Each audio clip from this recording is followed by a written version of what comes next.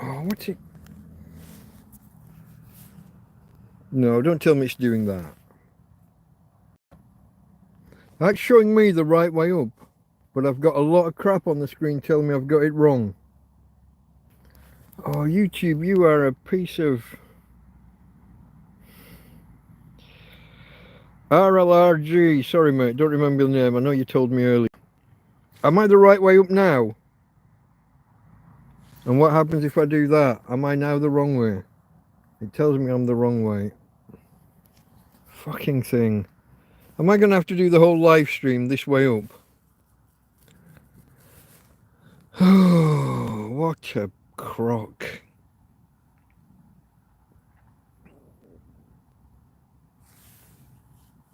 Hello, Joe. Am I the right way up here? I know I'm in portrait rather than landscape, but that's what YouTube's making me do. Even though I set the setting. Okay, folks, I'm the right way now, but I'm in portrait, aren't I? I hate this. This app has been it used to do this with my old phone. It did it all the, it did it all the time. And then my old phone broke and I got this and it wasn't a problem anymore. And I thought it was a problem with the phone. It's bloody YouTube. They've introduced a regression. They've fixed an issue in the past and they've reintroduced it somehow. And now every time, I think it's the last 4 live streams, it's messed me about when I've tried to go live. And this time, it asked me to change the orientation in the settings. I changed them, and it took me live straight away. And then it told me that I've got them wrong. It's a bloody joke, the entire thing. I was literally in the settings, and it was telling me, change the orientation setting or rotate your phone. I went into the settings, I changed the setting, it went live, and then it told me I got it wrong. I don't know, folks. Let me just put the phone down, if I can. I'm not sure I can even stand it where it is. Can I even stand it this way? Well, it looks like we're going to have to do a live stream in portrait, which... Do you know what? The last time I did this, they sent hundreds of people in to watch the live stream, and they all stuck about for about 30 seconds because nobody wants to watch portrait, long videos in portrait. Nobody wants to watch that shit. It would take me too long to come out and create a new stream. And even then it would mess me about when I tried to go in, so... Sorry, folks. We're probably just going to have to go with it, roll with it.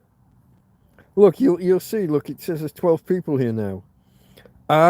They've probably never been here before. YouTube's going to send hundreds of people in, and they're all going to stay for 30 seconds and leave.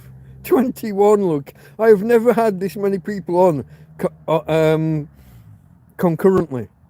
Hello, folks. I am a tramp. I'm in bed with my doggy. In fact, let's do that. Let's do the Tina thing. Tina, go. Hey, babe. Let the people see my doggy. Hey. No, she wants to go to sleep. She did look up, but then she put her head down. She doesn't want anything to do with you, folks. Sorry, folks. It's a birthday any day now. April the 1st. So Tina's birthday. Any day now. What's that? The day after tomorrow, depending on how you look at things, is it? 31 in March, yeah? I think so. 30 days of September, April, June and November. All the rest 31. Yeah. So, Tuesday. I believe that would make it. Mountain camp, that's Gary, if I'm remembering right this time. Tour in Torrevieja in Spain. Who's here? Adam or Mel or both? Or are you gaming in the background?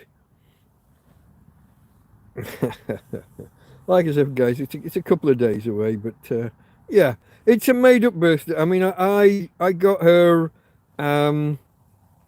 Well, somebody else got her as she was due to go into a kennels, you know, she'd been abandoned. She was half dead. But somebody offered to take her before she even got to the kennels. She was fostered by the people who found her for a couple of weeks, got a bit more healthy. Then a lady fostered her with a view to taking her on, but her other dog was quite an aggressive dog and didn't get on with Tina. And this lady printed up 100 or 200 leaflets, I can't quite remember. But I was the very first person that she gave a leaflet to. And I collected Tina the next day. She's been with me ever since, haven't you, darling? Tina, girl. That's my girl. I'll give her a cuddle even though she wants to lay down and have nothing to do with this. Okay, it's just Adam that's there. Okay, and are you gaming or doing something else? I'm just sound in the background, I assume.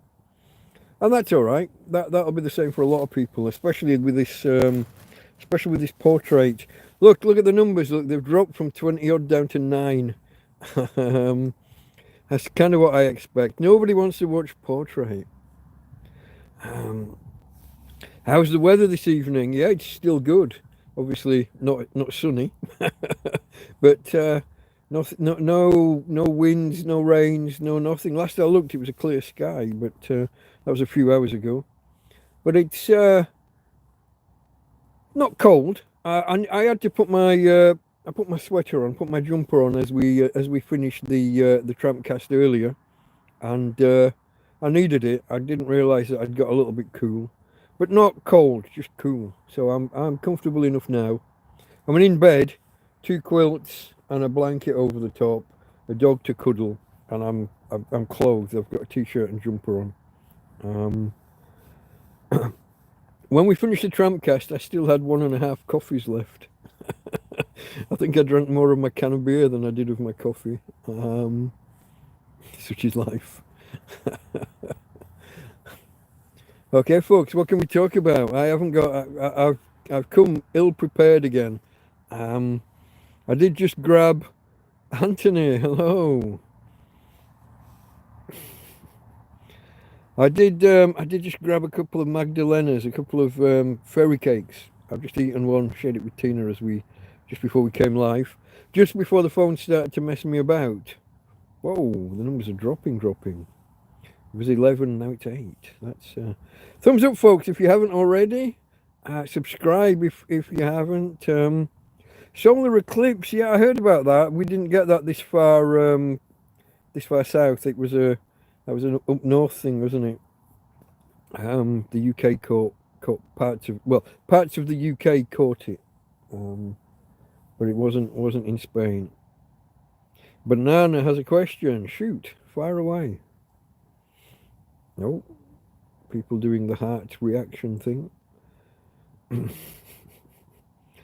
was on a stream last night on Twitch, and Big Clive had enabled he'd enabled like the memberships and things, and whereas his previous streams have been all nice and calm with just a chat and the screen, suddenly the screen was being bombarded with all sorts of animations and icons and plinks about donations.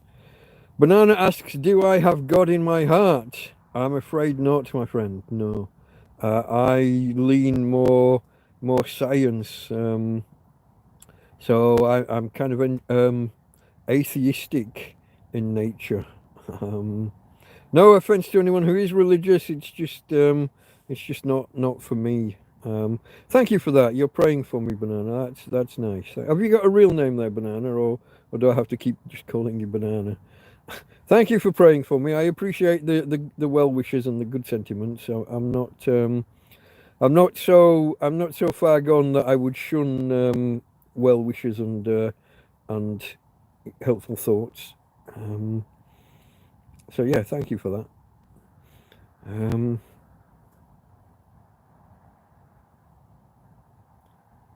Adam's just had someone at the gate asking if he's got a spare bottle of wine.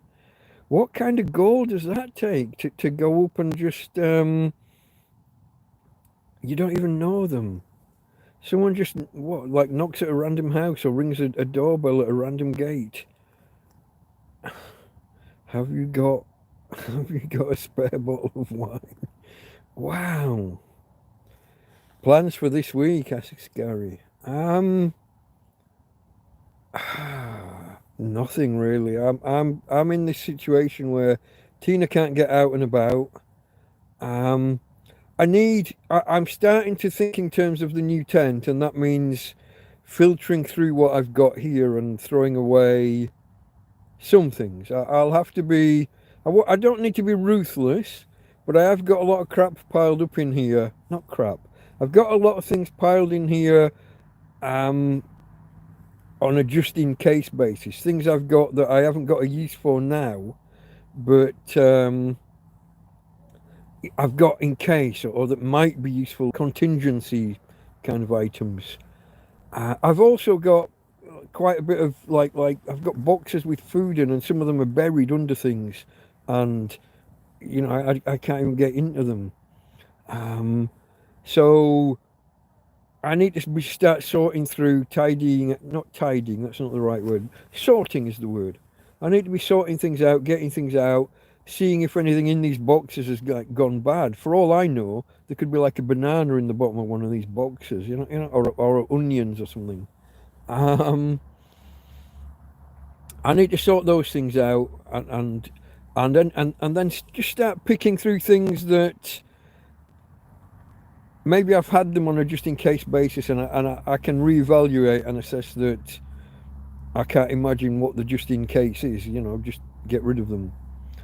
Video looks different, Thomas says. Yeah, we're in portrait and it's nighttime. We're in the dark. I'm just a floating head almost.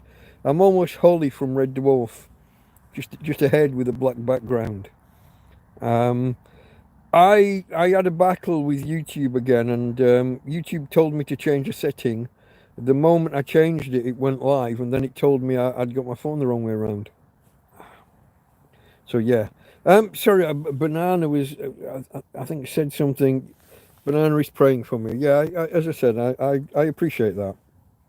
I'm not of a religious persuasion myself, but I'm not against anyone who is. It's that there's no evidence either way for me, but other people are more convinced one way or the other. So yeah, thank you. Twice in one day, says ABS. Yeah. I said at the end of the live stream that look, how do I put this? Preparing my notes for the proper live stream and researching like the numbers section and looking up looking back through the records for the thank yous, especially when it's not this particular week, when I'm doing one from 2 or 3 weeks ago. It takes a while. I find it quite stressful. I start at 12 midday. On a good week where the notes are about this week, I can have them done in like an hour and a half, sometimes 2 hours. When I'm doing them about a different week and I'm having to think back and look back and go and check other videos for whether I've got the right week or not, whether I'm remembering the right thing, it takes me a lot longer. 3 hours plus. And today I was also doing something else. While I was doing the notes, I was chatting with someone and arranging something, and yeah, slowed it down. It's quite stressful. But once I do start the live stream, I enjoy the TrampCast proper. And so I was in the mood at the end, but I'd run out of content. I'd run out of things to talk about. The notes, the week in question had been completed. So I said at the end, hey, I'm thinking about doing a TrampCast Hangout. And here we are, folks. I mean, I said the last time I did a hangout, I said that I would have a few topics in mind to talk about. I didn't get around to planning anything. I was going to look through like latest science news and latest computer news and just, I don't know what else. See what caught my eye, caught my attention. There's been a lot of news recently about the crises in cosmology. Currently, there are 3 or 4 major issues in cosmology that keep catching my eye. Basically, the size of the universe and how fast it's speeding up, how fast things are moving. Things are in flux. when we had telescopes that could see a certain distance away, they did calculations that came up with certain answers. And since they've launched the James Webb Space Telescope and we can see further away, when we redo the measurements and the calculations, it doesn't match up. The error bars don't, though the figures are different, the error bars should overlap. Then you can say, oh, we're within the same range, but you know, but need to finesse a theory. But no, these things are just massively apart. They're nowhere near each other. So things like that. I was gonna look into something like that, but I haven't really done so yet. I would recommend a couple of channels if anybody's interested in anything like that, space, cosmology, whatever. One is a lady called Sabina Hossenfeder. I probably got that wrong. I'll try and put a link in the description or the pinned comment tomorrow when this goes live properly, when it's been processed and chat replay and everything is there, and they officially publish the stream. And another one is, what's he called? I can picture him. He starts every video with "Hello, wonderful person." Oh, I don't know. I can't remember his name, and I do know it. Isn't that? I tell you guys, it's just not here anymore. I will dig him out, and I will put a link in because they both cover similar topics, so there's an overlap between them anyway. Science and space and cosmology and all of that. So fascinating. I find it a fascinating topic. Might not be to everyone's taste, but yeah. So I don't know, guys. What do you guys want to talk about? I'm here for you. When you guys run out of, when there's none of you left, when no one's interested, and when there's no chat, I'll bring it to a close, I guess. I can't just sit here gibbering. I can, apparently, but I won't. Let me just try and keep centered. I think oh, here's something that happened after TrampCast ended earlier. Yeah, took me half an hour or so to disassemble the podium that we broadcast from. The laundry bin. What did we have? We have a laundry bin, a chopping board, a dog food container, and the phone stand, and then the various drinking utensils. My notes and pen and it. So bringing it all in, and I had the parasol outside in readiness. I had to pack that away. So half an hour to do all that, and then another quarter of an hour, 20 minutes to take Tina for a quick walk. And we came inside, and I sat like this with my head against the back of the tent here. Smack! I heard 3 or 4 kids come down the little track here at the side. I heard lots of giggling, and then I heard them stop.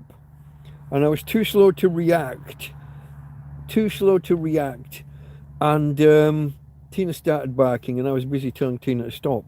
And then thwack! Well, kind of more of a glancing blow. They threw a stone, and it hit the fabric of the tent, and caught me kind of a glancing blow at the side, and bounced off that way. And then, of course, I got to get the dog out of the way, get my shoes on. I had the door closed and pinned.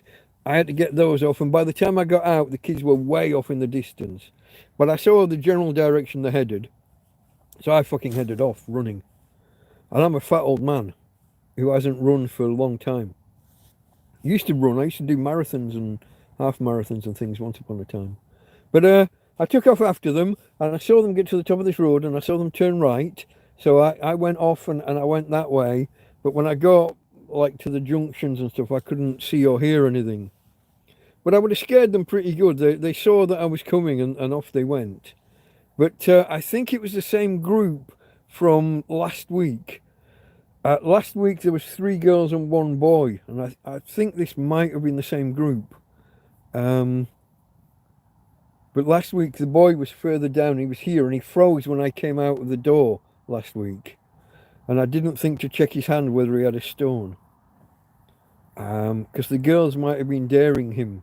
But I came out while he was there, and he froze, and they ran off.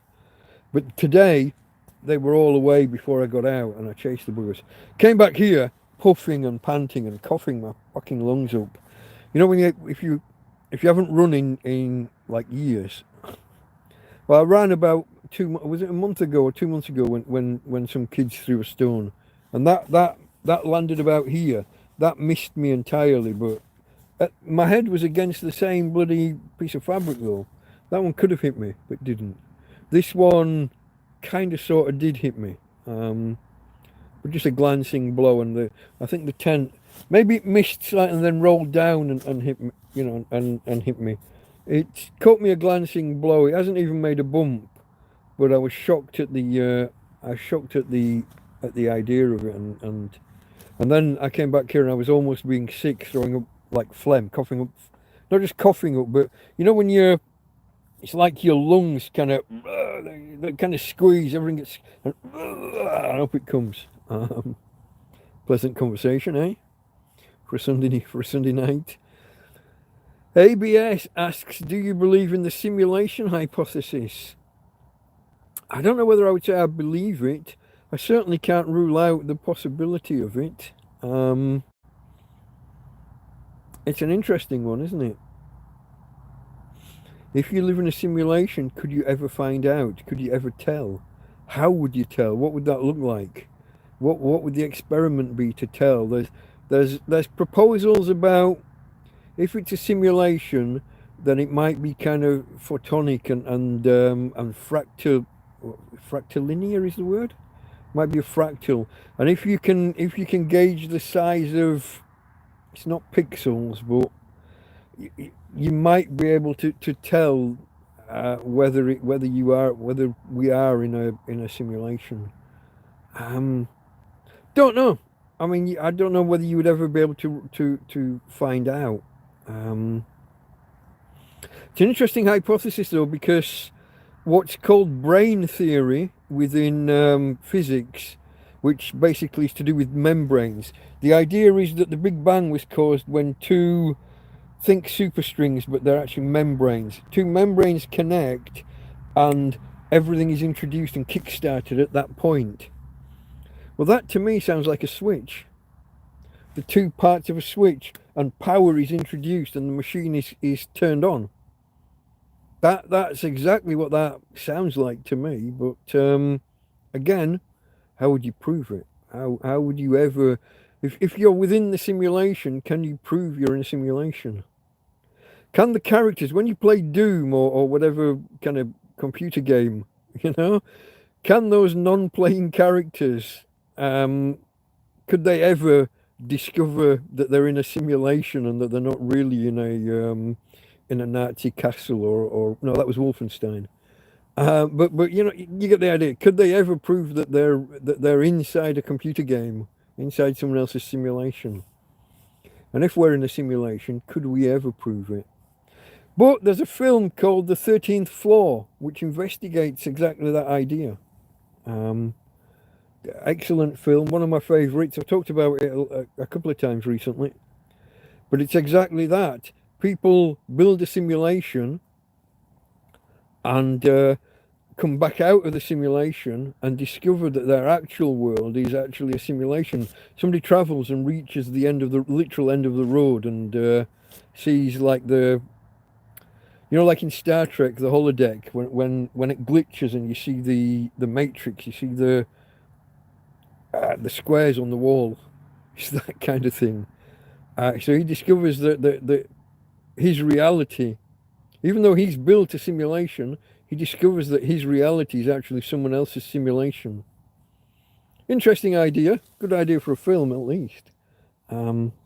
So yeah, that's look at this. Keep asking questions, guys. I can ramble on forever. Not bad for a tramp, eh? Cheers. Cheers to you guys.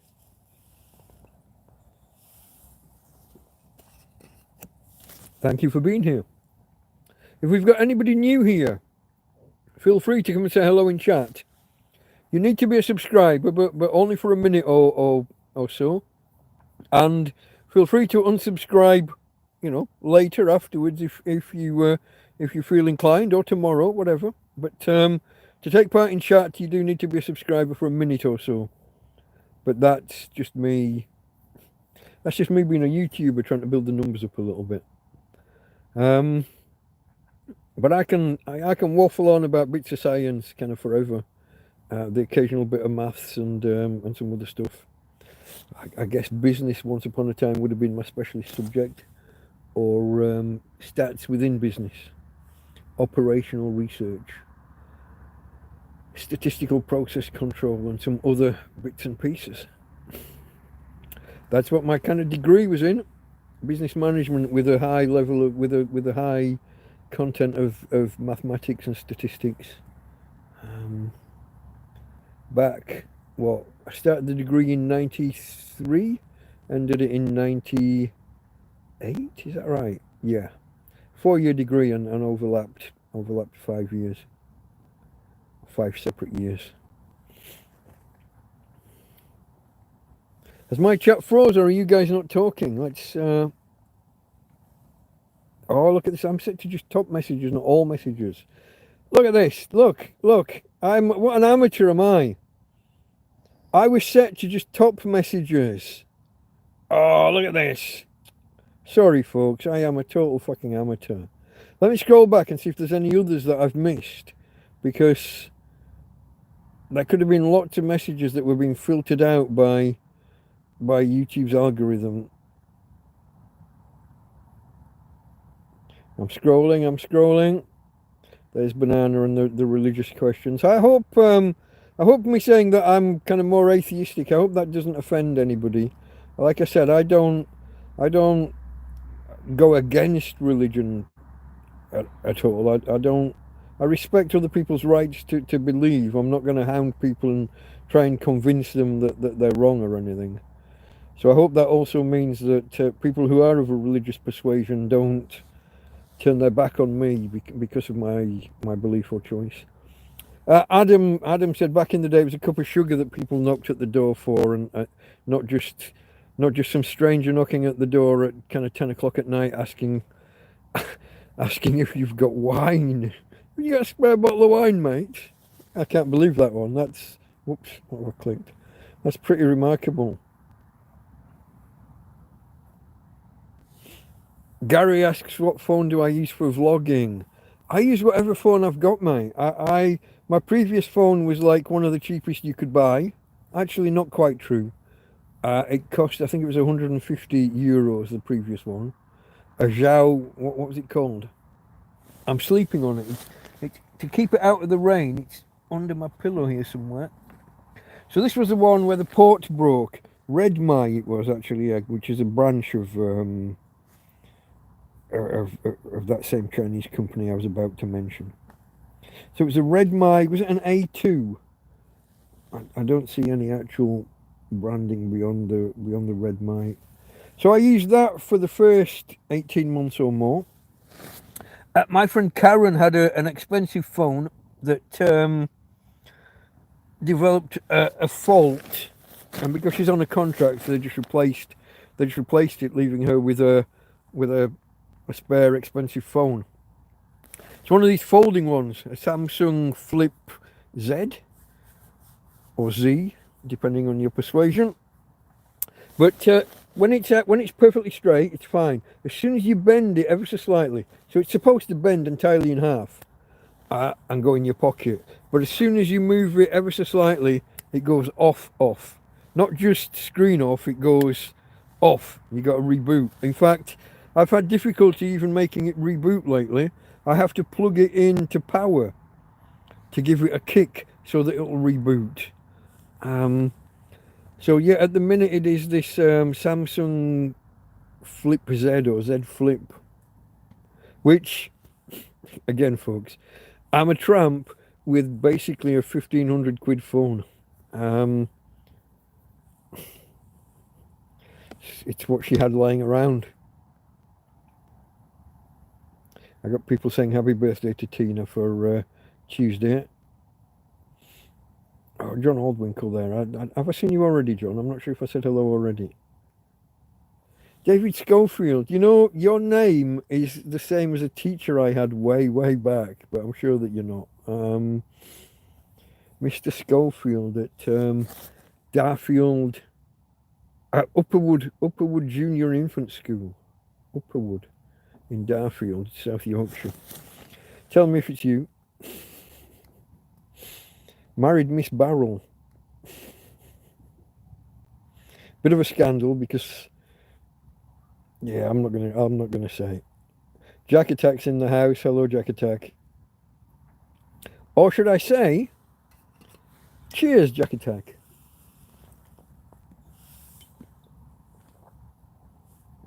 You're probably watching Scruff, really, yeah? Maybe with me on a second screen, or maybe just popping in and out. That's that one finished, folks.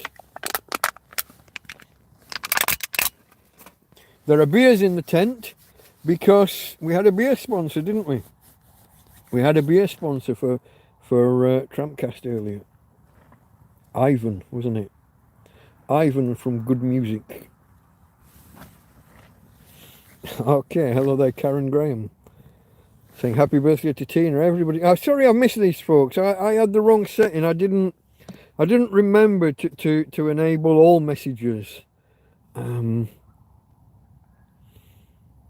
Discombobulated, says Adam. Favourite words that you like? Flocky knocky nihili prolification. That's always a good one. Well, I think it's a little bit of a made-up one, really, from what I can gather. But or anti-disestablishmentarianism. Yeah.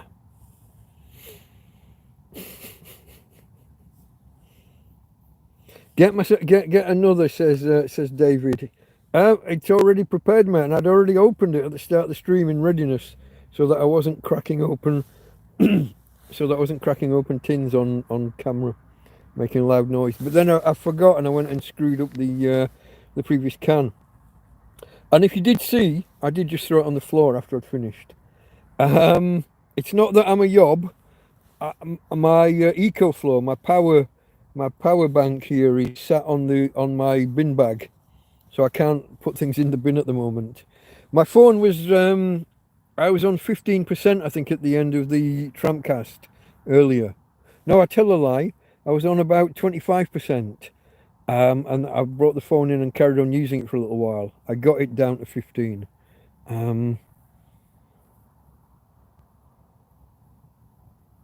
Okay, ABS. Have you got a real name there, ABS? Or ABS means anti-lock braking system to me, and then again, it looks like you got a picture of a road there, so maybe that's what it is. No, feel free to ask questions like this, folks. Have I got a long-term plan in my mind? No. My position is such that at the minute it's just survival. I'm in a what would you call it? I'm in a holding pattern, I guess is the best way I can put it. I'm just trying to stay alive, folks, until something comes along or happens. I don't know what that would be.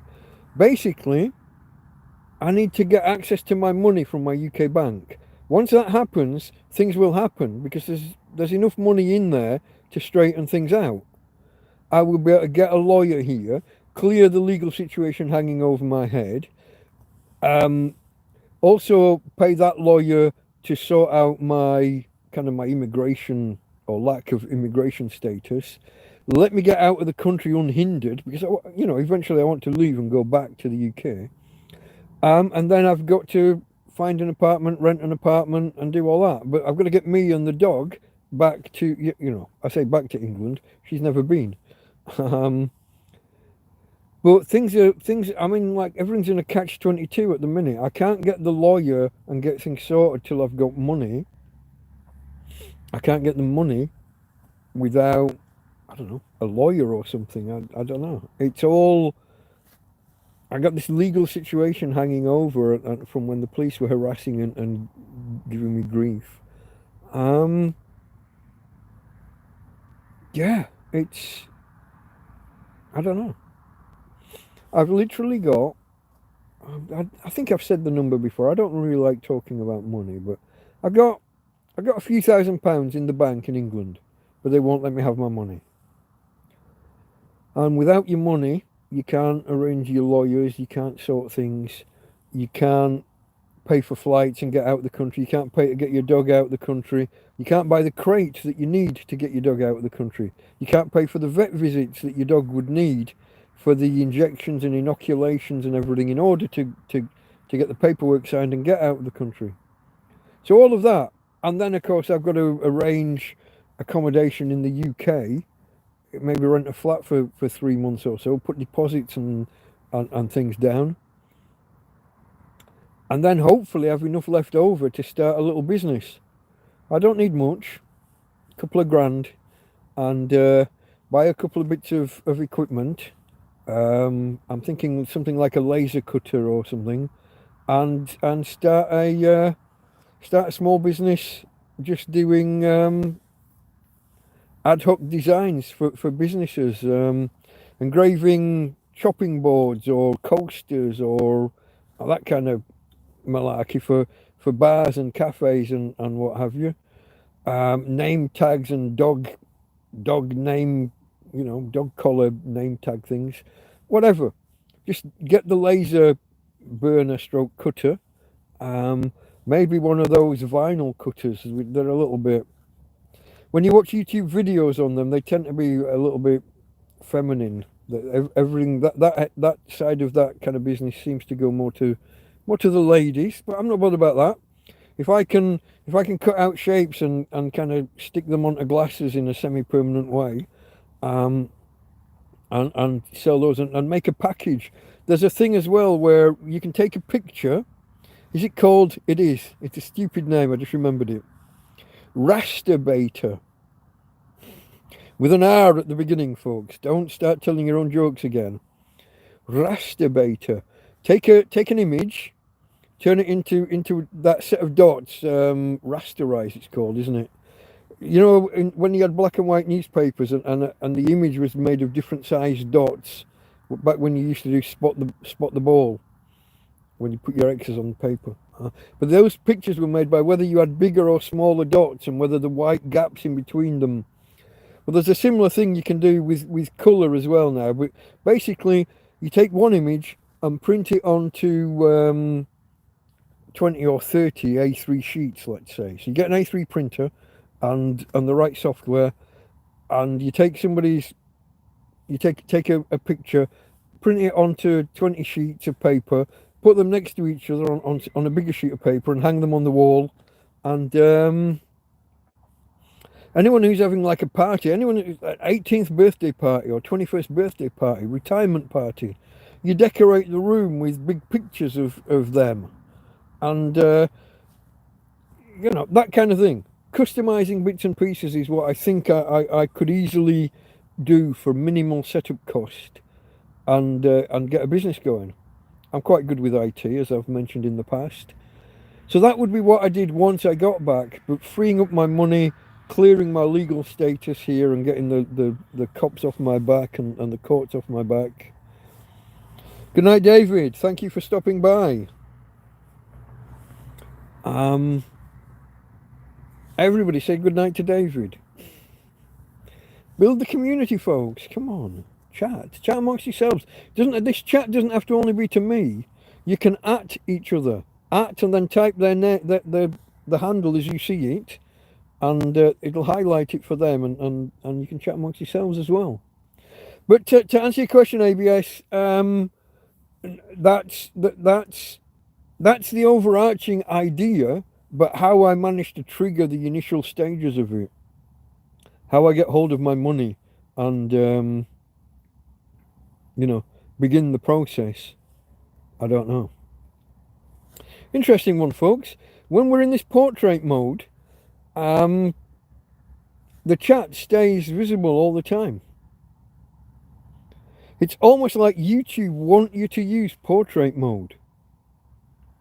Things work okay this way. When I have it in landscape, chat disappears after 5 seconds, and half the time doesn't appear at all.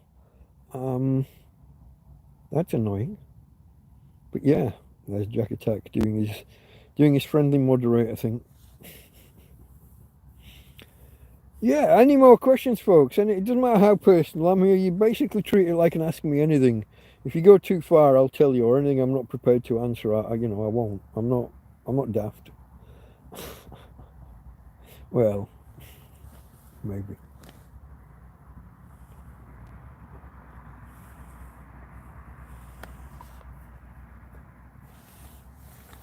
In the live stream earlier, I got 2 donations while we were live, and I got another one afterwards. I believe, I'm not 100% sure, conversion rates plus like PayPal fees, conversion fees, PayPal fees. My friend has to transfer the money out of PayPal and into a bank and then go and do the tent purchasey thing.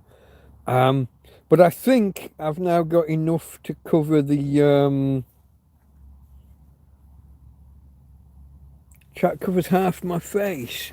I can't put it any more upright without it falling over. And I've got my head flush against the back of the thing here. Okay, better? It depends how high the chat is for you. I'm not a fan of this, guys. I mean, it is annoying, but it's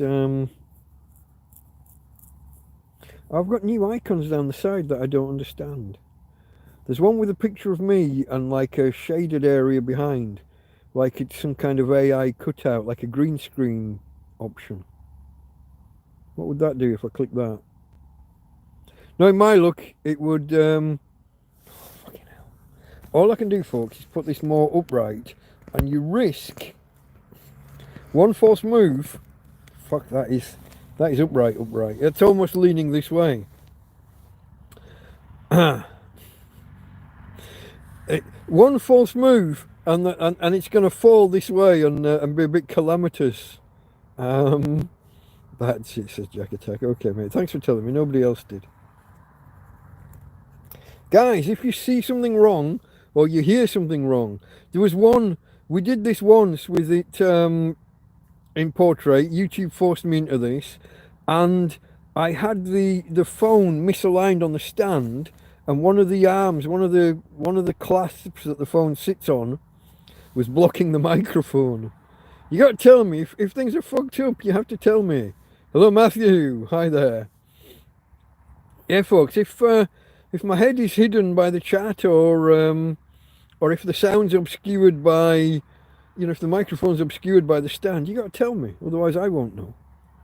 But I was just saying, I got good donations earlier. Three good sized donations that I think just about bridge the gap. I said I had the tent that we think I'm going to buy.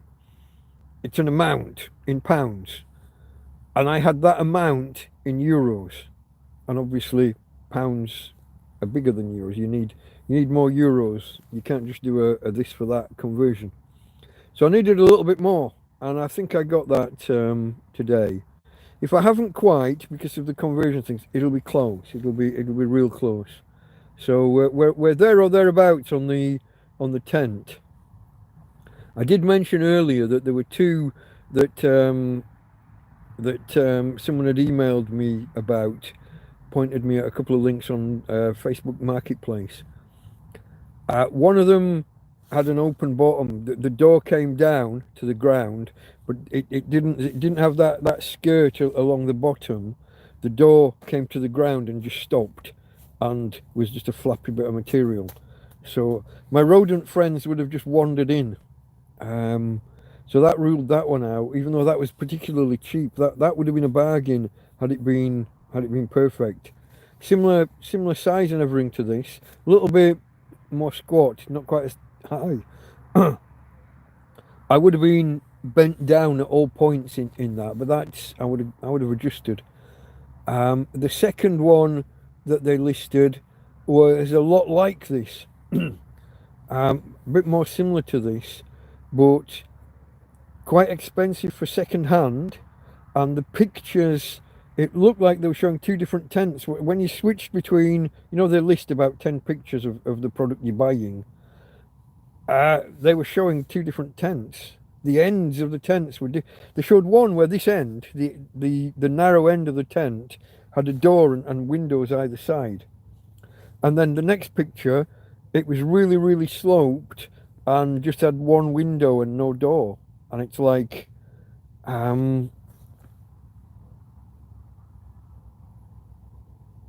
had to Google Trollbind. Lost me. Is that a typo? Have I lost something? Maybe I'm missing something. Maybe there's another comment that I haven't seen. Okay, yeah, look. Okay, this was the favourite words question earlier. Let me just go back. Okay, I got distracted by Jack Attack. As usual. Was that the 3.5 hour stream, Jack Attack, or was that the 4.5 hour one where we never actually got to the topic at hand?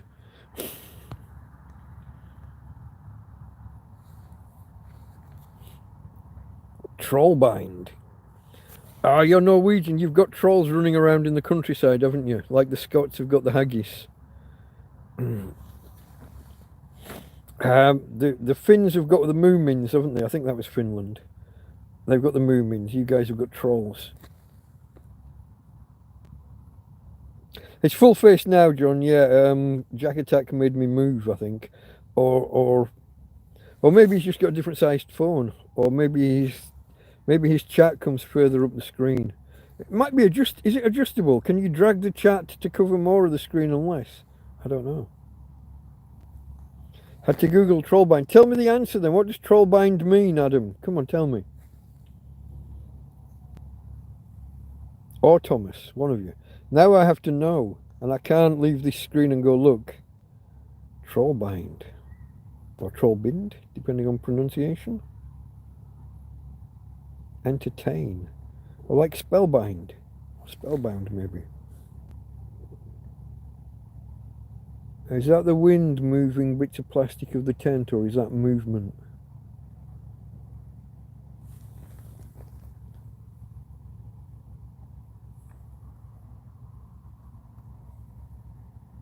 Well, something's moving. I just don't know if it's the tent or if it's a critter.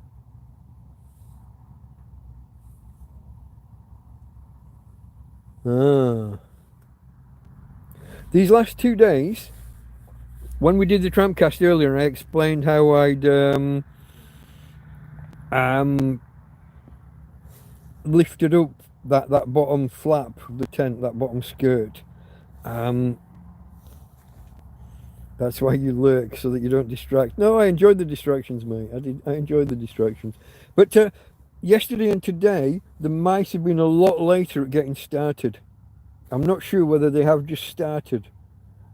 It's possible, or it might just have been a strange way the wind's blowing the tent. There is movement here, but it could be the tent. I've also got these bits of... I've got... I can't say the word. Scooby snacks for her ladyship. And sometimes the side of the tent here is rustling against things or pushing other things. But I had a lot less. They were a lot later getting started yesterday and today. Some days this week, the mice have been running around before it got dark, like in that dusk period. So for us to get this late and not have a confirmed, I was going to say sighting, but I can't confirm that they're here. That's quite good. That's an improvement. So, Troller is do magic and Binder is to bind. So I'm thinking spellbind or spellbound, to entertain, to capture someone's attention or imagination would be where I would go with that. But I don't know. I'm just a tramp in a field. Let me just scroll and check that I haven't missed anything else. What an amateur though. I should have thought to check that it was all messages and not a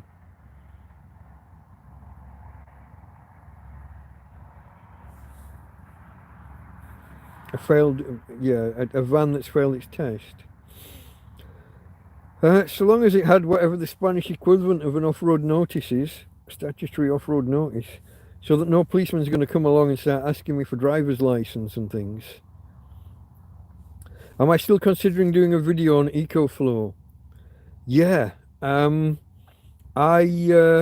did one, and I never released it because I did it like a day in the life of my EcoFlow, but it was a boring day. I just didn't think that there was much in it.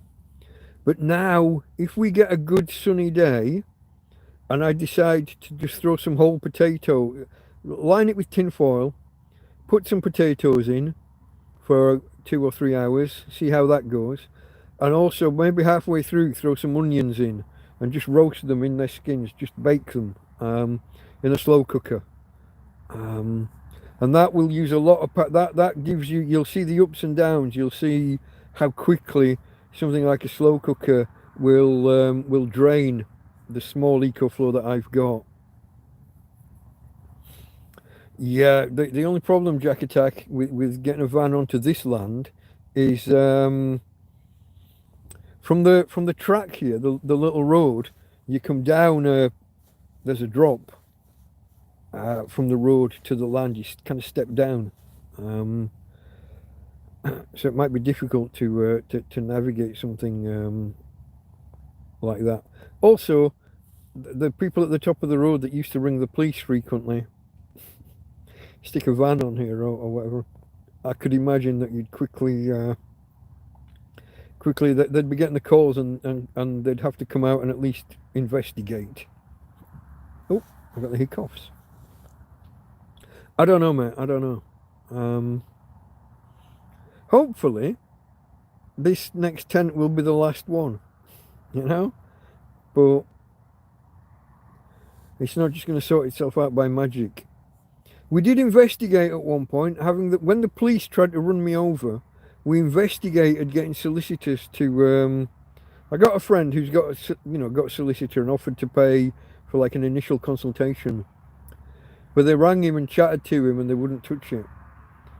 It was the Guardia Civil. Nobody will go against the Guardia Civil because they've got that bad a reputation.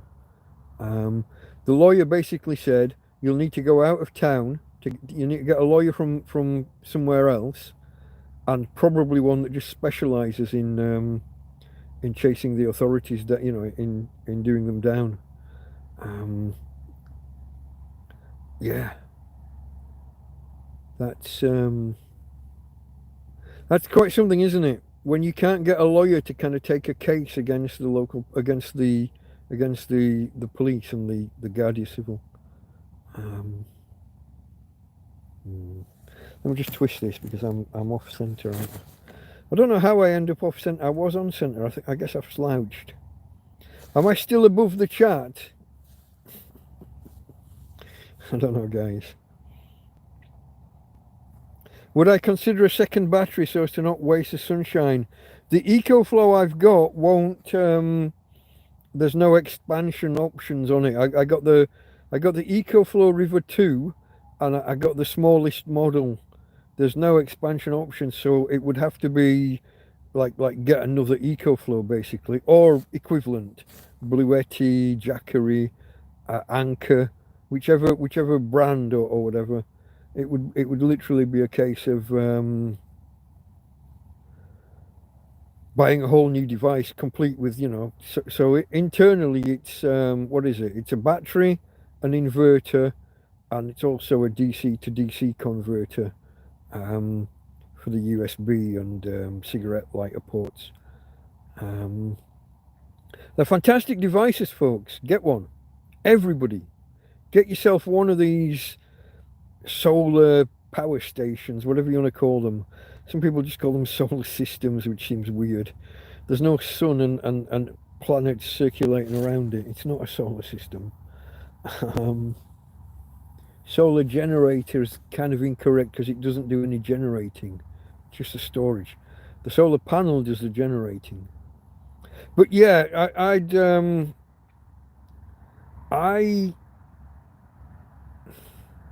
what would I use extra power for? I guess in winter I couldn't cook with the slow cooker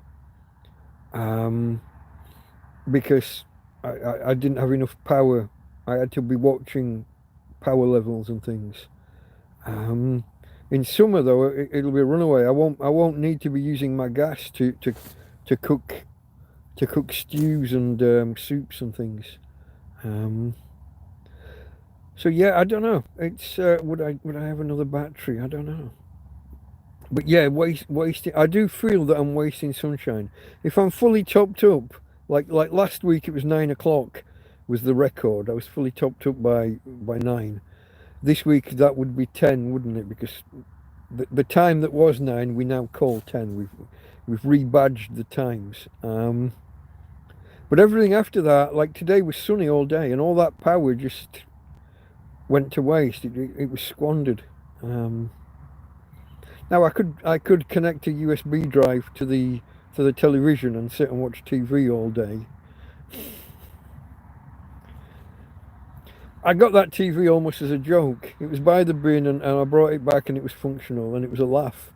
Tramp with a television. I haven't used it in anger. Twice maybe. It's been used 3 or 4 times in total, and I've had it over a year now, or approximately a year.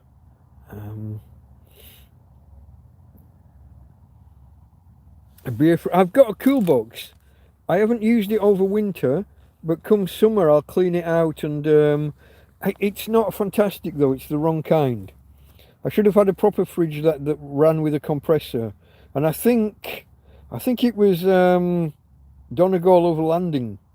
Richard, he's not here now, but I think it was him that told me I was making the wrong choice at the time, but I didn't know better. So I bought this cool box that reduces the temperature by about 10, somewhere between 10 and 15 degrees, which sounds like it should be great, but 10 and 15 degrees, but when it's 35 degrees outside, that's not really getting your stuff down to refrigerator type temperatures. That's still leaving your food, that's leaving your butter at 20 degrees still, melted all over the bottom of the box. Get Finch full screen. I still haven't watched it. I'm still stuck at about episode 10 on Person of Interest. What did I download? I've started to watch 3 Body Problem. Only episode 1 so far. I'm still I finished Mentalist, didn't I? What did I start watching after that? Oh, Elementary. I still haven't finished Elementary. I haven't watched any of that in the last week, I don't think. I'm still towards the end of season 5. I've downloaded season 6. Is there a season 7 of Elementary? Or is 6 the end? I'm not sure. Not sure where I am with that. But my phone is full of the disk space all used. All my pen drives are chock full. I'm not even sure where my USB-C to USB-A adapter is. My on-the-go, it's not a cable, it's just an adapter. But my on-the-go adapter, it's fallen off my little table here, so that's on the floor, probably been in the wet for a week or 2. I don't know. So I got to dig out my pen drives, which also some of them will be on the floor. Dig out my pen drives, dig out my on-the-go adapter, and then start looking through what I've got to decide what I can discard. At the minute, every time I upload a video to YouTube, I delete that video afterwards within a day or 2. I wait to check that it's okay and it's actually working, because we did have that problem the other week.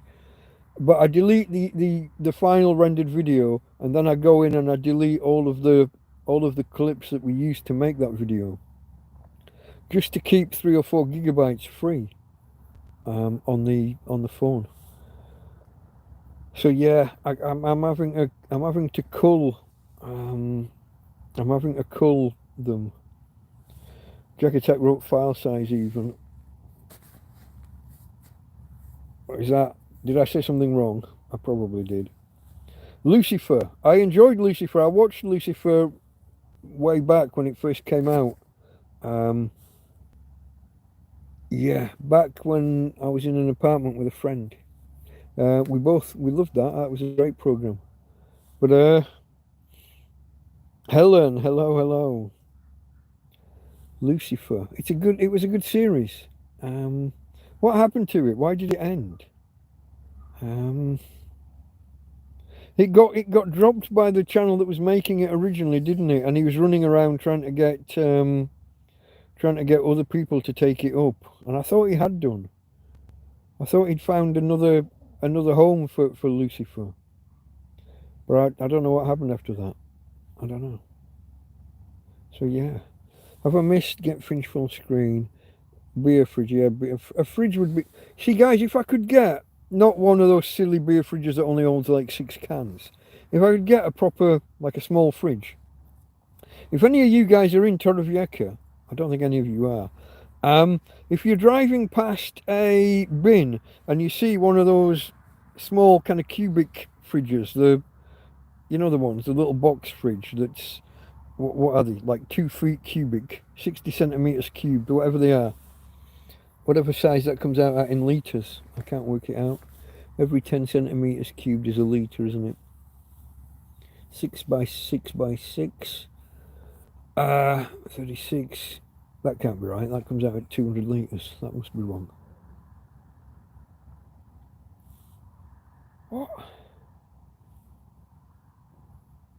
60 centimetres cubed is 200 litres, is it? That's not right. 10 by 10 by 10 is a litre. 6 of them that way, 6 of them that way, 6 of them that way. 6 by 6, 36, times 6, 180, 216? That's not right, is it? They can't be that big, because the litre capacity of fridges isn't that much. I don't know, folks. Maybe I've got something wrong there. Maybe they're not that big. But you know what I mean? You know when you buy a small fridge, one that just sits on top of a cabinet, rather than the full long fridge freezer or whatever. If anybody sees one of those, and just pick it up, bring it here, and I'll test it, see whether it works. People throw away a lot of what you see put out by the bins here.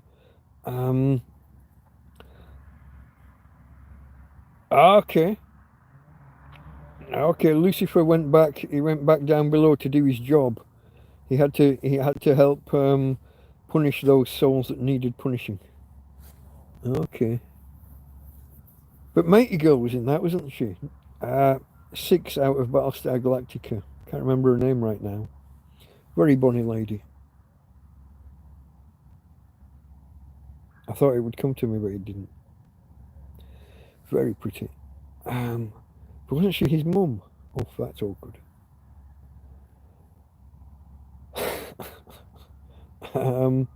Where am I? Fridge, yeah.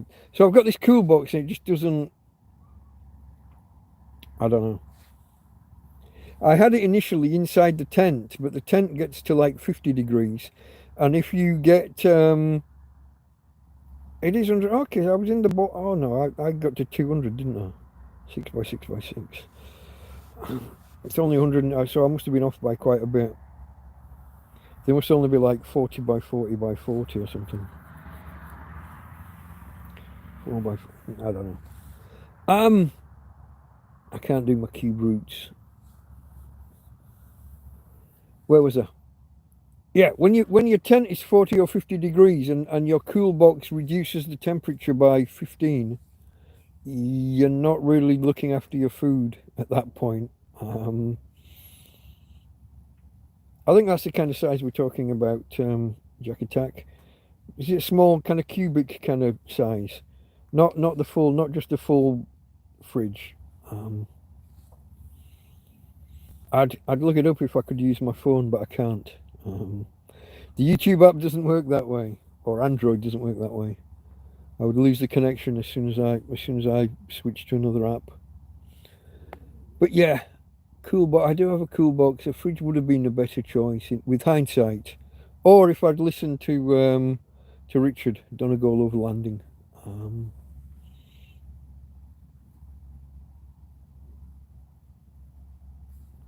Okay, Jack Attack. Cheers. But yeah, if anybody's driving past the bins, people do just put them next to the communal bins. But But some people will strip out certain elements or cut the plugs off or take the leads off or whatever. But it's a simple enough job to plug it into the EcoFlow here and just see if it works. It only really needs to run through the day. Once you've got it cool at night, it'll stay cool, as long as it's insulated well enough.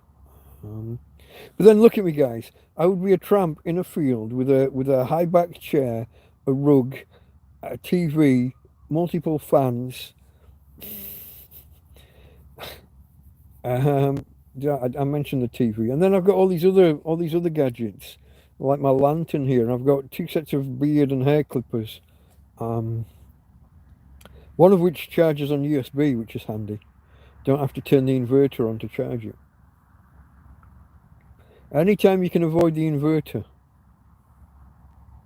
Okay, Adam, good night, mate. And thanks for everything. Thank you, thank you, thank you. Okay, folks, where are we? I don't even know what time it is. We've been on an hour, that makes it just after 11:30, yeah? My time. 10:30 UK. Yeah, just after.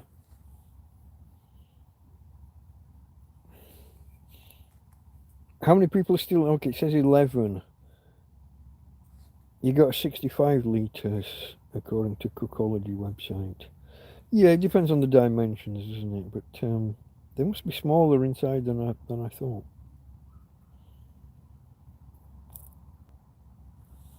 I thought they were about 2 foot by 2 foot, you know, like 2 foot cubed.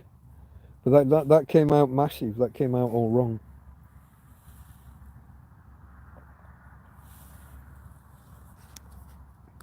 I don't think it was my maths. 6 by 6 by 6. I got that to 216.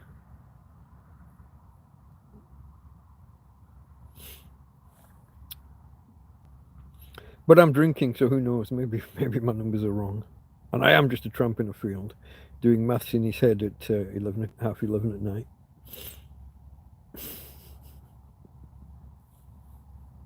I don't know.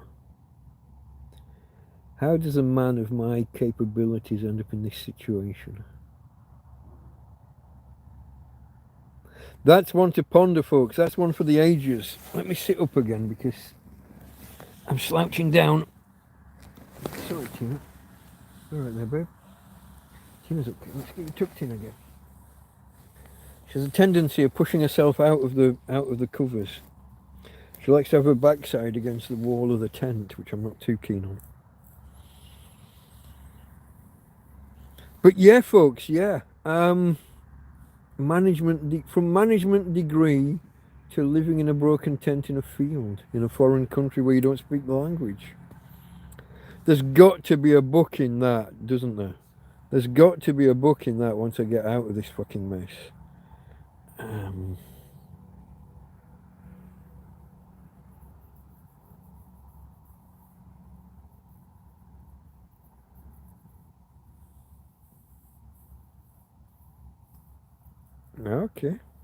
Okay, Jack Attack. Tabletop fridge.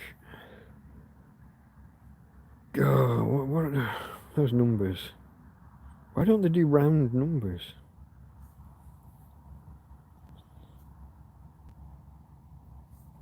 So in centimeters, that's 50 by 50 by, let's say 50 by 50 by 600. So I would have said 5 times 5 times 6. 5, 25 times 6. So even that comes out at 150. What am I doing wrong? That's 150 litres, easily. 10 centimetres by 10 centimetres by 10 centimetres is a litre.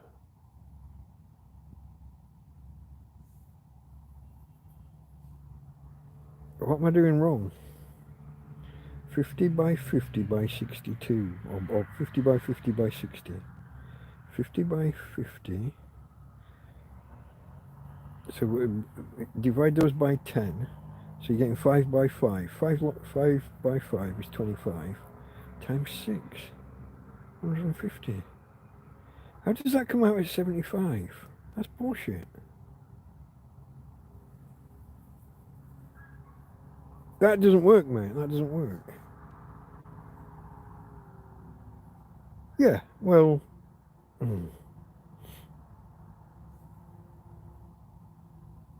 You get a very small number if you multiply 0.5 by 0.5 by 0.6, but you got to work out what your units are then.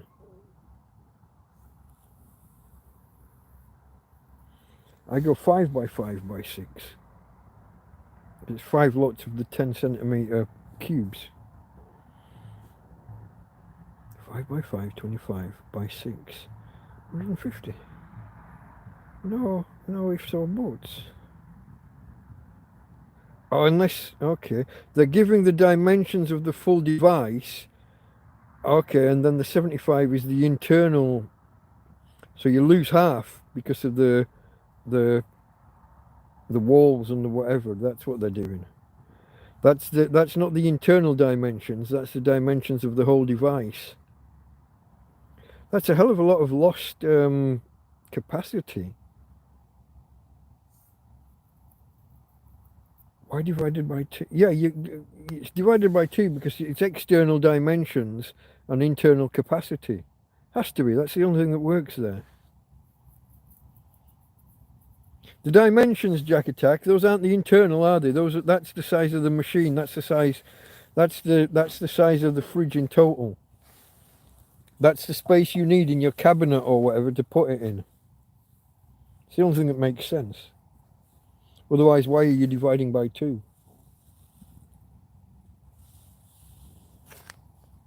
It's not a triangle.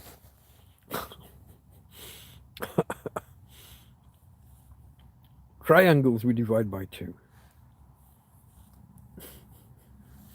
I don't know, folks. What would you bring about? This must be really entertaining. Anyone who's just dropped in now and is wondering why these guys are multiplying internal dimensions of a fridge to work out litre capacity. Yeah, those dimensions, Jack Attacks, those are the external dimensions and the internal capacities, because you're losing the insulation and the pumps and electronics, whatever, all the way,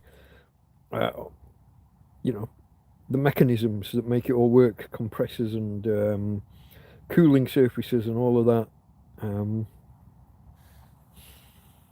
Yeah, external dimensions and internal volume. That's why they don't match. Folks, anyone who's here who's new, if you haven't hit the thumbs up already, it's a tramp in a broken tent, in a field, in a foreign country where he doesn't speak the language. What more could you want? You're hanging out with a tramp on a Sunday night. Hit the thumbs up. If you haven't subscribed before, and this is your first time seeing me, don't subscribe.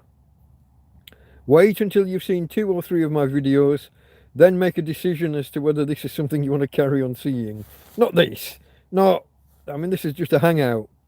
My normal videos and my normal TrampCast.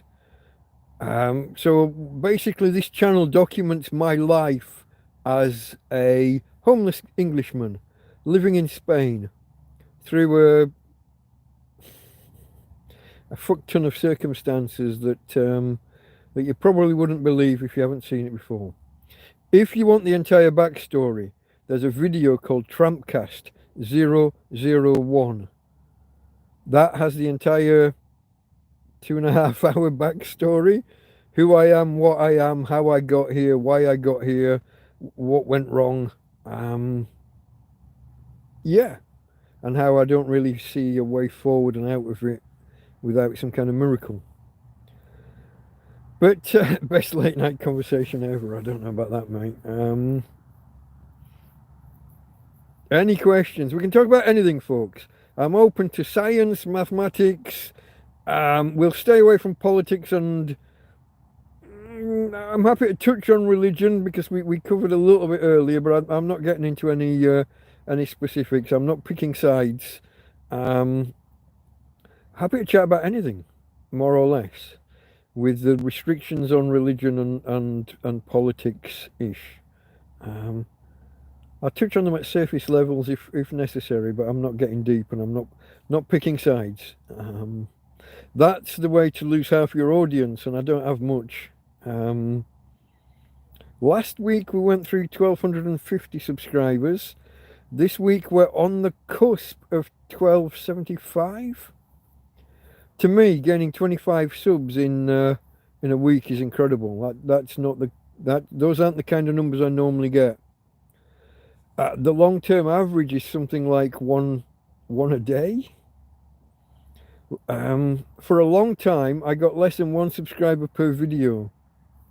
It was somewhere around at the was it the 200th or 250th video where I had noticeably more subscribers than the number of videos that I had uploaded. That's how niche I am. And it's quite niche, isn't it? Have you ever seen any other tramps online? I did follow a guy and kind of try and promote him a little bit, a homeless guy in America. He put a video out this week saying how he's got a girlfriend and now they're doing OnlyFans. And that was an unsub from me. I wasn't following for that kind of lifestyle. He's still homeless, still living in the desert wherever he is. I think over California way at the minute. But yeah, no. He started to show blurred out pictures of his girlfriend getting him out, and I mean, I don't mind seeing, naked ladies, but let's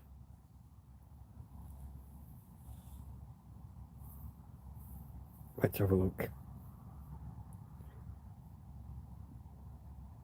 So that in my units that would be 5 by 5 by 5, yeah, roughly.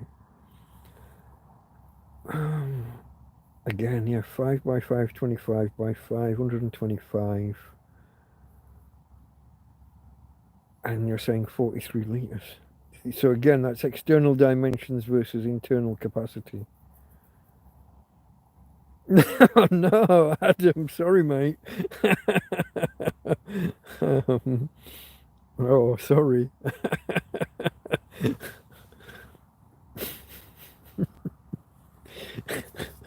Well, cheers to you for that anyway.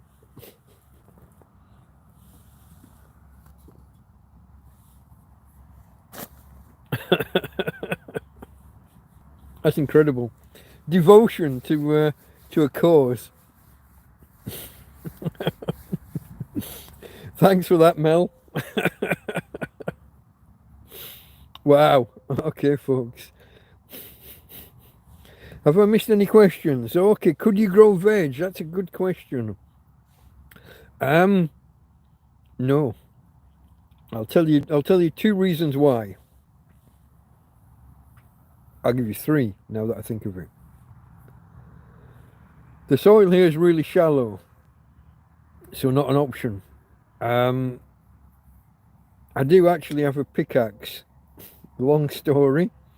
Thank you, Damien. Any of you that have been around that long. Damien. Damien, as he was leaving the country, had things that he needed to. He couldn't get on a plane with a pickaxe. He gave me a pickaxe and a saw. But the ground, we're on top of a cliff top. In most places, the soil's 2-3 inches deep. To put a tent peg in, you have to make about 4 attempts. Otherwise, and you can hammer them in and get halfway and find that you're hitting either big stones or solid rock. I'm not sure, but so there's that. The other option would be to go like to a garden centre and get like grow bags or whatever. So in theory, could do that. Expensive way to do things. Next, water. Spain, everything's really hot and dry in summer. And the third reason, rodentia. The mice and the rats would be fucking all over them, I expect.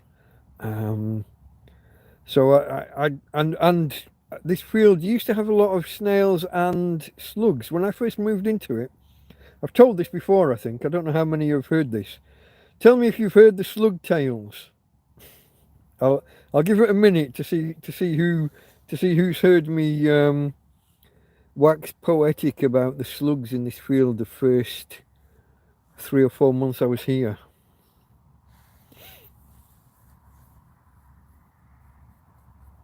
Yeah, that's what I suspected, Jack Attack, insulation compressor, that the mechanics of it, yeah. Slugs, folks, how many of you have heard the slug tales? I'll tell them if you haven't, but I don't want to waste everyone's time if you have. It's quite quick, actually. But this field used to flood, and indeed it did flood twice in my first 30 days here. And flooded knee deep the second time. Ankle deep first time, knee deep second time. For hours. It didn't just come and go. It took maybe an hour and a half to subside and get down to ankle deep, and then it filled again with a second wave. And I literally mean wave, coming down from 2 hills in a storm. We had a lot of slugs and snails in here, and before I had a tent, I was sat outside, and I would stand whatever my drink was. What would it be back then? Oh, the cheap wine, the Card Bordeaux, the 1 litre bricks of wine. I used to get them. What? I would try and get one either at the end of a month or the beginning of a month, like in that, whatever the weekend was. No, this is before I had a tent, Jack Attack. I was outside. I just had a bedroll outside, and lying there looking up at the stars. Do you know how much the stars move nowadays? And I don't just mean the rotation. You can be watching the sky, and something that looks like a star, basically it's Matey Boy. It's Elon and his satellites. Shit's moving almost all the bloody time. If you lie on the ground at night looking up on through a clear sky, every quarter of an hour or so you'll see something that starts off looking like a star, part of a constellation, and it fucking moves. I sat there one night kind of amazed that Orion's belt, one of the stars of Orion's belt was and it just fucking moved. It went. Deborah says that I'm a survivor. Many people who have not woken up will suffer. Okay, yeah, woken as in become aware. Okay. I'm a survivor, I guess. I mean, not through any major. It's not like I'm some sort of bushcraft or woodcraft kind of superhero. I'm not a Corporal's Corner or any of the other kind of survivally kind of guys. I'm no Bear Grylls.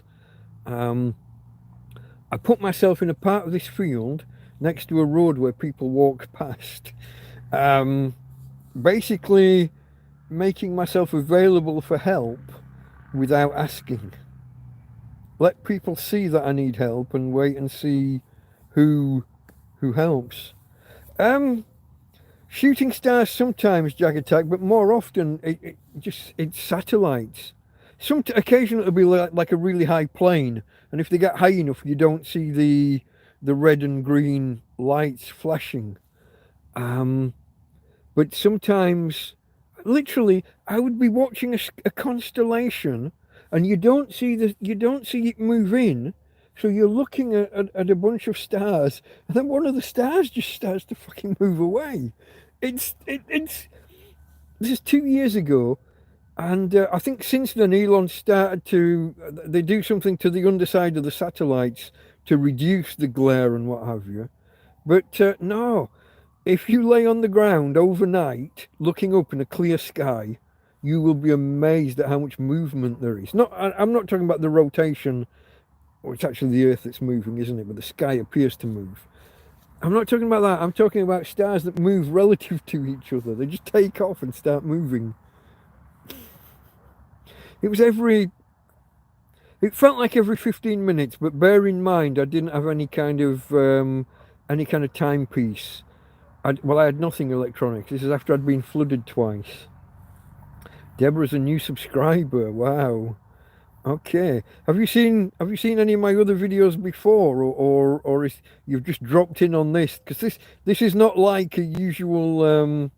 This is very different to my normal videos and live streams. It's part of an experiment I'm doing of just hanging out and chatting manure.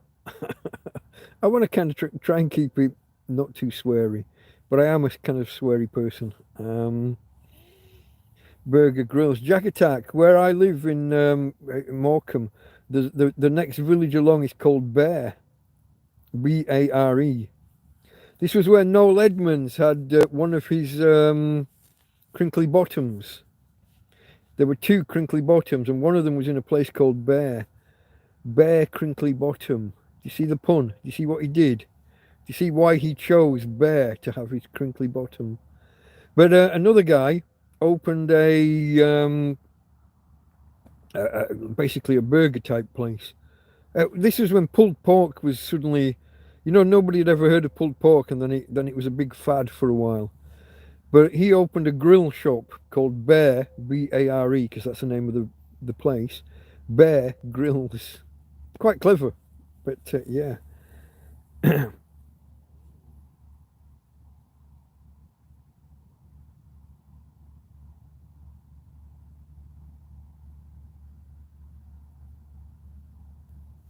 I got a quote here from Ian about Wallace Shawn. Don't know who that is. And I guess, is that a book? My Dinner with Andre. We're just going around all day like unconscious machines, and meanwhile there's all this rage and worry and uneasiness just building up and building up inside us. Maybe.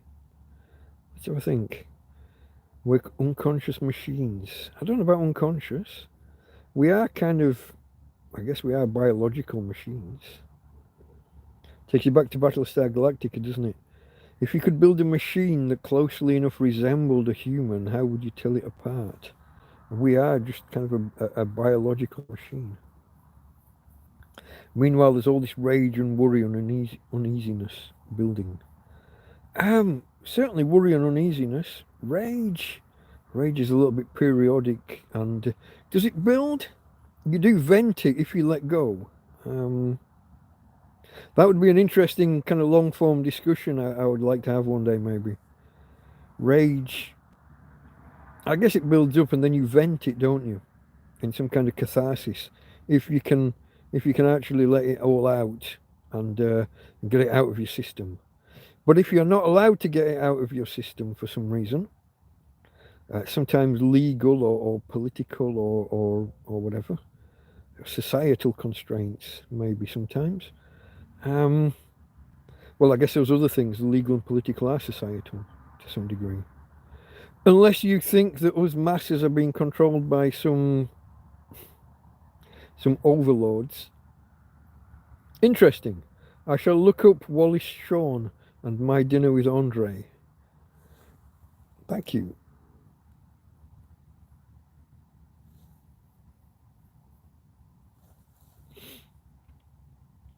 Yeah, these natural mouse repellents. So I get a lot of suggestions for them. If you Google them and ask, do mice stay away from these things? They generally come back as, no, it's an old wives' tale. I've tried a few things. I've got some peppermint oil here somewhere. I tried. Garlic and onions I've tried. I think lavender. No, not lavender. I've got citronella somewhere. Wire wool. I went with plastic bottles at two ends of the tent here. Just not that it would put them off, but that it would at least alert me if they were coming in that way. Crushed pop bottles or water bottles, empty, crushed and laid on top of each other, so they have to climb over and move about. Crinkly with that blobby. Yeah, Noel Edmonds' theme park, his blobby theme parks were called Crinkly Bottom, and the place, the next village along, it's like a conurbation. It's not even separate from Morecambe anymore. Bear, B-A-R-E. has its own train station and everything. You know, it's a real place. um, it is. Yeah, bare crinkly bottom. Who'd have thought it? It went bust, and there was a big kerfuffle and legal challenges, and basically Lancaster City Council, that is the overall authority. Um, they breached contract, and Noel sued and won. I think 6 million. Mr. Edmonds from Multicoloured Swap Shop back in the day, folks. Any of you are that old? If you weren't too busy watching Tiswas at the time.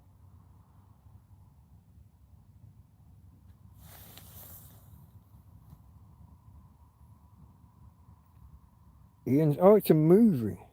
Ian says, what was it? My Dinner with Andre. Okay. Who's Andre? Is he someone that we should know? Not like Andre the Giant or something. Have you seen that clip? Was it a clip? No. Yeah, I think Arnold Schwarzenegger says a story about Andre the Giant and how they were arguing about who's going to pay for a meal. And Arnold isn't as big as you think he is. He's only about 6'1", 6'2". And Andre the Giant grabs him one-handed, picks him up, and sits him on top of a cabinet in this in this restaurant while they're arguing about who's going to pay. And I think they show a photo of Andre picking Schwarzenegger up. He's there holding Schwarzenegger in midair with one hand.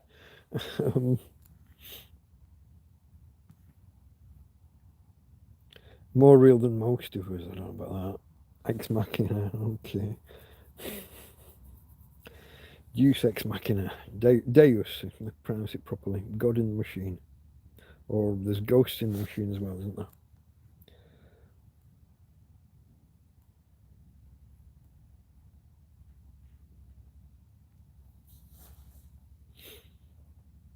Oh, here we go. Buddhist monks own nothing, supported by the people because they bring wisdom and comfort. Mike, you provide the same. Been a bit broken, okay. I like broken people, they're more real. I guess we're all broken in some respects, aren't we? We all have our flaws and our faults. We've all made our mistakes. We all have our pluses and minuses. I'm no different. I get some people telling me I'm an inspiration and things like this, and I shy away from that wholeheartedly. Although I bring it up now, which seems a little bit...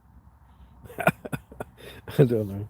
Is that a bit narcissistic? Yeah, people tell me what an inspiration I am. Oh, scrolling.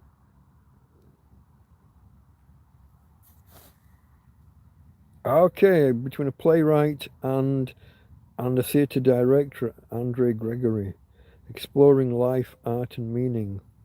You see, we used to actually have TV programs where intellectual people would sit around and discuss things like that. We don't really get that anymore. I remember a bunch of intellectuals and then Oliver Reed.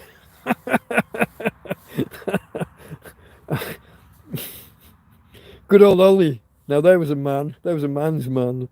And a bit of a ladies' man as well, I guess. Caused controversy because he sat around with like 6 intellectuals and he was drunk before they even started. He arrived drunk, probably on a 3-day bender. And I think he pulled his pants down halfway through the program. And it was live. BBC Two, probably.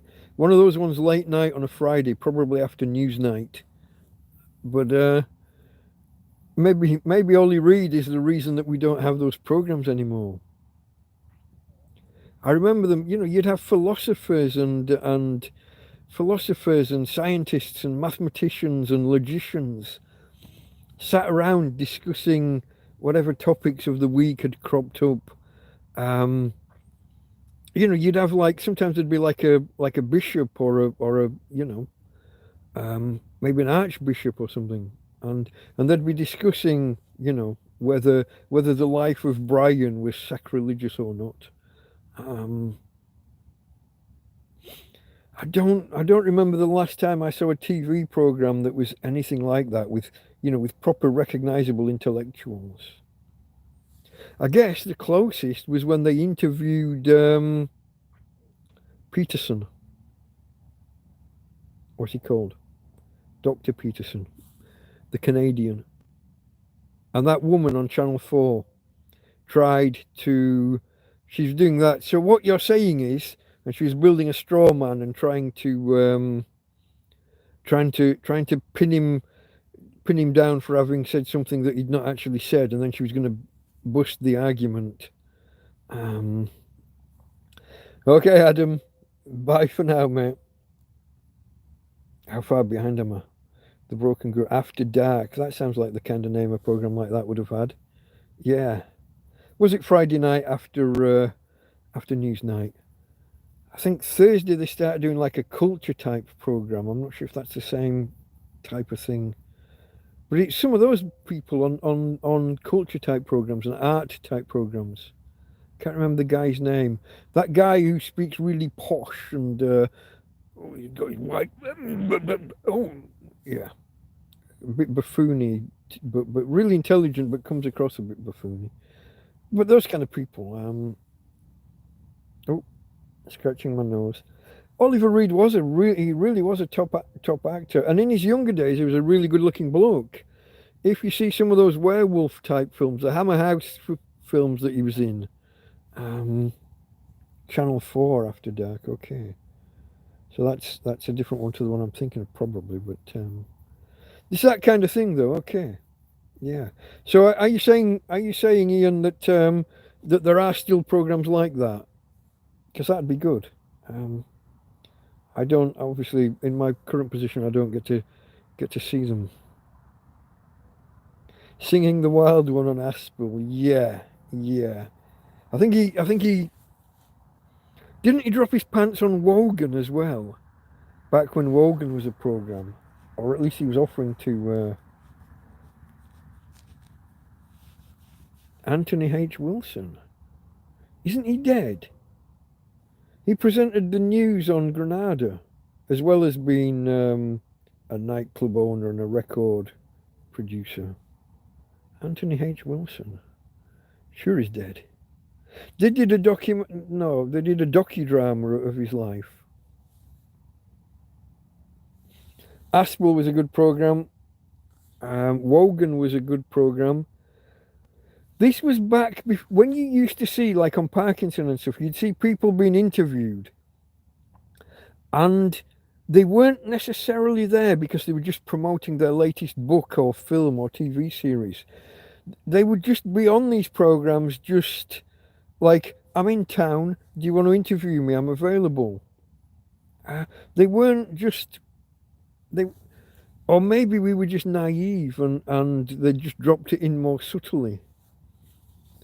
I think I remember, I think it was Wogan interviewing,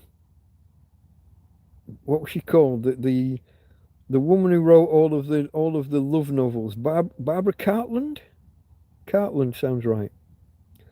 And as soon as she was on, straight away she was, but the book, tell them about the book. Like in the first 5 seconds after she sat down. Only Slash, I'm going to read that as.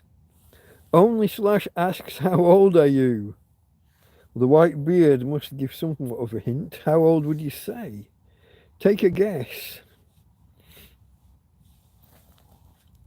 Deborah mentions Morecambe and Wise. It's got an A in it, not an O, but yeah, that's them. He's from that town, so he took the town's name as his stage name. Eric Morecambe and Ernie Wise. Yeah. 52. 20, yeah, that's about right. I bleached the beard. It bleaches in the sun, folks. Coming to Spain was a big mistake. I'm 56, I believe, at the minute. Yeah, just turned 56 in November. 60. I should be insulted, but no, it's within the ballpark, isn't it? 4 or 5 years either way, I'll give you, without being offended. Oh, Kenneth Williams was absolutely fantastic raconteur. Yeah, yeah. It's a shame that he's kind of mainly remembered for kind of toilet humor and silly double entendre type stuff. He was a fantastically intelligent man, and as I understand it, it caused him quite a lot of depression in uh, in his later life. Well, I'm getting an echo. I think it's from my beer can. I don't know whether you're picking that up. I was when I got all bellowy, the beer can was echoing back at me.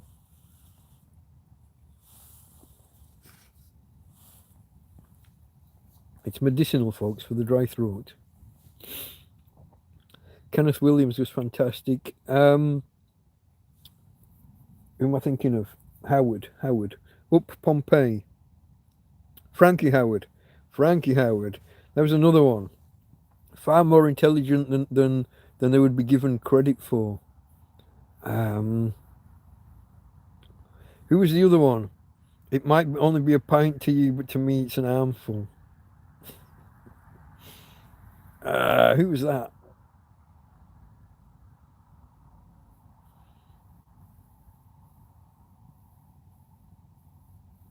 Your place is somewhere on the side of La Mata.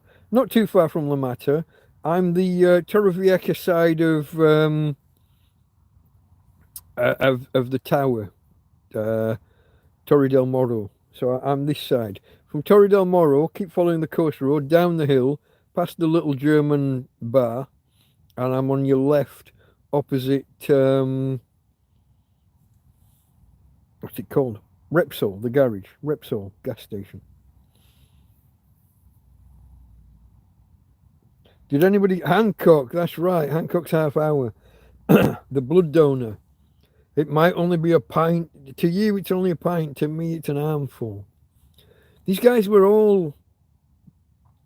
They all had that tears of a clown thing. They were all somewhat depressive in real life. Fantastically humorous, very witty, lots of word play, and very clever guys. Most of them are like university graduates, often Oxford and Cambridge and what have you. But quite got 19. That's what we got earlier on. 19 people at once. That's a record. Thank you, guys. Thank you. But yeah, a lot of those guys were quite depressed in real life. Going back to Kenneth Williams, I think he did interviews later in his career where he said himself, like, what kind of, he viewed it as kind of a waste that he's that intelligent but remembered for kind of toilet humor or double entendre type stuff. I was going to go with Ken Dodd there, wasn't I? Titty ye not. Another one. So clever, he kind of foiled the tax man, didn't he? With his two extra Diddy men, Diddy Pay and Diddy L. Yeah. A lot of those guys, yeah. He killed himself in Australia. Which one of the ones we're talking about killed himself in Australia? I don't remember that. Is that Hancock, maybe? I think of the bunch we've talked about, I think he was the more depressive of the bunch. But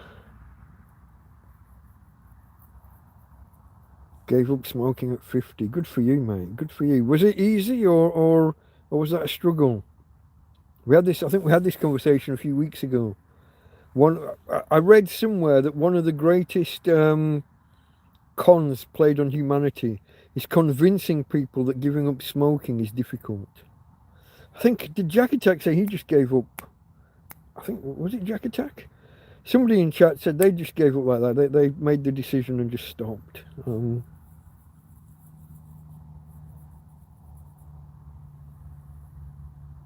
How did I wait for the rains? Not quite sure what you mean with that. There was a lot of rain in March, absolutely. I've got a whole playlist called The Week of Hell, and it covers 3 weeks.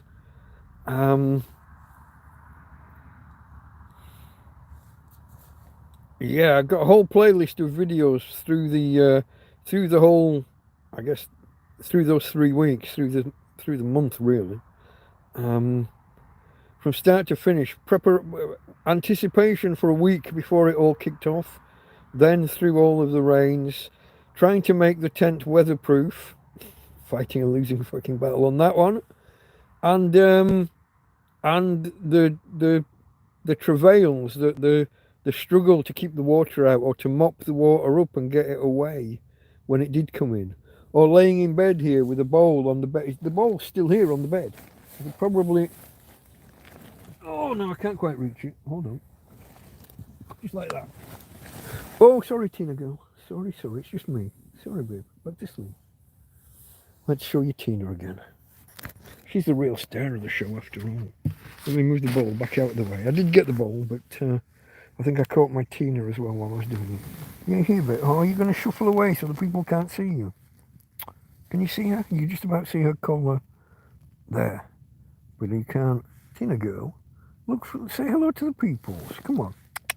I'll get your treat after. I'll get your treat. Can you see her? There she is, look. There, I got her. I had to promise her a treat, so now I'm going to have to get her a treat, haven't I? Besitos para papi. Here's a kiss. Nom nom nom nom. Nom nom nom nom. No kiss. Not quite. Not quite a kiss for papi. No besitos para papi. Whoa.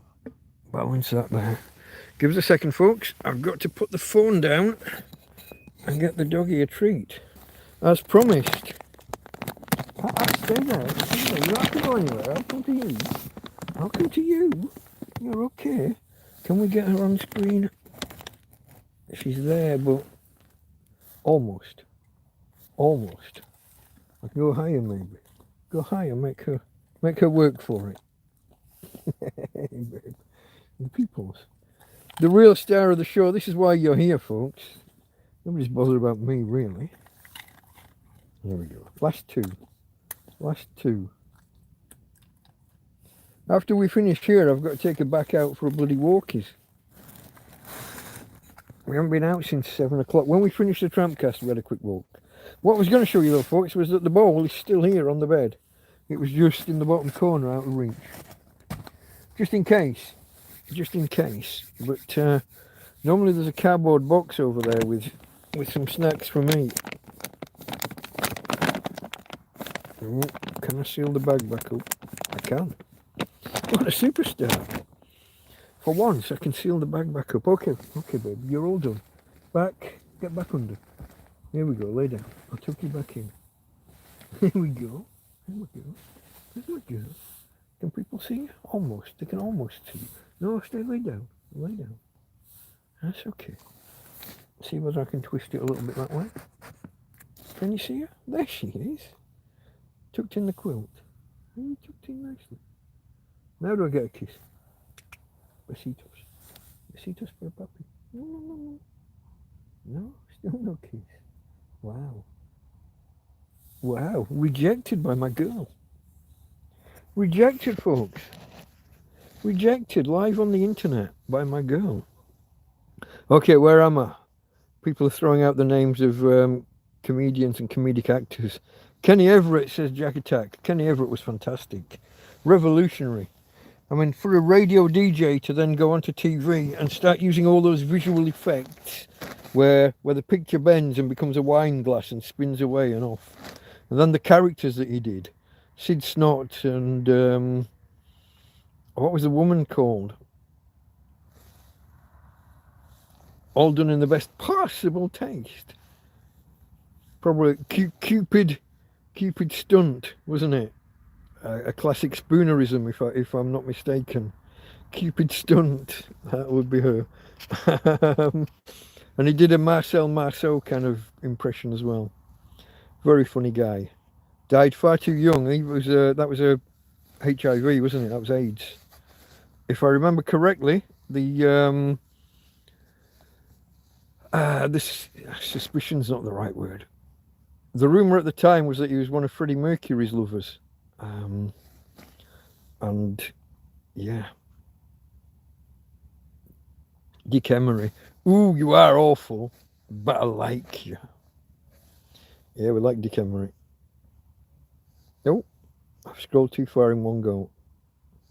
Ian took 43 attempts to stop, is that? Start smoking at 11. Oh, wow. That's not good. 11, what possessed you? I'm guessing peer pressure. Other kids. Yeah, try this, try this. Probably a slightly older kid. Will-o'-the-Wisp. Yeah, I remember Kenneth Williams narrating Will-o'-the-Wisp. Yeah. What was the telly called? She was the Evil Edna? Is that the right program? Evil Edna was the television running around being the baddie. I think so.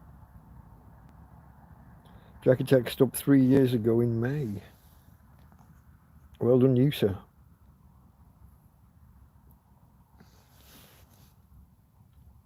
Oh, Deborah's off on cloud seeding. Not sure on this one. Cloud seeding causes it to rain, supposedly. But then people divert from there into chemtrails, not contrails, and we go off into a whole area that I'm not too convinced about. Planes leave condensation in the sky, hence contrails. Con for condensation, not chem for chemicals. As far as I know, but I'm, what do I know? I'm just a tramp in a field.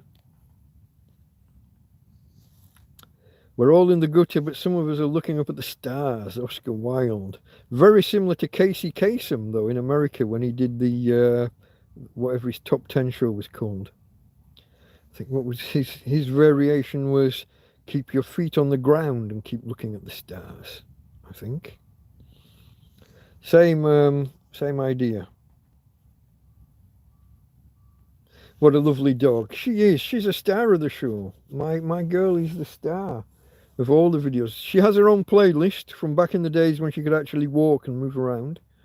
If you go to my channel page by clicking Delta Mike down and out in Torrevieja under the stream or under any video, go to the channel page, click playlists and look for Tina Leads the Way. Tina Takes Center Stage. I can't remember what it's called. Starts with the word Tina.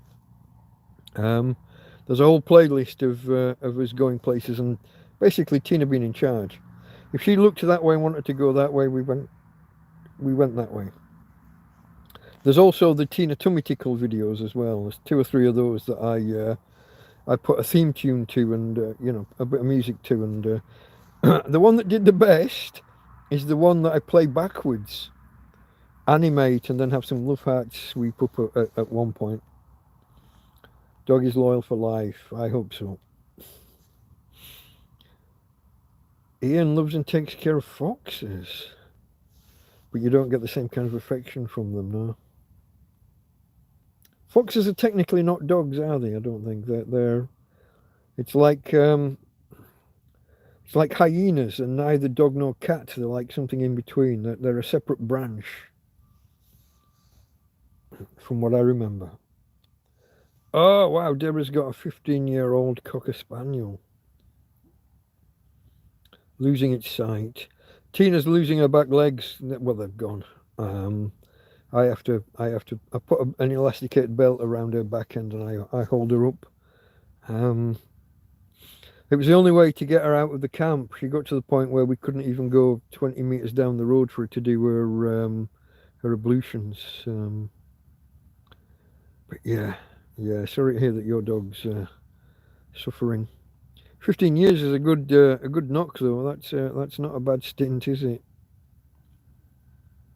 I'm unsure that Tina will get another year. Yeah. I know some breeds of dog go younger, at 10 years onwards, typically from what I've heard. But Tina's about to turn 9, and she's already struggling, let's say. Cupid stunt, yeah, I thought it was. Did you get that before me? Did you put that there before me, Jack Attack? I got there in the end, because it is a definite spoonerism if you swap the initial syllables or the initial letters. The Reverend Spooner was I think he was like the dean of Oxford or Cambridge. He was like literally he was the head man at one of those two universities. And in his later, I think it was in his later years, started doing these things by accident, mixing up his initial syllables. Hence spoonerisms from the Reverend Spooner. What's the other one? There's a bloke from Lancaster, isn't there, who coined the term, yeah, Richard Owen coined the term dinosaur? Or was it fossil? Dinosaur, I think. And someone else, I think, was it someone else from Lancaster coined the term fossil? Can't remember. So at one point in Lancaster, there was like this rich bloke who had all these books, and some of the local, I'm not going to say kids, but the local youth, the intelligent, you know, the well-off youth, but this was a time when books were really, really expensive. They would go around to this guy's house and read the books or borrow the books, and 3 of them went on to be something like famous. I can't quite remember all the details now, but Richard Owen, or Owens, was one of them. Was the other one Dalton, who was a what's the religion? They believe in God, but not necessarily Jesus, or they don't do organised religion. Meeting houses, Quakers. I think, yeah, I can't remember the name I said a minute ago, but I think he was another one of them. Can't remember, folks. These things have gone into my head at some point, and they're not as accessible as they used to be.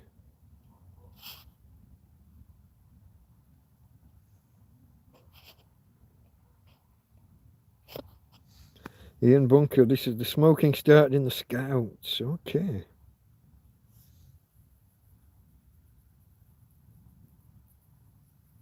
Bukowski or Bukowski.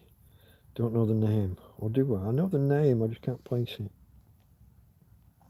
Reminds me of Bronowski, the guy who did the documentary series. Was it The Ascent of Man? Bronowski, fairly sure. Ascent of Man.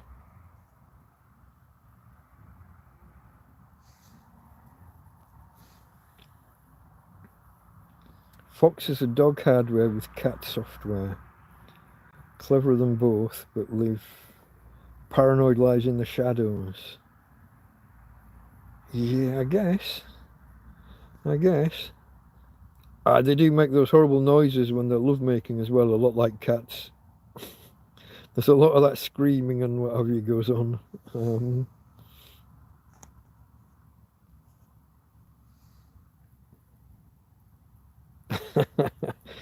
Jack Attack thinks I got there first, so we'll call it a draw. Okay, that's fair enough.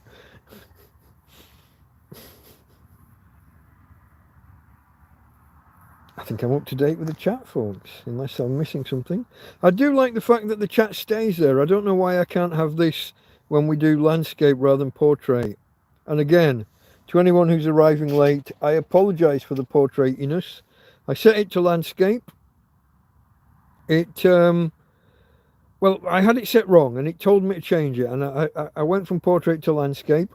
The moment I changed it, it went live without asking me, and it made me put it this way. YouTube, what can you do? What can you do? Does anybody else watch those old documentaries? Like I just mentioned before, Jacob Bronowski, and there was another one. I might have got these two mixed the wrong way around. The Ascent of Man, I think, was Bronowski, Jacob Bronowski, and there was another one by Alan Clark, who was the father of the Tory minister under Thatcher, wasn't it?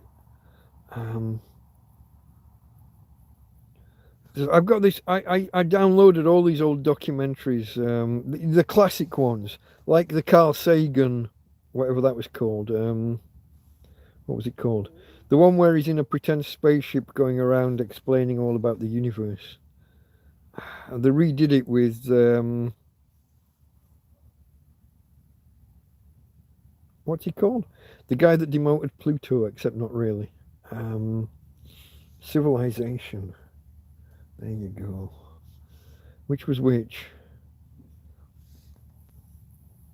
Which was Clark and which was Bronowski? One was The Ascent of Man, one was Civilization. And I've got them muddled in my head.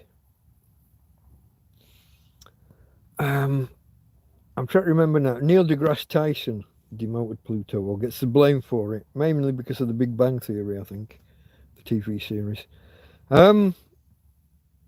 Cosmos?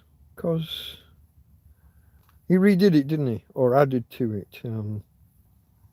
Okay, Bronowski, Ascent of Man. So I had that the right way around. I couldn't remember the Alan Clark series. But, yeah, Civilization. There you go. Now, Alan Clark, if I remember right, during the war, he was put in charge of protecting the nation's art. So took it all from museums and put it into bunkers and into underground railway stations and things.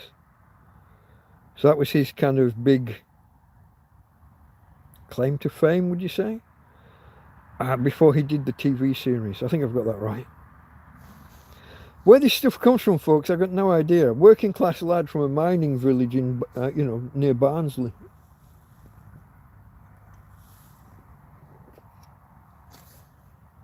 How or why I know half of what I know, I don't even know. Don't remember learning half of this, but it's just there. Can't always recall it quickly enough nowadays. Used to. I used to be a devil at pub quizzes. And then that deteriorated. I think I've said before, I thought I had early stages of Alzheimer's. I don't think I do, I just think it's age now. But 10 years ago, part of the reason I came out to Spain when I did was I thought there was a chance of ill health later on because of certain histories. Yeah. I used to be a devil at the pub quizzes, and then I got to the point where I couldn't get the answers myself. I'd have to give clues and other people would fill in the gaps like some, yeah, Alan Clark was the son, that's right. Kenneth Clark was the, hold on, is that the right way around? No, Alan Clark was the, I can't remember which way around. Cosmos, a personal voyage with the space-time odyssey, yeah. Yeah. Okay, reconnecting. I thought we'd lost power. I thought my phone was turning off. How long was I gone? Did you notice I was gone? I didn't. It just said reconnecting and came straight back in.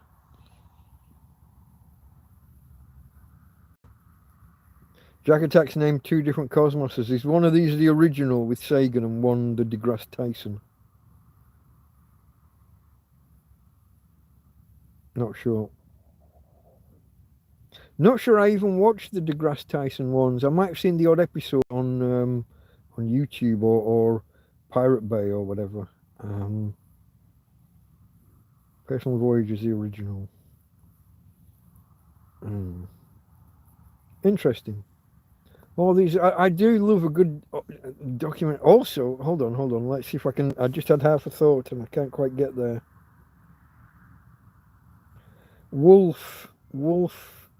Heinz Wolf?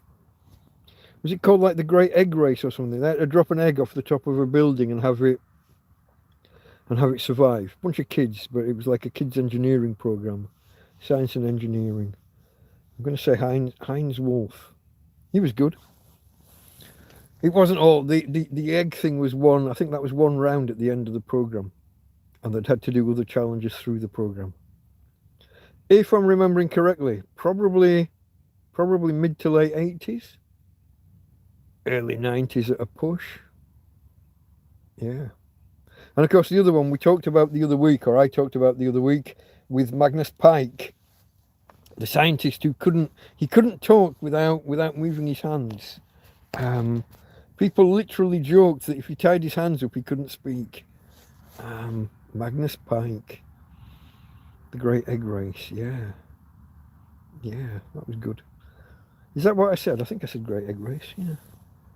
Heinz Wolf. I had half a thought and I couldn't get there, and then I got the wolf somehow, and that got me the rest. He was quite the character. Heinz Wolf.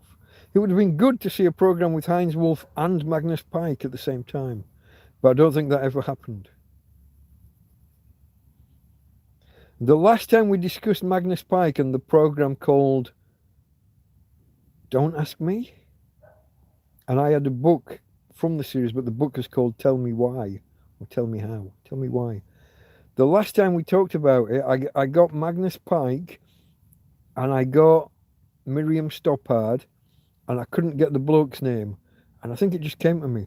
Rob Buck or Buckman, B-U-C-K, Rob Buckman, I think, was the third presenter. Don't know how, that just came to me just now when I was thinking about Magnus Pike. It's a funny old world, isn't it? And the way that memory works or doesn't work. Very interesting.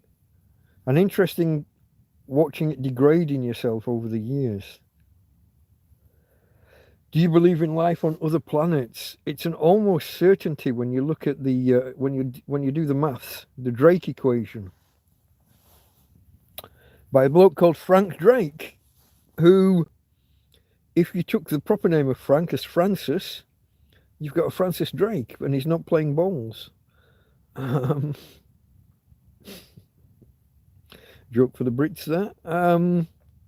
The Frank Drake and the Drake equation, one of the founding members of SETI. Is he still with us? I'm not sure if Frank Drake is still with us of the Drake equation. Possibly not, because Seth Shostak seems to be everywhere when it comes to SETI. Seth Shostak, who looks exactly like a bloke I worked with once when I was a dry stone waller, but that's a long story. Yeah. Alan, what was he called? Alan. I'm going to say Alan Bradshaw. He was like one of my supervisors when we built dry stone walls on Wharton Crag. Where this stuff comes from. But Seth Shostak, the head of SETI, I think now, looks just like this bloke I used to work with. But you don't see Frank Drake, so he might be gone.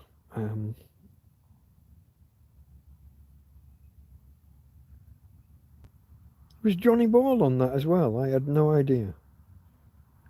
Leslie Judd was everywhere back then. What was that show with the vortex? The adventure game. Oh, excuse me, folks. The adventure game with Leslie Judd. And obviously Blue Peter as well. She was big. What happened to her? Where's Leslie Judd gone? I'm going to assume that she's married a billionaire and retired. That's what everybody did back then. Oh. Sitting up, folks, I'm getting a bad back from slouching. But when I sit up, I've got this wall pressing on me. This is where the stone hit as well. But they're not going to come and throw stones at me now. Hopefully not. Anyway.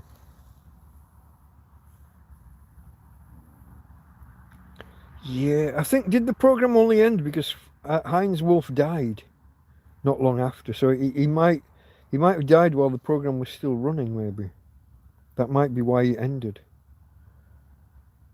Going back to John's question. Sorry, John. Do you believe in life on other planets? It seems to be mathematically. Well, there's two outcomes. There's two possibilities, isn't there? Really. The math says yes. It's guaranteed. And if there's not,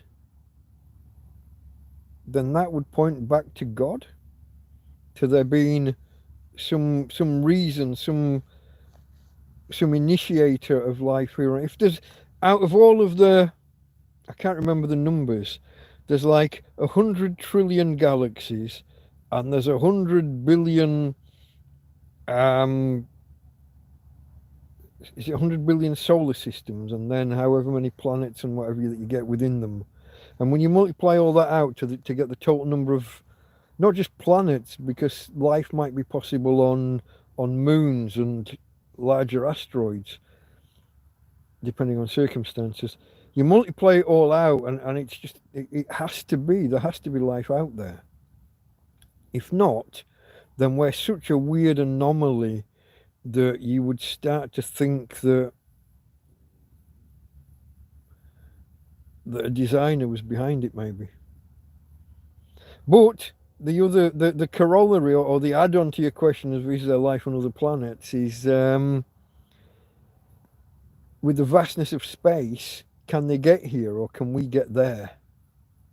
And with the speed of light as a limitation, it seems almost, it seems impossible to travel between for those distances.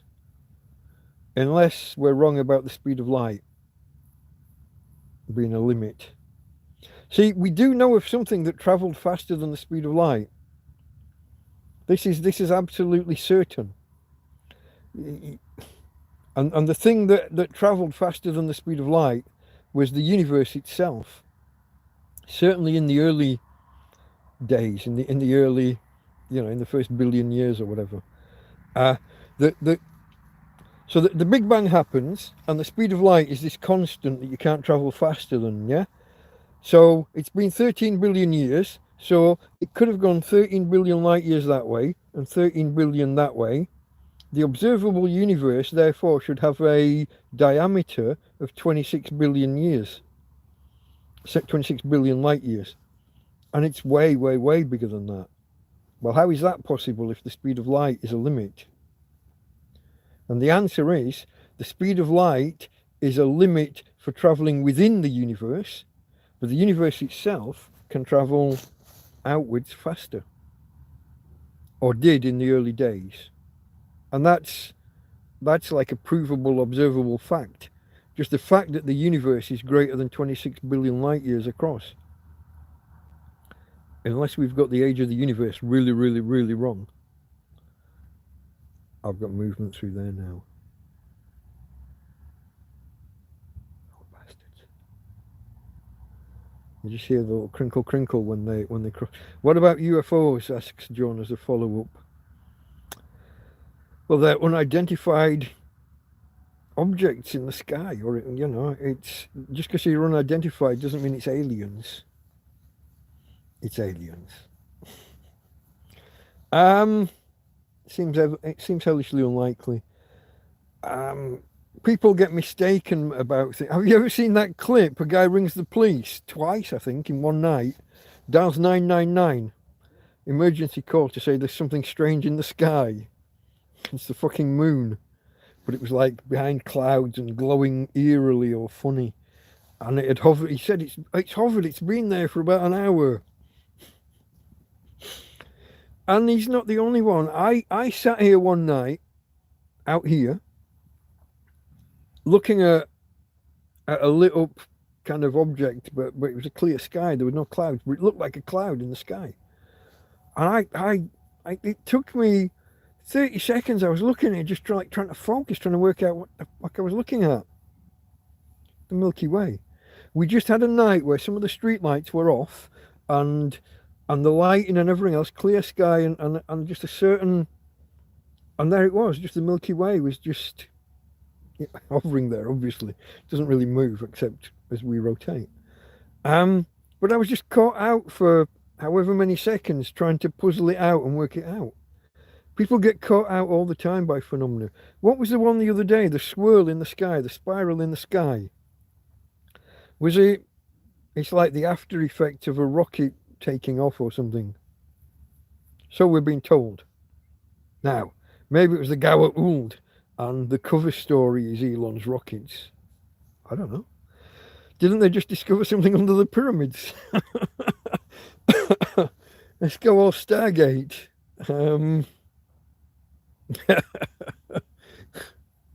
Have you seen all that? What do you make of all of that then, John? City under the pyramids kind of thing. What could the police do about the moon? Yeah, well, he didn't know it was the moon. He rang twice to talk about it, and then he rang them back, I think, a third time to say, "Oh, I've worked it out. I know what it is. It's the moon." At least he was honest about it. He just got caught out by a visual effect, and maybe a herbal effect, or maybe a liquid effect.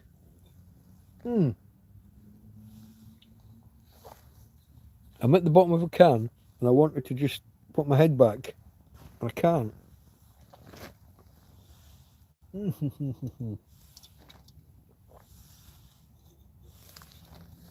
Sorry for the noise, folks. I have to crush the can to aid disposal. But now I need to call upon the reserve can that I hope you were never going to notice. We weren't going to go this long. Where are we at? 2 hours 15. We still don't have a topic that we're really talking about. They're already here, mate, says ABS or ABS. I'm not sure quite how to pronounce it, and he never did give me a name. I say he, I don't even know if it's he. They're here, mate. I live with one. Okay. Women are from Venus, men are from Mars. We're going there. Hey, babe, what are we growling at? What is it? Is it a bus? Are you protecting me from buses again? I don't know. I doubt it at this time of night. 1:45. Where are we, folks? They're here already. Karen. Oh, Karen's here. Hello, Karen. You been there long? Did I miss you arriving, or is this you stepping in out of the shadows? Oh, I'm looking back. Have I missed any of this? No, I think I saw all of that. Karen watched The Martian last night. That's a really good film, apart from the entire premise of the film, which is wrong, and he knows that. The author, the big sandstorm at the start. You do get sandstorms on Mars, but the atmosphere is so thin that they wouldn't bother anybody. You could stand in the middle of one with them blowing at, they could be blowing at 100 miles an hour. But it's not like a sandstorm on Earth. It's not that dense. It can't be, because the atmosphere, such as it is so thin. So a huge dust storm on Mars wouldn't really bother anybody. It certainly wouldn't require you to make like an emergency lift off and leave people behind. A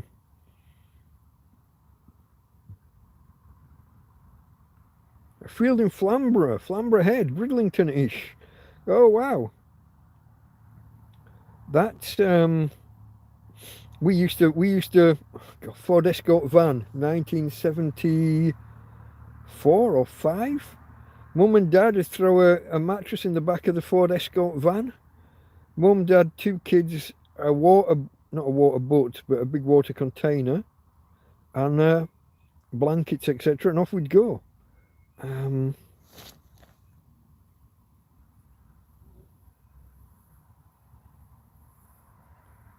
Karen missed the end. The picture froze.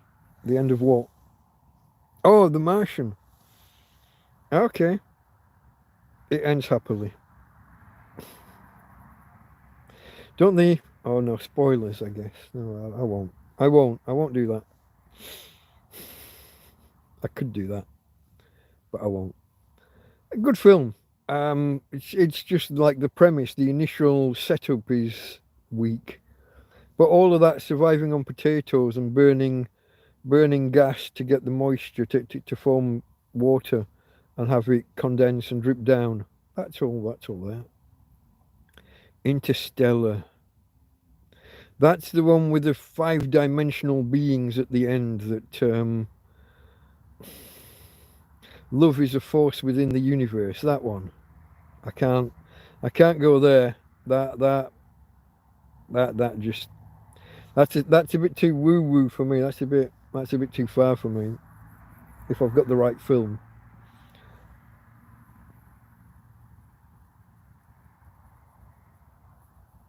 Earth's kind of suffering some kind of dust bowl effect because of something, and they travel to another planet, and and it's the people at the other end that are causing it because of the girl and the bookcase and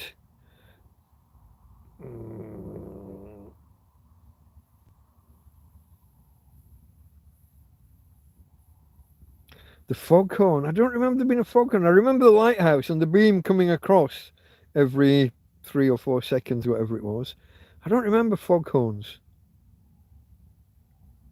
But yeah, no, we literally, the van was parked on the top of a cliff. So we'd get out like to go for a wee before bed or whatever, and have to be careful which direction we went after getting out of the van. And then in the morning, my dad would take us and we'd literally stand on the edge of the cliff and my mum would go ape. And my dad, me and my sister, aged like, I don't know, 6 and 4 or 7 and 5, whatever we were. And he'd get us to stand right on the edge of the cliff and look down. And my mum would go fucking ape. I got the right film with the bookcase and all of that. It was a love is the missing force in the universe. I couldn't. Fifth dimensional beings and tesseracts and bit too woo woo for me. Oh, this was the 70s were happy days, yeah. And they'd go through the day. We'd go park up outside a pub. Mum and Dad would go in and buy whatever they were getting. A beer in a plastic container probably, and a baby sham for my mum maybe.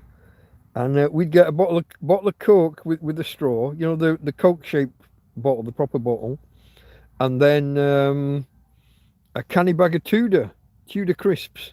Those were the big thing at the time. Either those, or sometimes it was the Smith's crisps with the blue salt and shake bag. Little things that please you folks. Getting your crisps unsalted, but with a bag of salt that you then throw over the crisps yourself.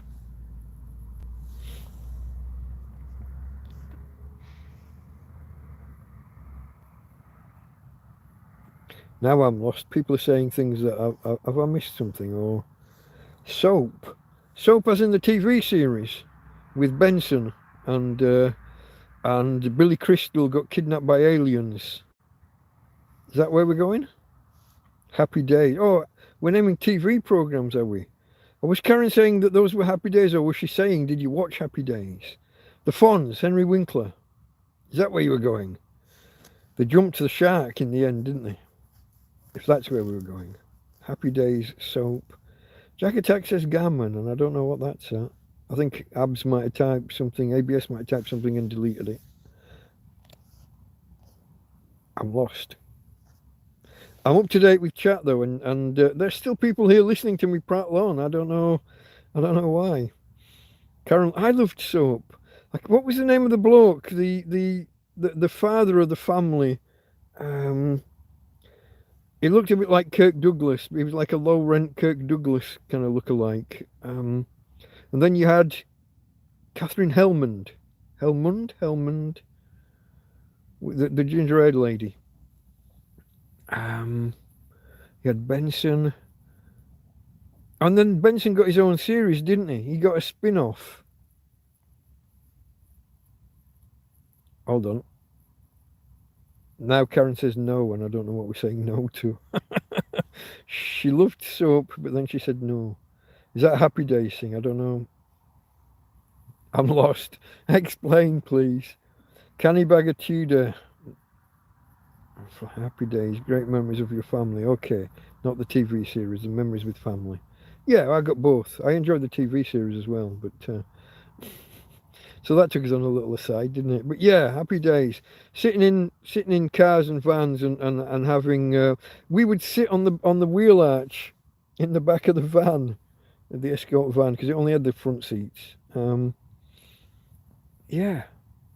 We would travel like the width of the country, or half the width of the country, from Barnsley to Bridlington or Scarborough or Filey or Whitby, wherever we were going, and we'd travel that and sat on the bloody wheel arch. No seatbelts, no restraints, no nothing.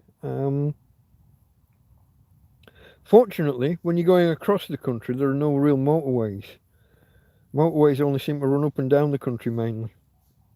When you want to go across, you're just on A roads and back roads. So I guess there was no danger of super high speed collisions. But yeah. Richard Mulligan, that was his name, was it? Okay. Maybe I never knew that. Gary 2 hours. Oh, Gary with 2 hours. I get you. I get you. Okay, that's clever. Reminds me of Colonel Jack O'Neill, 2 L's. Because in the original film it was a single L. So to differentiate the Richard Dean Anderson character, yeah, O'Neill, 2 L's. Again, I'm pulling crap out of my backside. All the best seaside towns on the east coast there. Yeah. We ended up with a caravan in Cleethorpes. A static caravan in Cleethorpes. Probably. Oh, we were definitely there in '77 because we were there when Elvis died. So we probably had that from '76 through to '81 or '82. And then we moved to Morecambe. So I lived in Darfield, which is a village just outside Barnsley. Holidayed on the east coast and had a caravan there for a while in Cleethorpes, and then moved to the. Basically, my parents like the seaside. You can tell, yeah. Morecambe, though. Morecambe. Not sure that was the best choice, but. Oh, okay. Jack Attack's gammon that came out of nowhere to me was asking about the flavours of the crisps. Do you know, I struggle to I remember that I liked the crisps, and I remember that the flavours were really vivid compared to... Vivid, is that the right word? Compared to other crisps. But I don't remember specifics. I mean, this is the era when hedgehog crisps and things came out. So I'm not sure where we were going with it.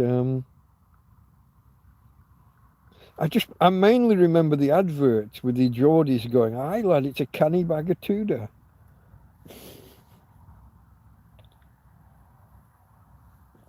I'm not even sure why they picked Geordies. Is that where the crisp factory was, maybe? I don't know. Golden Wonder. Now we're off on brands of crisps, look. Golden Wonder. You see, for me, it was a revelation moving to Spain and realising that Walker's crisps aren't universal. Except they are. They just have a different name everywhere else except England. Except Britain. Lay's. And now they even, I think, is it the Champions League? Lay's crisps advertise that they're the sponsors of. Even though Walker's crisps are the British brand. Square crisps, remember those? I think I remember when crinkle cut crisps first came out. I don't think those. And I was in infant school when Snaps first came out. Definitely when Snaps first came out. And they were 2p a bag. 2 pennies. I remember when Monster Munch came out, because Karen's now reminding me pickled onions. Pickled onion always makes me think Monster Munch. I remember when Monster Munch were new. Isn't it funny when you look back and things that are like either gone already or that are just like really well established and you remember them coming out? That's always interesting. It's like all the inventions, all the things we've got now that didn't exist when you were a kid. That you remember, like when microwaves first came out, or when VHS first came out, or videos in general, because there was the whole Betamax VHS standards war for a while, wasn't there? All these things we didn't have. All of the portable electronics that didn't exist. And then stuff like Merlin came out, and Simon. Is it called Simon Says or just Simon, where you do the pattern of lights, the 4 different coloured lights? That whole explosion of portable electronics, games and things. I got a Mozzie, and I'd swear I got it, but my hand says not. I must have snatched too fast and the air currents carried him away, maybe.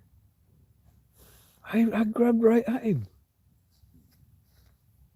Couldn't miss. And yet there's no ground up mosquito in my hand. I don't know, folks. Where are we?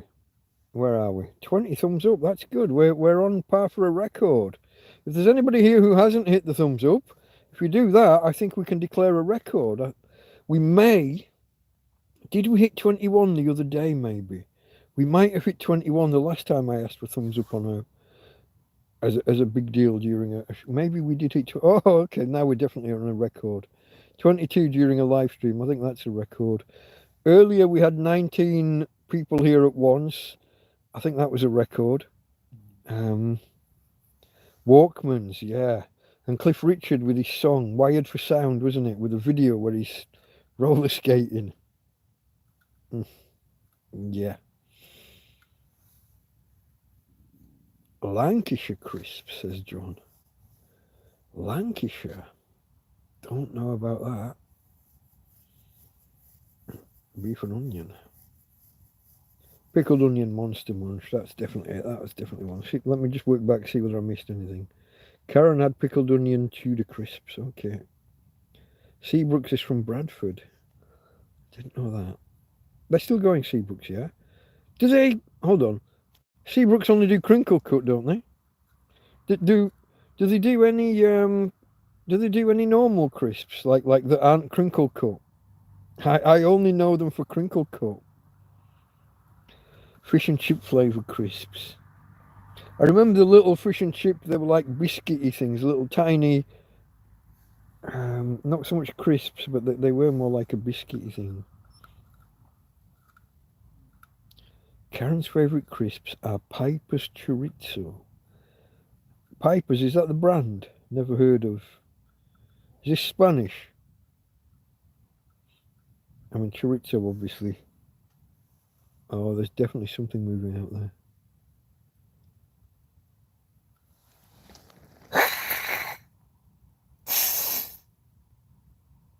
Go away, little fucker. If I have to come out there, there's going to be trouble. I'm going to eat you. Don't forget, you're on the fucking menu. I'm going to make Mouse-a-Tooie with the first 2 dead mice.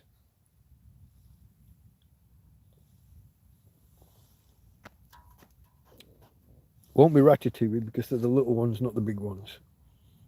But I'm definitely going to eat 2, the first 2 that we catch when I get some traps. Made in North Lincolnshire, so that's okay. That's over that way. Burton's. Do I know Burton's? Are they not a biscuit company? Or are you answering the fish and chip thing question? No, because Gary with 2 R's said Smith brought out fish and chip. Don't know, folks. Don't know. I remember hedgehog flavour coming out. That I was either in Penrith or Dumfries when that happened. So 77 or 78. Don't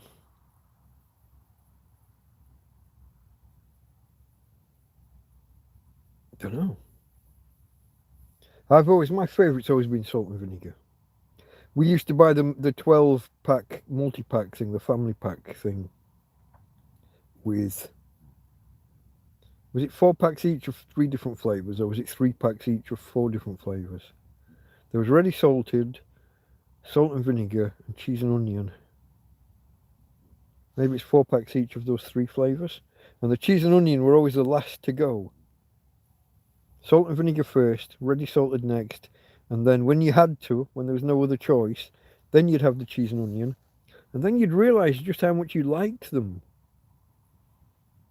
Mini baked biscuits. Yeah, that's my recollection of the fish and chip flavoured things. There was another thing similar that was a strange flavour at the time. What was that? It's a similar texture but different flavour. Don't know. Don't remember. Mercadona do salt and vinegar flavour sometimes. Yeah. Yeah. My Mercadona doesn't always have them. In fact, for the first 3 years I was here in Spain, I couldn't get salt and vinegar crisps anywhere. And then Lidl started to do them. Probably just as I moved away from that Lidl. Prawn cocktail last, says Karen. I guess. If your multi-pack had them, I'm not sure ours did. Some packs were beef, roast beef. And then there was, what was the bacon one? Smoky bacon flavour? Yeah. I guess it depended what brand and which particular selection of flavours you picked up.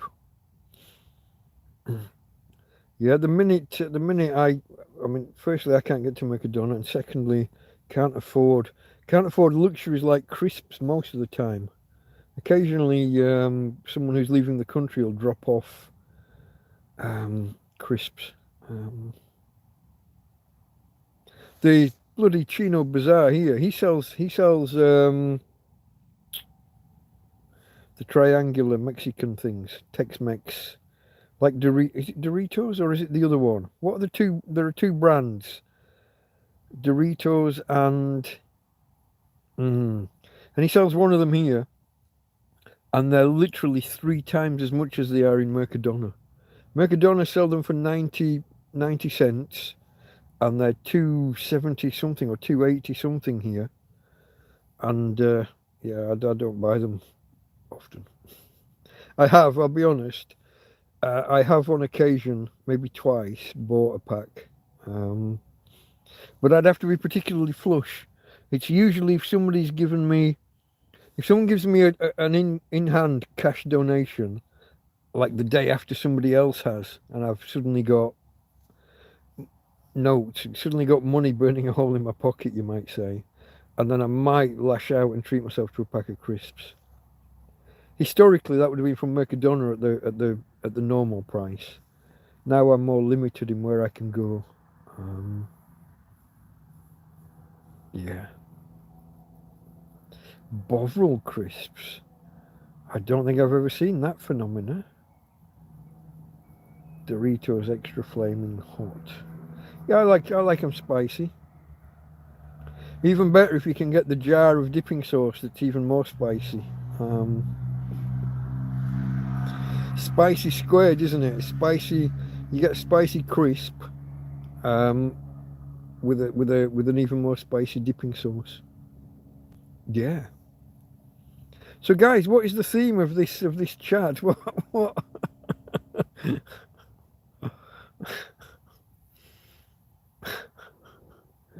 I think I'm going to call it. I think we'll go till 3 o'clock till 3 hours. So we've got another 20 something minutes, and then I think we'll probably wrap it up.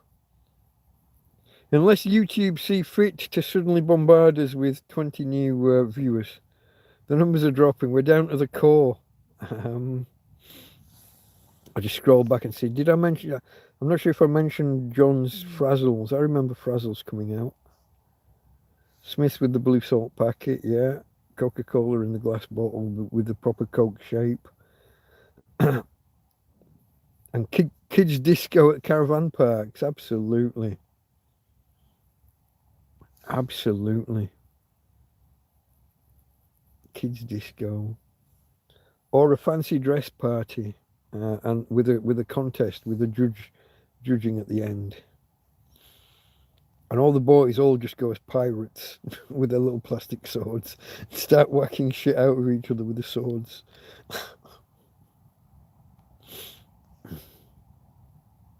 Chipsticks, okay, yeah, no, I do. To this day, I love a good chipstick. The fluffy, crumbly ones, the thicker, crumblier ones. Absolutely. Okay, yeah, I'm just making sure I haven't missed anything. No, Karen, look, you guys, you got to stop doing this. Just because I mention I can't afford something doesn't mean you got to go shopping and get them for me. No, no, no, no, no, no, no, no, no. No, no, no, no. I still can't remember what the other brand is that's not Doritos.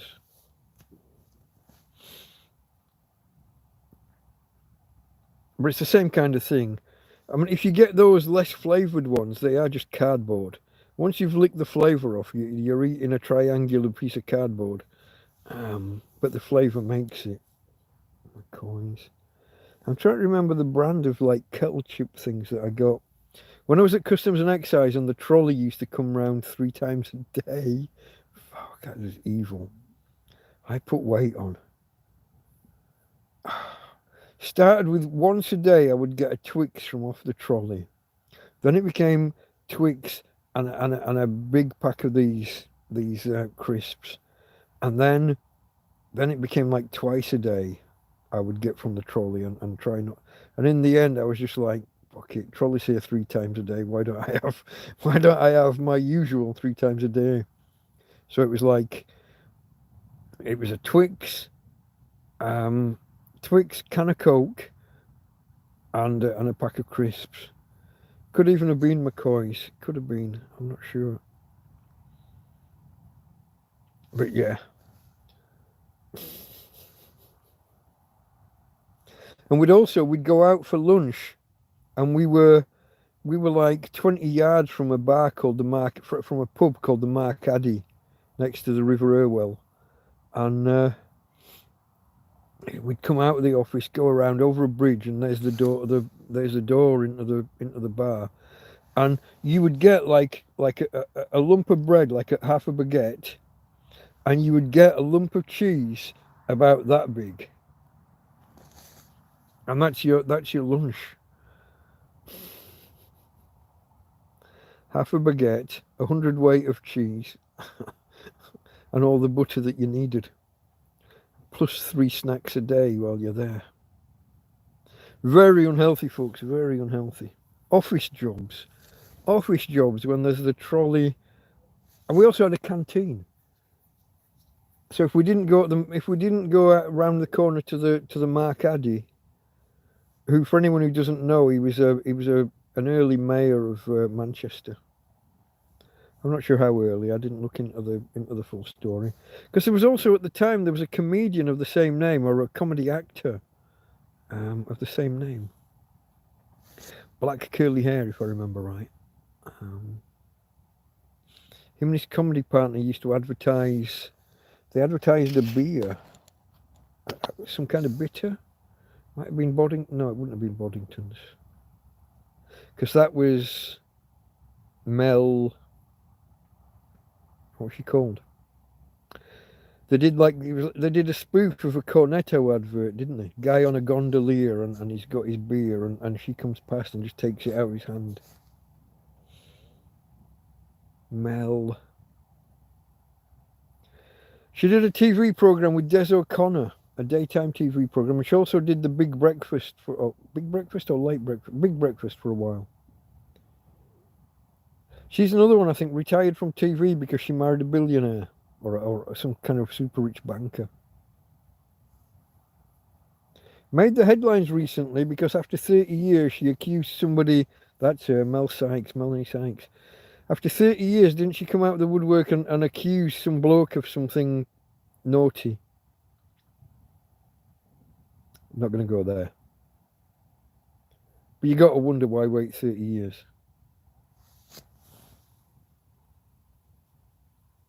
Was it the chef bloke? Not John Turturro, the other one. The one of the presenters of MasterChef. Can't remember. I'm not gonna go down that alley. Okay, folks. Anybody new who's joining us? Appreciate a thumbs up if you're out there. If you're new here and you've got no idea the who, how, what, when, where's, I am a tramp. I live in a field in a country where I don't speak the language. I'm an Englishman trapped in Spain by circumstance. If you haven't heard the full story, if you're totally new here and don't know the backstory, later on you can go and look up TrampCast, all one word. Tramp as in a hobo, a bum, a vagrant. I'm not going to go off and list all the synonyms. An indigent person, a person of no fixed abode. I could. Tramp and cast as in broadcast. TrampCast space 001 has my full history, my full backstory, all the circumstances of how I ended up a tramp in a field, in a foreign country where I don't speak the language. You see, guys, I announced that we're going to wrap up soon, and we get an influx of new people. Cheers to the new arrivals. And to you guys, the core that have been here a while. Tim Timony, hello. This is Gary with 2 R's, first TrampCast. Down for a cornetto, a bag of Tudor. What about a pint of Bollingtons? Those 2 guys I was talking about, Mark Addy and his comedy partner. Oh, I just had it and I've lost it. I remembered the beer. It wasn't Tetley's. It wasn't Boddington's, it wasn't Tetley's. I just had it and I just lost it.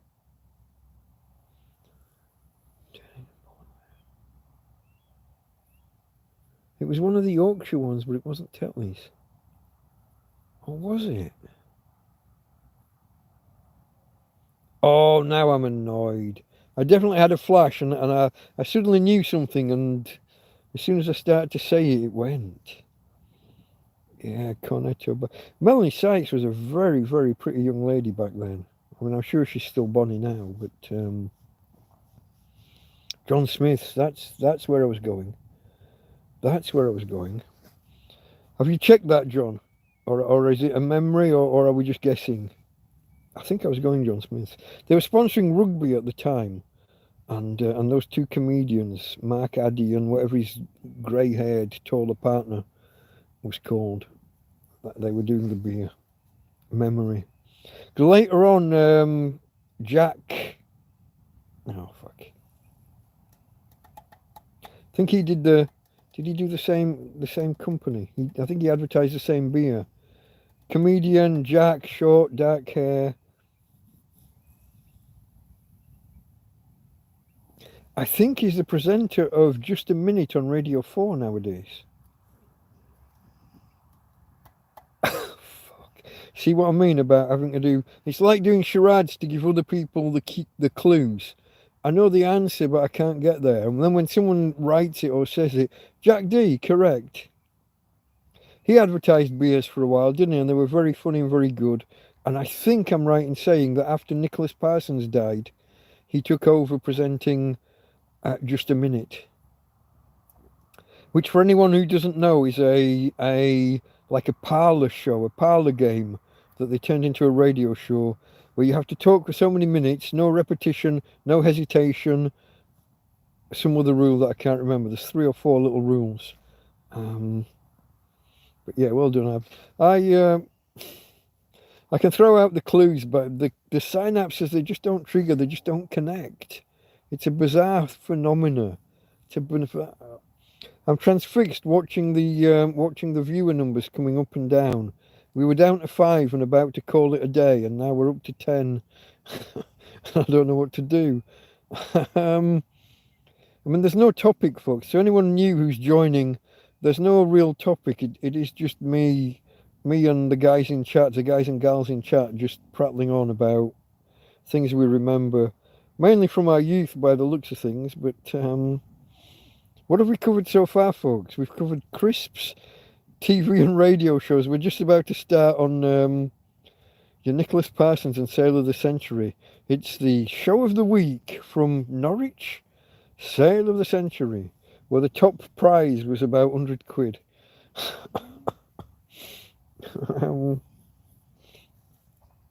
Sale of the Century, Nicholas Parsons.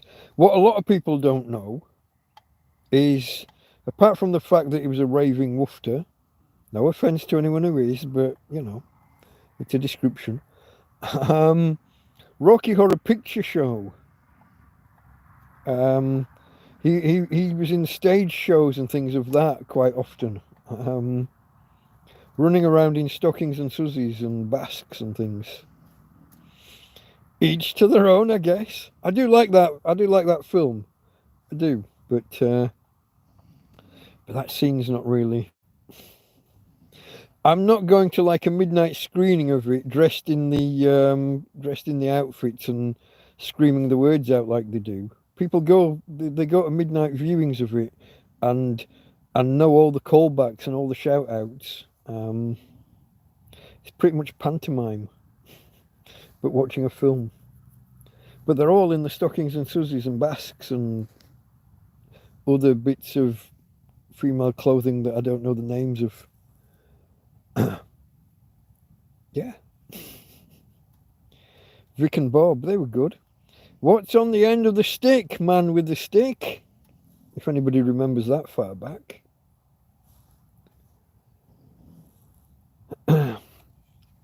Also, Steve Coogan when he did Paul Calf. Bag of shite. Them students, I hate them students. What they got in that bag that they're carrying? I'll tell you what, it's a bag of shite.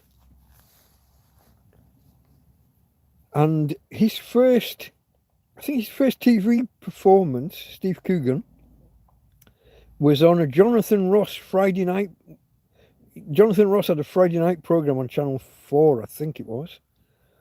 And Steve Coogan's as Paul Calf was on there. Now, he'd obviously been doing the act around clubs and what have you for a while. But, yeah. Jonathan Ross gave... I think I'm right in saying gave Steve Coogan his TV debut. And then from Paul Calf we went on to do Pauline Calf, which was the sister. So that's him dressed as a woman, doing pretty much the same gag. My hair's getting ruffled by the side of the tent. Doves from above. Yeah. Uvavu, yeah. And then we had the club singer stuff as well. And then we had the rubbing knees for Ulrika, for Ulrika Johnson. Is she still around? Is Ulrika still a thing? I don't even know. Because I don't watch British TV. I don't watch TV at all, really. I wait for some sci-fi show that I want to watch and I just download the whole thing. What was the one? Ooh, I fell. Vic, I fell. Bob Mortimer, yeah. Are they still doing that fishing program? Bob Mortimer and Paul Whitehouse. I enjoyed that for what it was. I think they were both having heart trouble or had had heart operations. It was a way of convalescing from their illnesses. What's the yes to? Yes, they're still doing that, or Ulrika's still a thing. See, I prattle on so much that when someone types yes, there's no context. Sorry, John.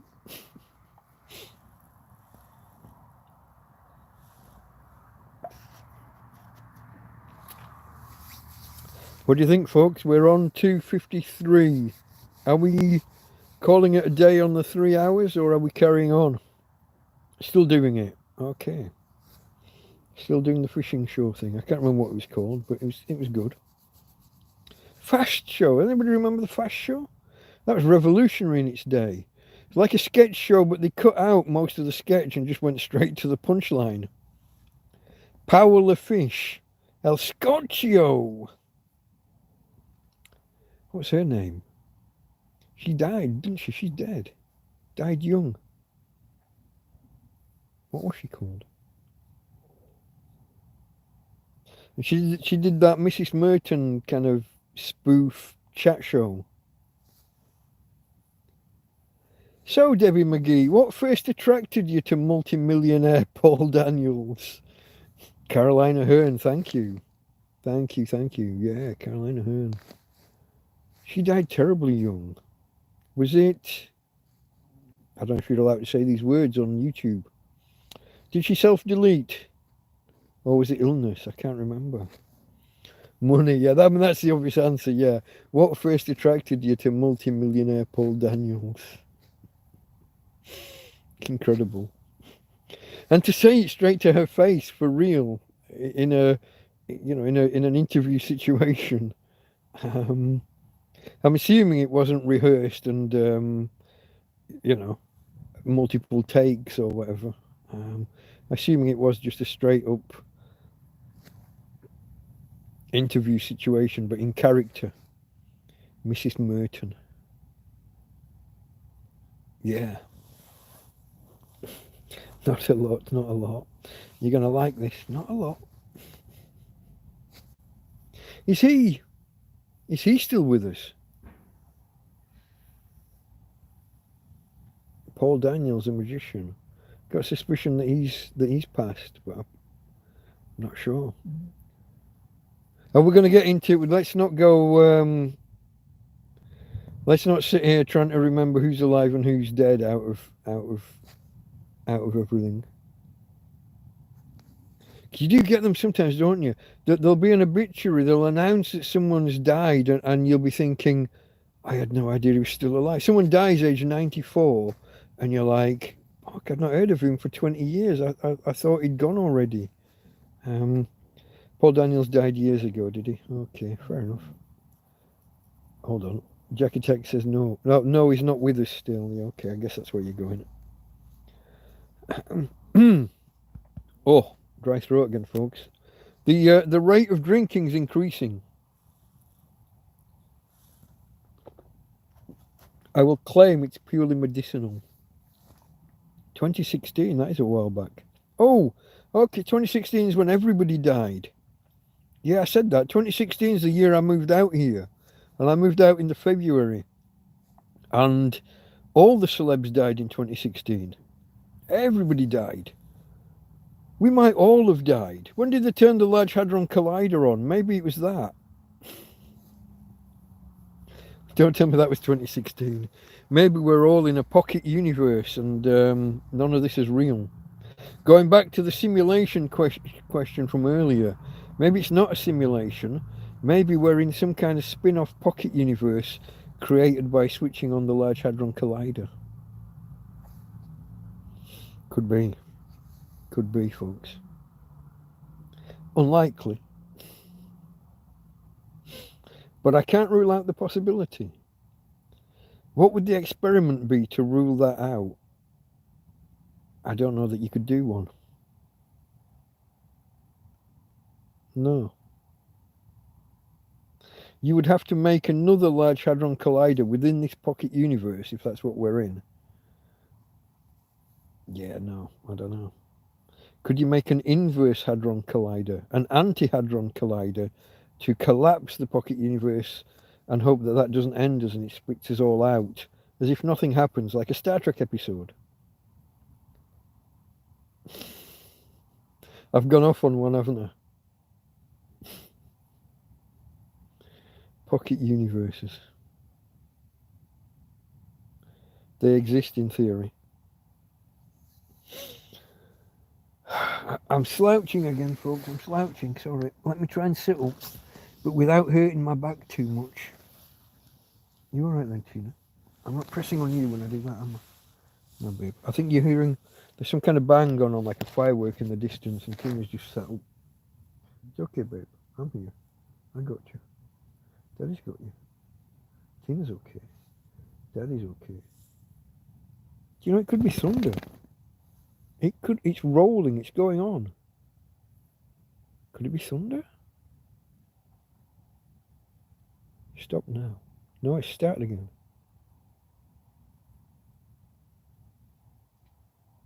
It's either a lorry on a road somewhere in the distance, or it's thunder. I don't know, folks. Thunder would be a bad sign.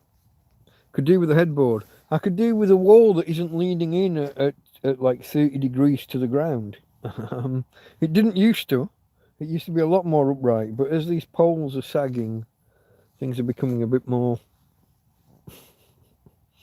Yeah. You might say I could do with a new tent, but, you know, I wouldn't be the one to say it.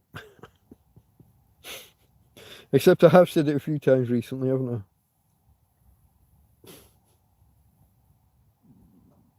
It's okay, folks. I think we're covered. We're all right.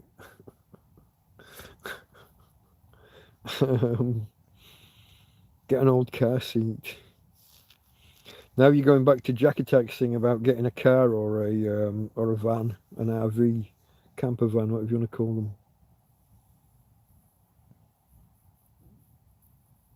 Get a car seat. I saw one actually. It might have been an office chair. It might have been a big office chair seat next to the bin a few days ago. But for once, I didn't pick it up on the off chance that I might find a use for it later.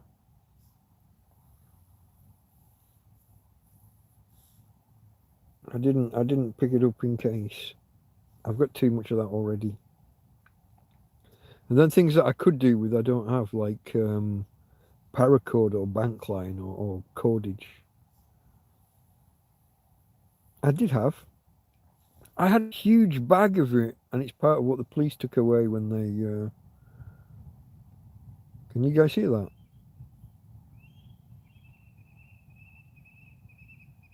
That's definitely thunder. Over out at sea. Off to the east. You got your weather app there, Jack Attack. I can't switch to windy, but you've probably got it to hand.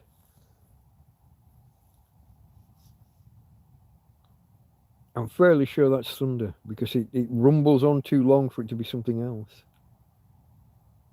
I don't know, folks. I could do without bad weather tonight because we're still in a... Well, because I got no warning. I haven't gone round and tightened all the taps and, you know, done the preparations that you would do if you're in a broken tent. Or fret. There's not really a tent. I don't know why I call it a tent anymore. There's no tent here. The poles are here, and the rest is tarps and awning fabric. Toldos, as they say in Spain. That far end is wide open because the tarp is perished and dead and ripped big holes. This wall's missing. This wall only comes 3/4 of the way down, so it dumps the rest of the water in once it gets that far. This wall only comes halfway down and then is ripped. There's at least 4 slits from ceiling to floor in places. It's not really a tent anymore, is it? It's the frame of a tent with and the taps that are on are doing the seam grin thing and getting the pinprick holes and letting stuff through. That's the ones that aren't totally ripped. So thunder and lightning in the distance can stay in the bloody distance and stay away from here. Gary says it's his stomach rumbling. Karen with a metal sheet, I like that. Yeah. Just keep the watering can away. If it is you with them not showing anything. Okay. Cheers, Jack Attack. Thanks for looking. Gary, get some crisps, says Karen. Hedgehog flavour. Don't know, folks. Could do without bad. Oh, look at this. We passed the 3-hour mark and I didn't notice. Oh, and the I was just about to say the viewers have gone up, but then it dropped again. I'm showing 8 here currently. Don't think we've got 8 in chat, have we? I don't think so. If there's anyone new out there, give us a thumbs up if you could. Consider subscribing if you've seen more than 2 or 3 videos. If you haven't seen 2 or 3 videos, I have a playlist where you can start, you know, the whole backstory and everything. There's a whole playlist, best videos to start with or something it's called. If you go to the channel page, click playlists, look through the list for something with a name, something resembling what I said. Best place to start, I think it is. Watch a few videos and decide whether this is something that you want to be part of. Most videos so far are not like this. This is just a silly hangout because I did a proper TrampCast earlier today where I detailed the events of a week. Normally it would be the week that we just had, but I'm behind. So I was detailing a week from 2 or 3 weeks ago. But at the end of it, I was in the mood to kind of sort of carry on, but not on that topic. So this is just a hangout where we're chewing the cud, or chatting the shit, as somebody, chatting shit, as some people would say. I wouldn't. I try and keep it PG. And if you believe that, you believe anything. I am a tramp. I live in a field. I swear like a trooper.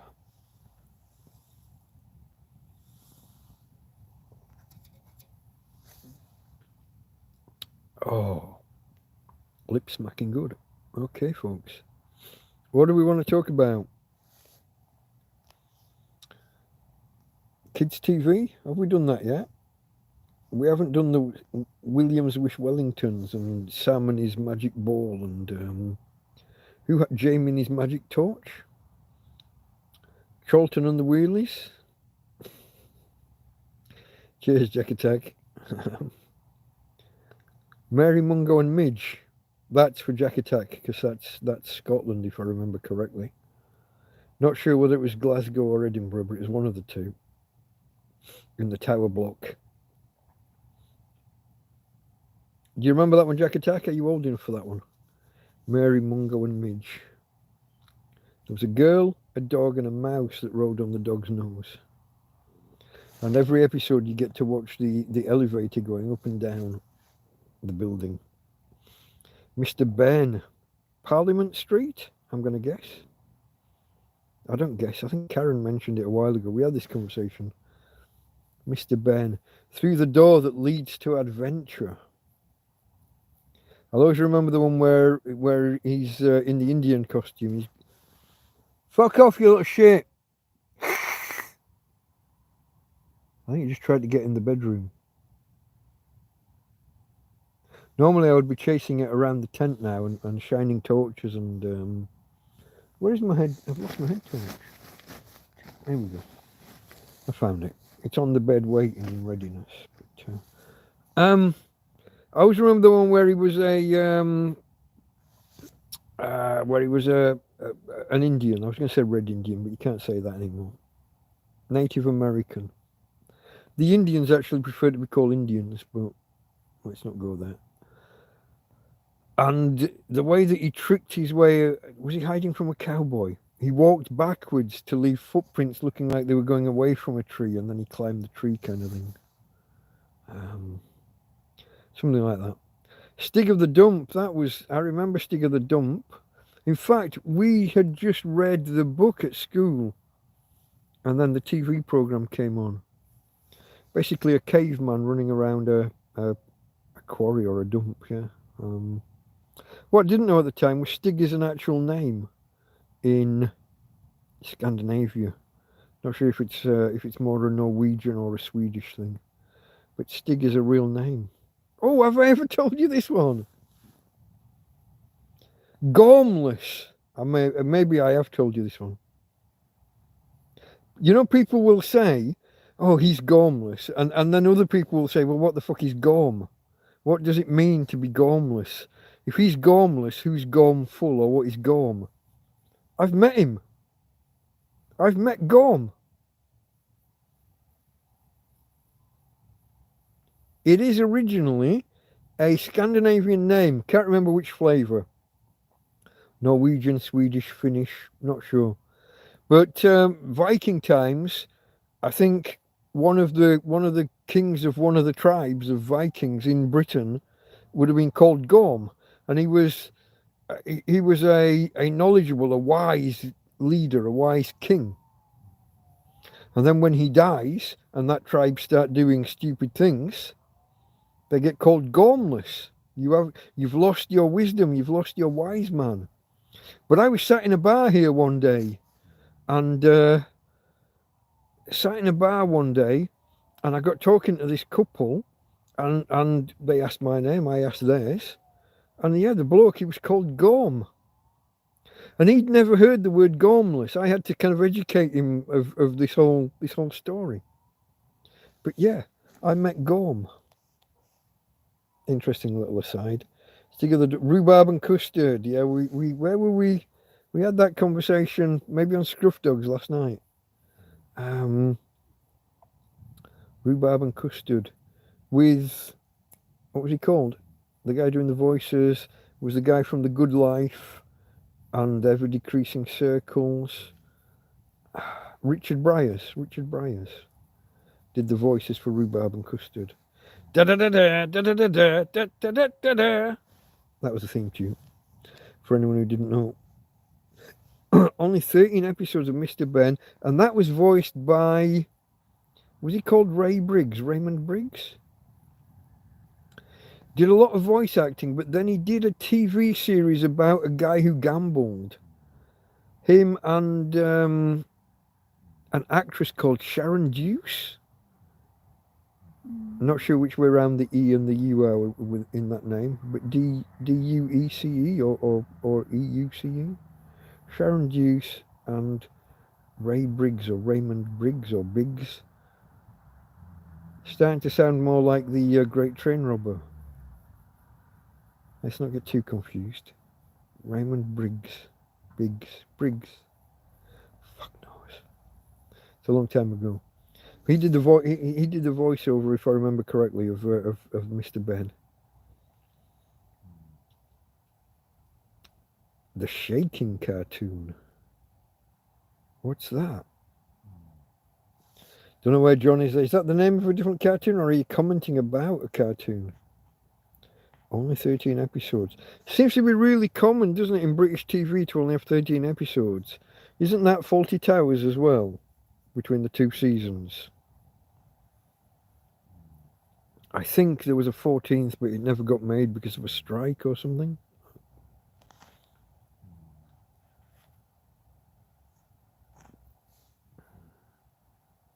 What did Gorm think of the term gormless?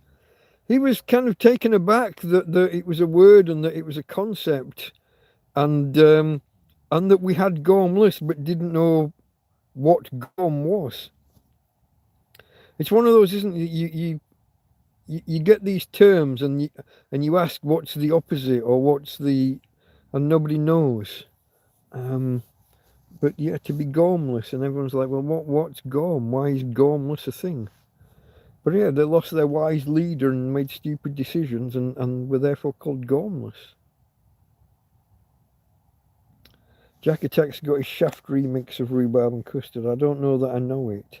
Shaft as in the blaxploitation kind of, the black American detective fella. Richard Roundtree, if I remember right. They did a sequel, didn't they, a few years back? I wasn't that impressed.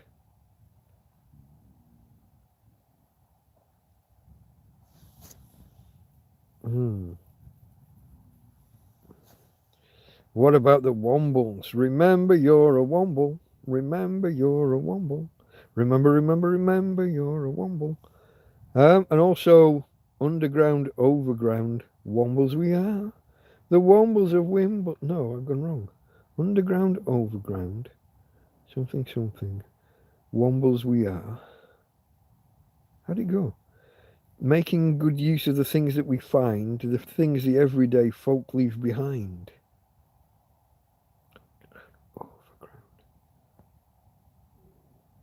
Wombling far? Underground, overground, wombling far. I don't remember the beginnings of it. Cockleshell Bay. I think I was almost an adult when that was on.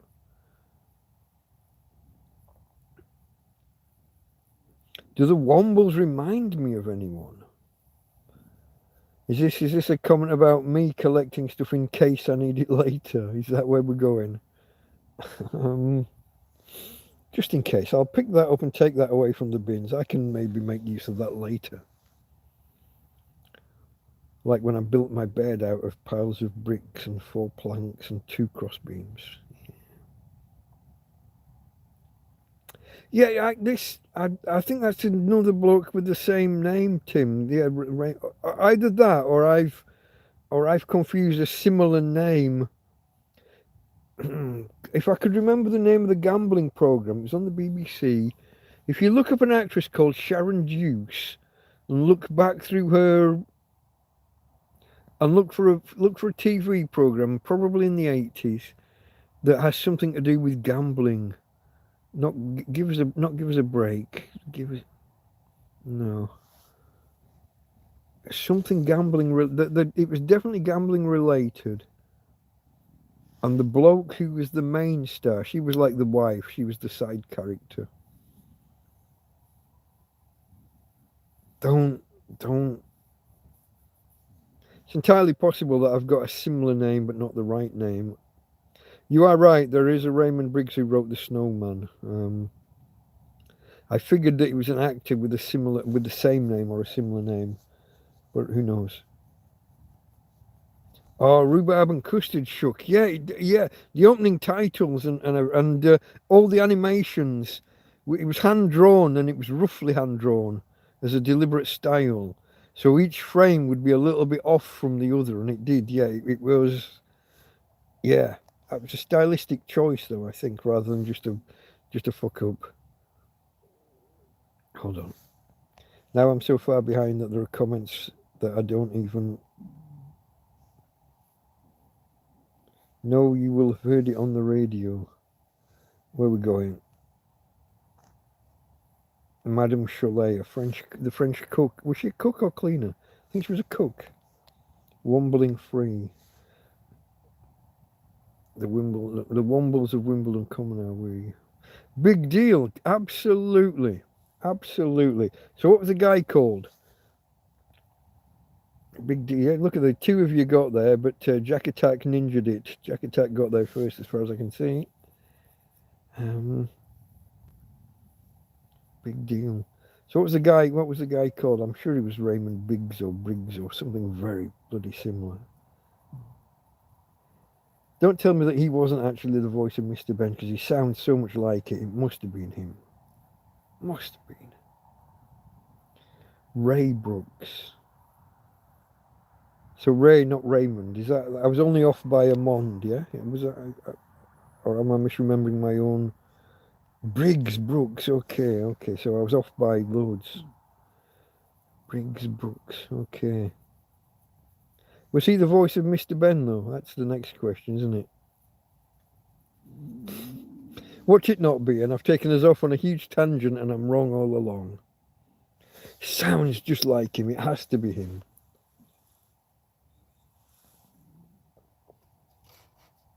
Has to be him.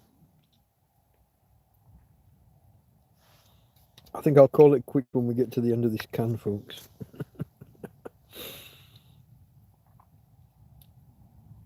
Partly because I'm going to need a slash soon, and I don't see us taking a 2-minute intermission break at like 3.5 hours and then coming back and doing anything more afterwards. Unless people want me to. But Ray Brooks. We need a confirmation on whether Ray Brooks was the voice, the narrator of Mr. Ben. In my head he is. What's a Robbie Box? Why are people saying Robbie Box? Is that the name of the narrator on Mr. Ben?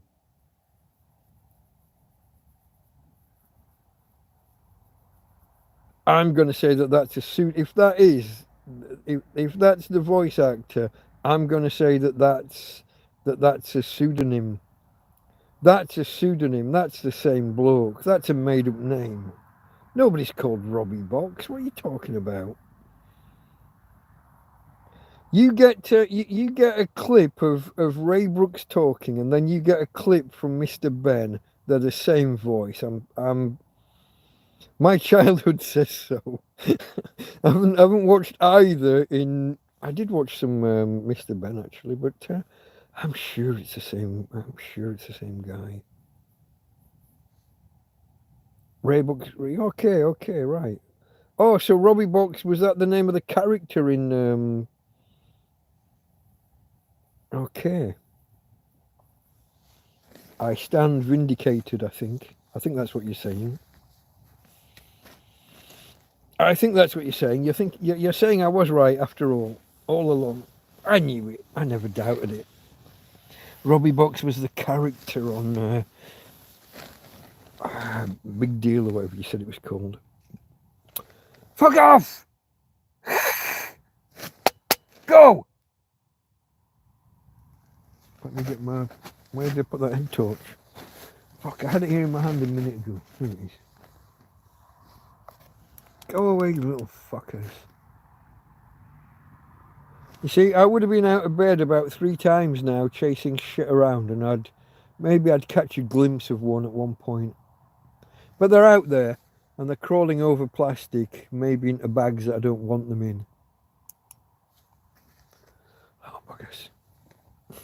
I stand vindicated.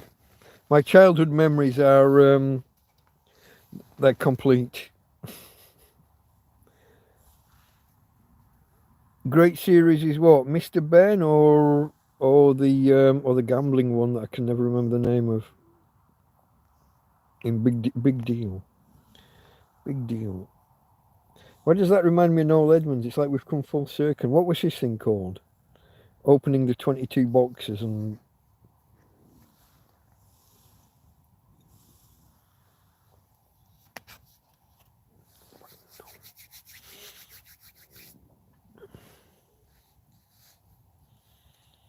Isn't that called Big Deals? Deal or No Deal? Okay, yeah, look. The synapses are firing, but they're close, but not Deal or No Deal, yeah.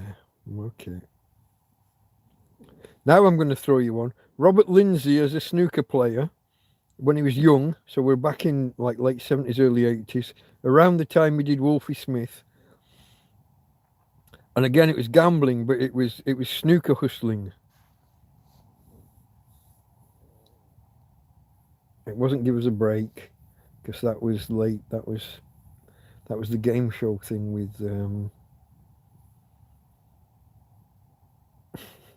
this could be the show, guys. This could be the format. I throw random fucking half memories of childhood programs out there, and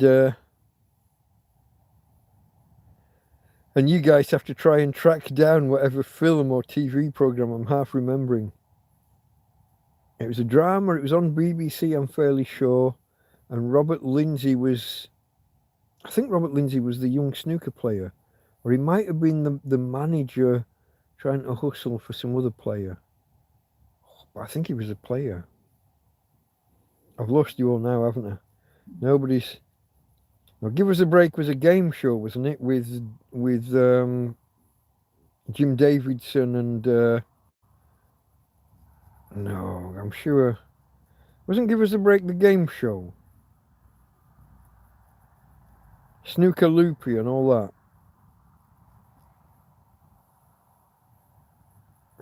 What was that called then? I'm trying to remember the name of the snooker player who was the pro. You had Jim Davidson as a presenter, and you had the guy with the black curly hair. I'm going to say possibly Welsh, but I'm not. So he's Give Us a Break. I thought that was the game show. 83 to 84. John Virgo, that's who I'm talking about. He's not Welsh at all, is he? Robert Link, Give Us a Break. So what was the game show called? With John Virgo and Jim Davidson? I'm sure that was called Give Us a Break. I'm sure it was. Big Break, really? Oh, my head's cabbage, isn't it? I've got all these half memories, and sometimes they come together fantastically, and other times they're all just off. I did say Give Us a Break earlier, but I figured that was the game show, not the TV series. So tell me now then, if you can, while you've got your Googles up, Robert Lindsay was the young snooker player, or was he the hustling manager? I think he was the young snooker player.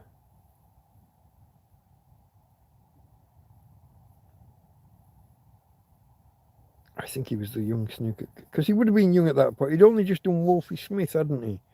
Power to the People, whatever that was called. What was it called? Citizen Smith. Citizen Smith. Okay. I don't know where I drag some of this stuff up from, folks. And it's not always on target.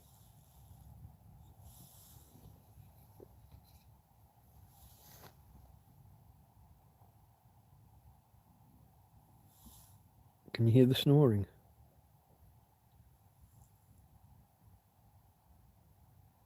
Robert Lindsay was the wide boy promoter. Paul McGann was the young snooker player. Really? I wouldn't have thought there was that much of an age difference between them. Paul McGann. Yeah, the McGann brothers, there's about 8 of them. Which one was Doctor Who that time? Once. Just before the millennium.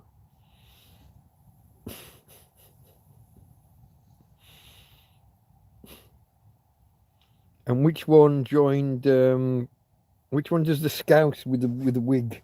All right, calm down. One of the McGann brothers is one of the 3 blokes running around doing that.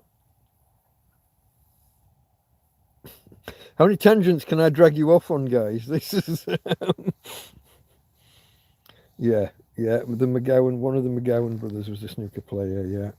You were ninjaed again by Jack Attack, I think. Sorry, John.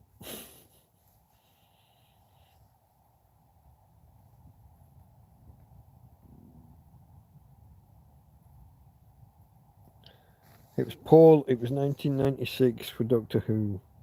Okay. That's the same one, yeah? That's the snooker player one. Okay.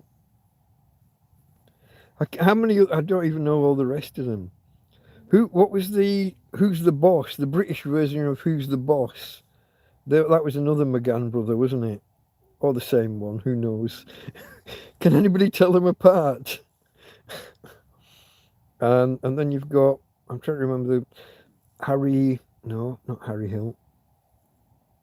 Who did Loads of Money? Oh, God. It was his program, wasn't it, where they run around going, doing the Scouse thing. All right, calm down. He ain't worth it. Yeah, calm down. With the Terry McDermott wigs. 1970s perm wigs.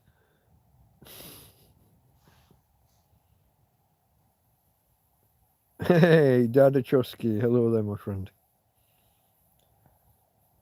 You're joining us rather late on.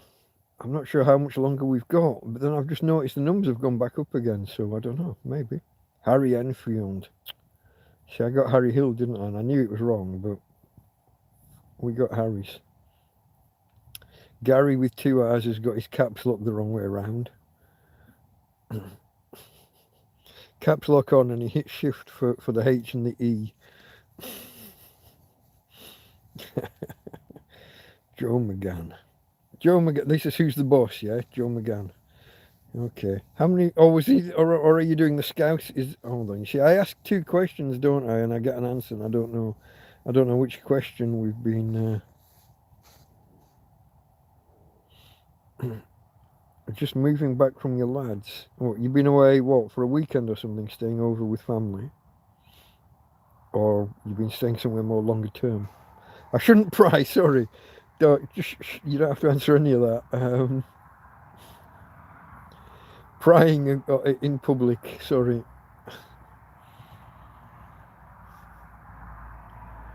24 thumbs up. This is a record, folks. We've got 24 thumbs up, and earlier did we have 19 people on at the same time? So I think we're records all round here. Oh, okay, mate. Yeah. I remember you've been convalescing. Okay. Yeah.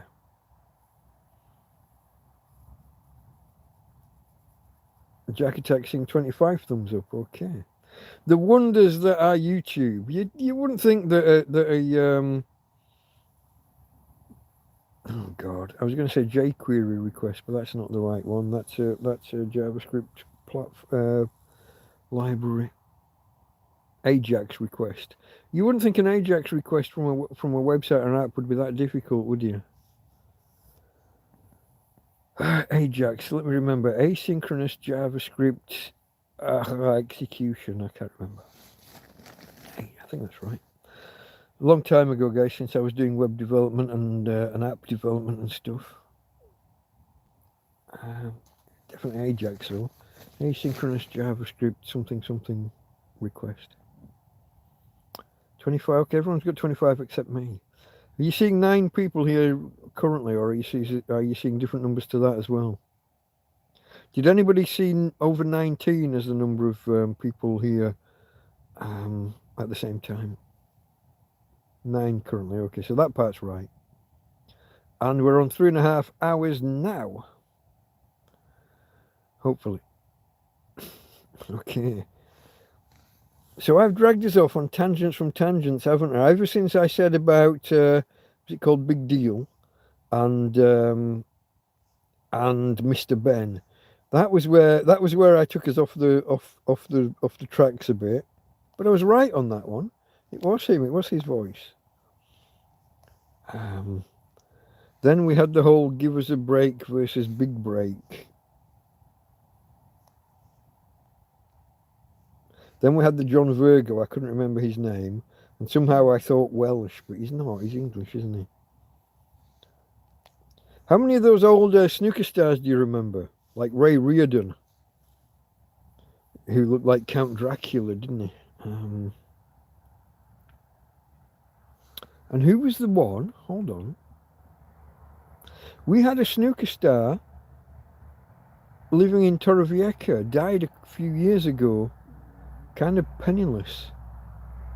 Have I got that right? I think it was a snooker player. I almost had it there. I almost had it. And it went.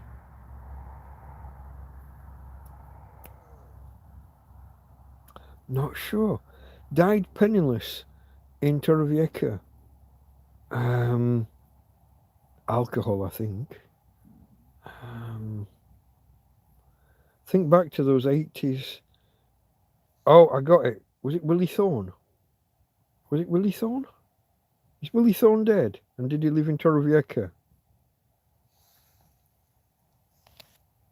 I think it was. Eddie Charlton. He was Australian, wasn't he? Jimmy White's still alive, isn't he? I'm going to say Willie Thorne, blokes, but you'd have to check. You'd have to check my memory. John says yes, but is that to Jimmy White still playing, or is that to Willie Thorne being the one who lived in Torrevieja and died? Bill Werbeneck was a beer monster, but that was for medical reasons. And he never lived in Torrevieja as far as I know. But I remember him well. Does anybody remember the guy from, I think he's from Bradford, was he Johnson? Eddie Johnson? Came out of nowhere one year, won the World Championship and kind of disappeared soon after. Beta blockers. Werbeneck. Joe, hold on. Where are we going here? Joe who, when, where? Oh, Werbeneck, Joe. Karen says 2020 he died. Who are we talking about, Karen? And was it Torrevieja? And was it Willie Thorne?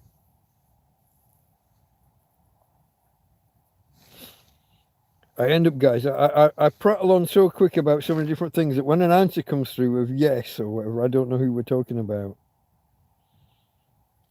Joe, was that? I can't remember all the people I just talked about. Whoa, who am I about to block? Fuck. Sorry, Jack Attack. I was about to remove you as a moderator and block. I don't know. Fuck. Misclick. Joe Johnson. Joe Johnson. Was that the guy from Bradford? Came out of nowhere, won it and disappeared fairly soon after.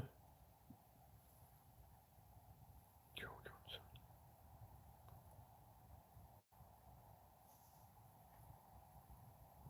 Googled Willie Thorne died in my neck of the woods. So Torrevieja, yeah, okay. I tell you who else lived out here. I don't know if you know this one. This was a song my mum used to play a lot. And now I've just forgotten his name. But it's a very similar name to someone else. And I can't remember who now. There was a song, probably 60s. Yes, okay, there we go. Willie Thorne dies at Torrevieja Hospital. And he was literally, guys, penniless. And they were begging the other snooker stars to put money together to help in his final year or so. But was it the booze? I think it was the booze. He was a gambler as well, wasn't he? I think that might be why he was penniless. I think he could have lost his money because of gambling, but I think booze as well was the illness stuff. Yeah, bad gambler. Yeah. We saw the 2020 he died in, but we didn't know who you were referring to, Karen. The conversation I had diverted the conversation in three different directions. So when you came back with he died in whatever it we couldn't connect the dots. Sorry, my fault probably. I ramble and do tangents from tangents. I don't know if you've noticed. Have you ever met me? Fuck. Hello, I play Delta Mike on the internet.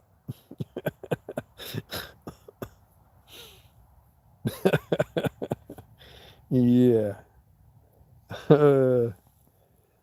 Remember, we did a 4.5 hour stream about the week of hell. We started at Friday midnight, and in the 4.5 hours, we got to Saturday lunchtime. 4.5 hours to cover the first 12 hours of a week. And it's all Jack Attack's fault.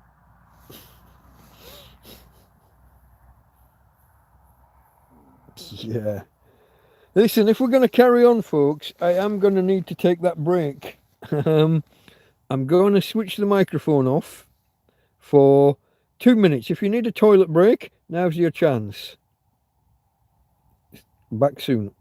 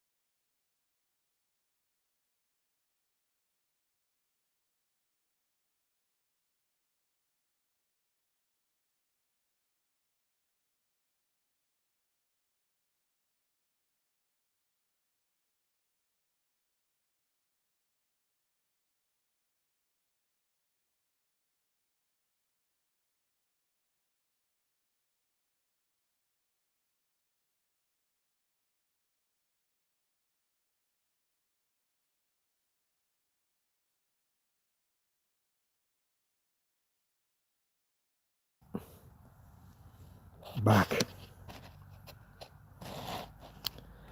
I was just about to go and chase some mice as well, but I lost the head torch in the bed. I couldn't find it quick enough. Am I back? Can you hear me? It says here that the microphone's working again, and they say that I haven't got a pot to utilize. Portrait is good. You can look at Google at the same time. I'm assuming you're on a computer, Tim Timony. It's all that beer. I don't know. What am I at? 2 cans? Am I on my third? I might be on number 3. But it's almost empty. Shh, don't tell anybody. Sorry for anyone who just joined. I can see that the numbers just went up a little bit. You joined as you were looking at an empty bed. Maybe you could see Tina slightly. I'm not sure. My doggy darling in bed here next to me. Oh, Tim Timoney's on a small iPhone. Do you do? You can do the multi-screen, the multi-window thing. That's interesting. Gambling addiction. Yeah. Okay. See, my memories they weren't bad. It took me a while to pick Thorn out, but then I thought I'd got it right when I did. Septic shock and leukemia. Oh, I tell you what, there's a big thing. Oh, okay. Anybody who's of Northern European ancestry, Northern European, so basically anywhere that's not Spain, Italy, Greece, I guess. They have a painkiller in Spain that all the doctors hand out all the time. If you've got a headache or something, if you're in hospital with pain, it's called something like Nolotil, Nolotil, I think. And it has other names, and there's a proper chemical name.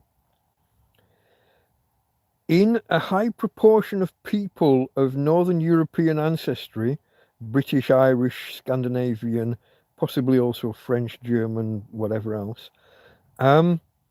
it kills your white blood cells. It leaves you defenseless, and whatever was wrong with you runs rampant. You get your sepsis and you die. And they hand this stuff out like candy. And the lady started a campaign a while ago, and she did like these bracelets, say no to Nolotil.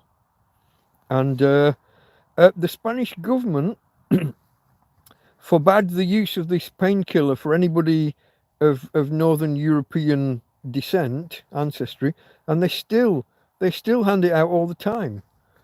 People are dying, well, not dying left, right, and centre, but frequently people die because they keep getting this painkiller. If I walked into a chemist now and just said I want a painkiller, it's probably the one that they would hand over. Unless you go in and say I want paracetamol or I want ibuprofen. If you just say, oh, we've got this bad headache or a sore throat or whatever, and they're just going to hand you a Nolotil. Don't accept Nolotil. Say no to Nolotil. I think I've got the name right. If I've got the name wrong and you find yourself with a painkiller that's an anagram of Nolotil, like Notalil or something, it'll be that. Don't have it. Say no. They're under government orders not to give it out to people from Northern Europe. And Scottish and Irish and Scandinavian are particularly at risk for some genetic reason. How did we... Oh, we got here because of sepsis, didn't we? Sepsis and Willie Thorne. But yeah, the septic shock and sepsis and stuff. That's terrible, though. He was a lovely bloke, from what I can tell, from what everyone said. But obviously had his issues. I don't know. Where were we before I took us down this route? How did we get to Willie Thorne? Was it because of the snooker program? It will have been, won't it?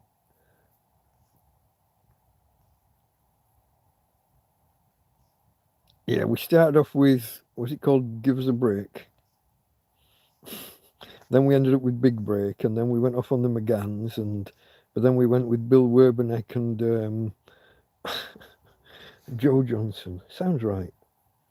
Who's it? Oh, Joe Davis. When you first said Joe, Jack Attack, when I was talking about the Johnson bloke, I was thinking of, I think it was Joe Davis, wasn't it? The guy that was like a 8 or 9 times world champion way back in the 50s or 60s.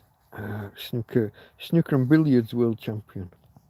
Joe Davis, I think. But yeah, I got confused with the Johnson bloke, who I'm fairly sure was Bradford. Came from nowhere, won the world championship and disappeared within a year or two.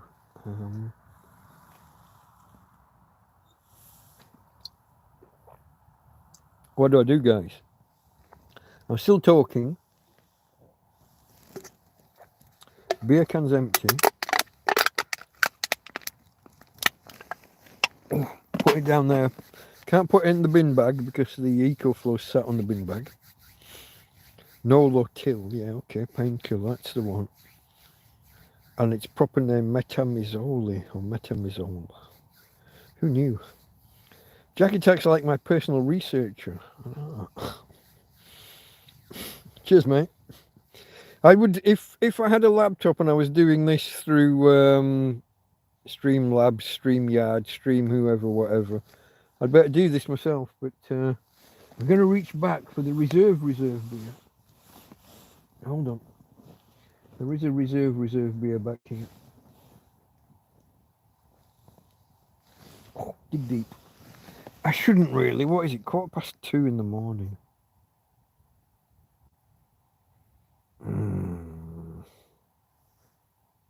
What would you do? That's right. 2:15. This is the last day of March, yeah? Now?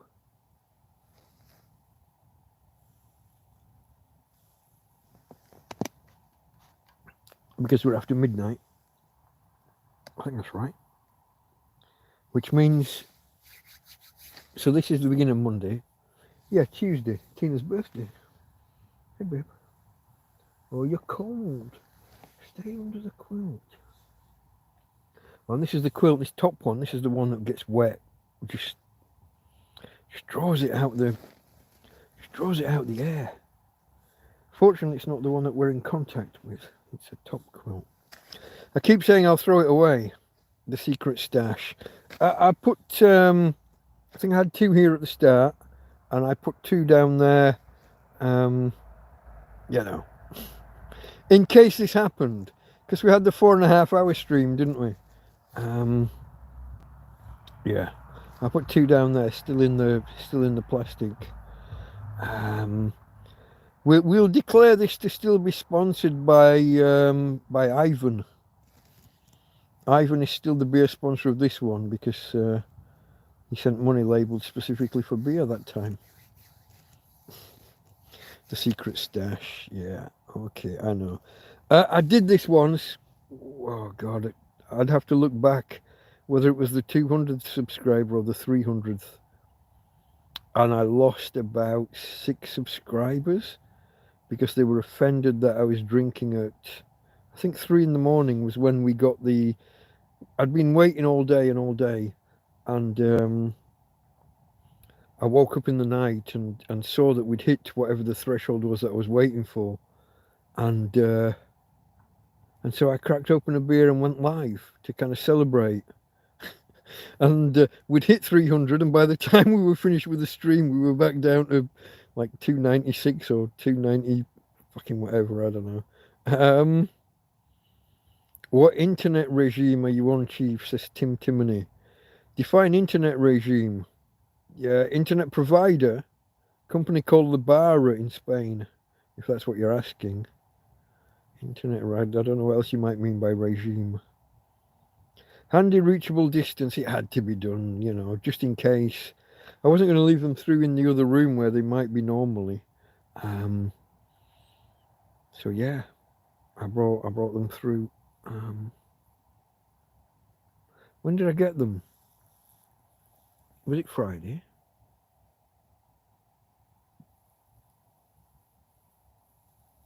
I don't know. I got them in advance in preparation. It was either Friday, might have been less things. No, it wasn't Saturday. Sunday night, yeah, Sunday stroke Monday. Must have bought them Friday. I don't know. Handy reachable distance, what internet regime? Yeah. What else can we talk about, chaps? We got anybody new out there? I see that the numbers have risen. Risen again. Rised, that's not a word. I'll go with risen. The numbers have climbed, let's go with that. Switch verbs, and it's easier to conjugate. The number of attendees concurrently here has risen, rised, climbed, elevated, arose. I don't know. Anybody new here? Anybody want to say hello in chat? You do need to be a subscriber. If you're not, then you can subscribe, wait a minute, take part in chat, and tomorrow unsubscribe. No big deal. It's mainly a spam protection thing, but if it helps me bump my numbers up a little bit, I'll try it. Is that in the bedroom or outside? Definitely in the tent. Whether it was outside the bedroom or inside the bedroom is the question. I hear the pitter-patter of tiny little feet, and it's not children. Internet package, gift gaff, 120 gigabytes for 25. I pay 15 and get 150, and up to 100 of them roll over if unused. And recently they have been, because I haven't got the storage space for downloading stuff and saving it. And I don't like to just stream things. Labara, it's called Todo Inclusivo, and then there are various numbers depending on which package you go with. So it's all inclusive, 15 or 10 or whatever. That's the amount you pay, and then the number of gigabytes you get varies.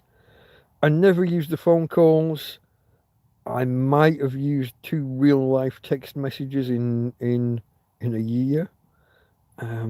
It comes with calls, unlimited calls to other Labara users, but how do you know that someone else's phone number is Labara? And why would you call them over a normal phone channel anyway, when you can do WhatsApp, or I was going to say Skype, but they're closing, aren't they? That was a shock. Kind of, sort of. Skype should have had this entire online face-to-face communication stuff. They should have had that sewn up. They were the first. In fact, are they still the only ones where you can call an actual real-life phone?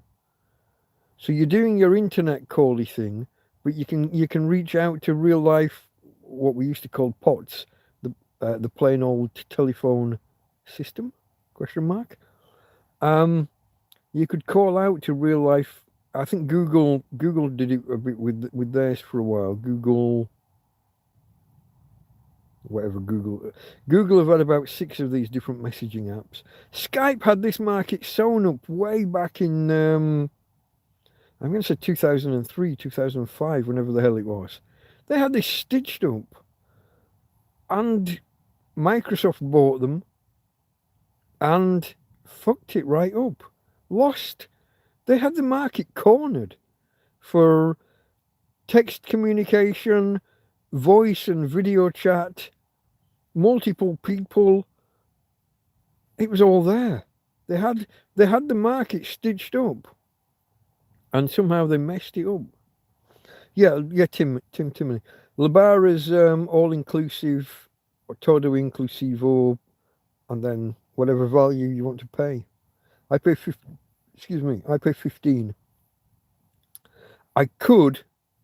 I think now, because over time the packages give you more and more and more, give everybody, that you get more gigabytes. I think I could step down to the €10 one, which I tried once upon a time, and it was just too little. But now you get more. I think I could make do with that. Even doing like 1080 or 720. I used to upload these videos at would it be 640p? Whatever that was. That's what I used to upload, and I used to turn the quality down as well as the resolution, the aspect ratio. That's what I'm looking for, as well as the aspect ratio. There was the compression, the quality setting. So I used to slide everything right down. My first videos are probably horrendous to watch for someone who's not watching at 144p like I do. Skype died, yeah. It when Microsoft got it, there was no further development. The way they tied it into their single sign-on stuff, so you had to have a Microsoft account, and even that was kludgy and broke sometimes and left you locked out. No contract, yeah. Oh, are you talking to Daddy Trusky?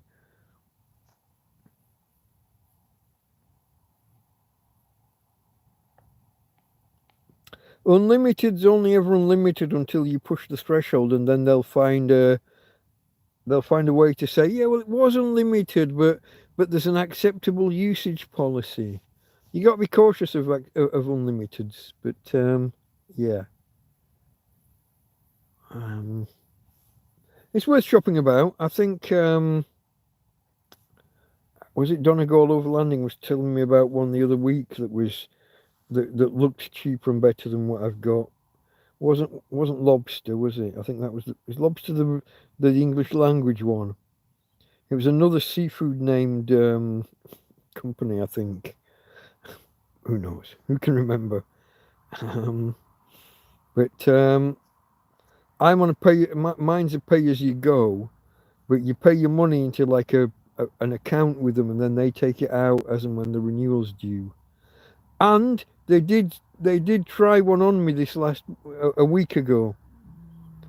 I moved the €15 across to the account, ready for it to be taken by them to pay for the renewal, and the renewal didn't happen. They sent me a text, and when I checked, instead of having €15 in the account, I only had $14.50. Bastards had robbed me, saying I'd signed up to a raffle, a prize draw. And I'd been in the prize draw for so many weeks for free, but now the free period was over and it's time to start paying 50 cents a week. And I'm like, bollocks, no, I never signed up for shit. I can read Spanish just about. So if I get a text message saying something, I know roughly what the options are, and I'm not clicking on shit that I don't want. I don't do prize draws anywhere ever with anybody. Temu keep telling me how I've got a €250 voucher. I don't click that shit.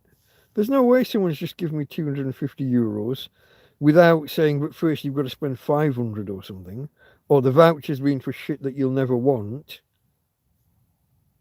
Something running around out there. I might have to go and chase it away.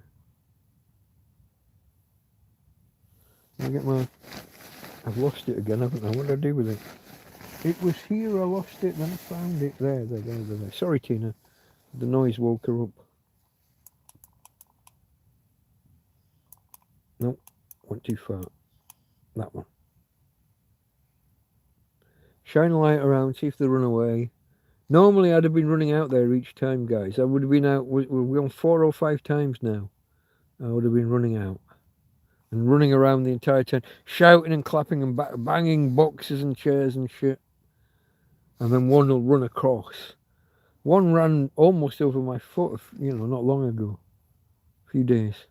Ran right past my foot and its tail brushed my foot for about the 3rd or 4th time. I turned the torch off just as something crunched on plastic. This is no fun. This is no fun, having mice running around within your residence, within your domicile. And just putting up with it because you can't catch little bastards, they're so fast.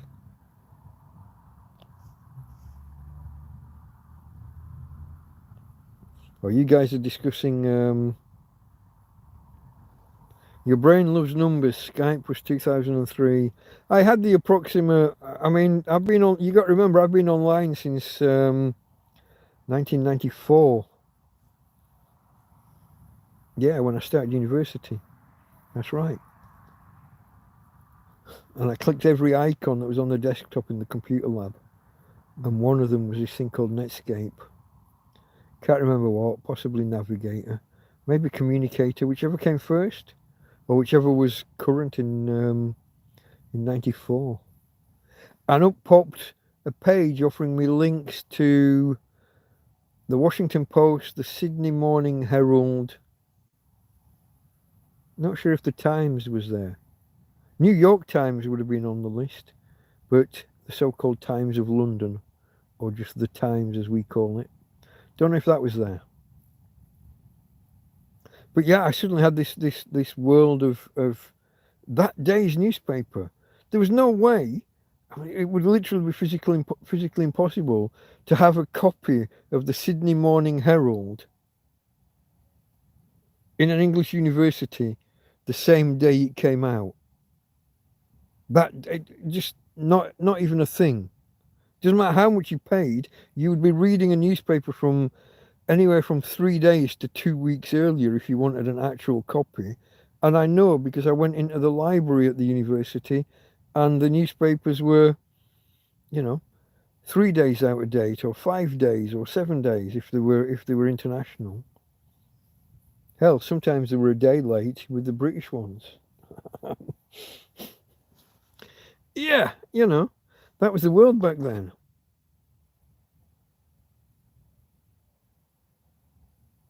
Is the Repsol 24 hours? No. Closes 9.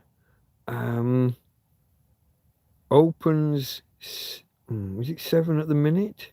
8 at the weekend, I think, opens. In summer, I think it's open while 11, or it says it is. It's open till at least 10 in summer. Closes at 9 at the minute.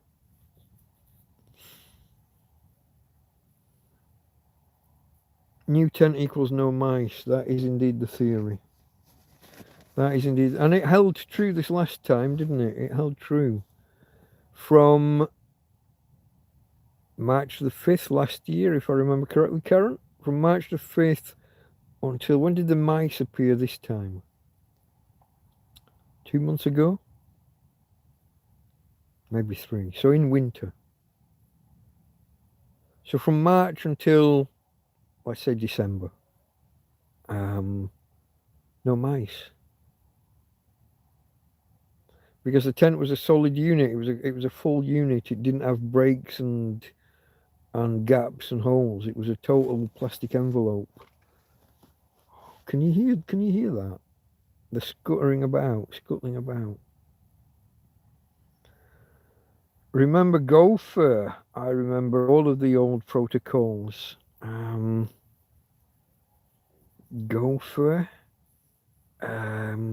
News groups. News groups still exist, I assume. News groups were like email, but instead of going directly to one person, it's like pasting it on a wall and anybody can read it and reply. News groups.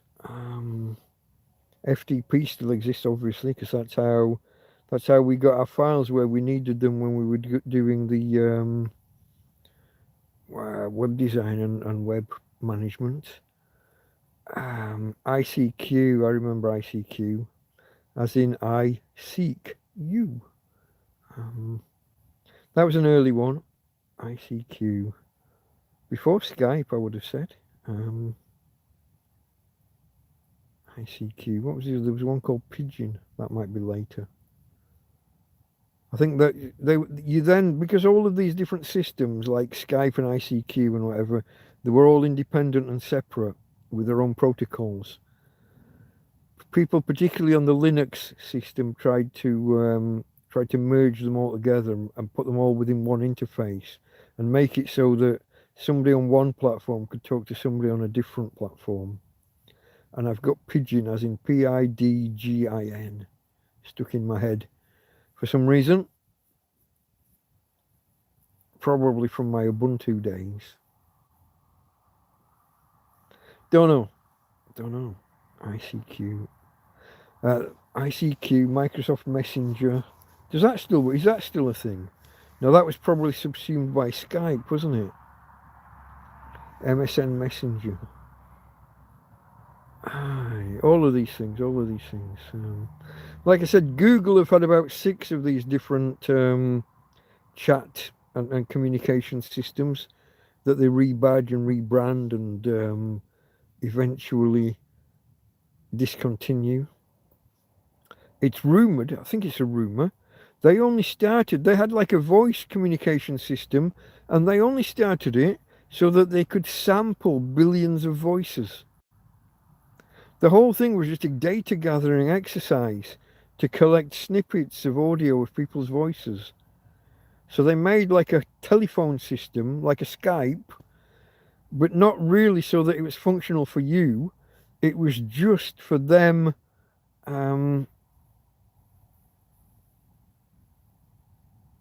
ICQ was only just shut down 9 months ago. No.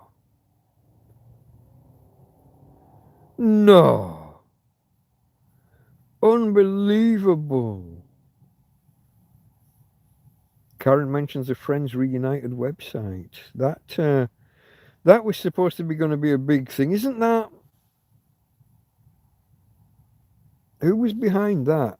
Is that not that woman that became like the IT czar for the UK? Or was she last minute? Triple-barreled surname kind of bird. She might not have been Friends Reunited. Was lastminute.com British originally? I'm not sure I've got the right.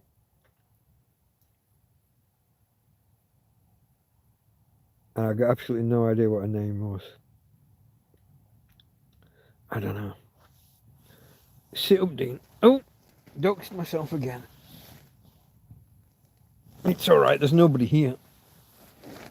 It's only his friends. You all know my name already, I think.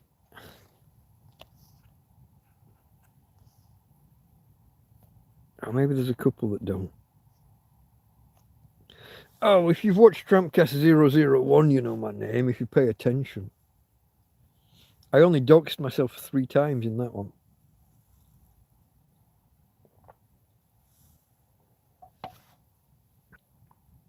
Reconnecting. Maybe there was no connection when I doxed myself. Maybe nobody heard anything. I doubt it. Okay. Where are we, folks? Where are we? We've gone over 4 hours and I didn't even notice it happen. That's okay.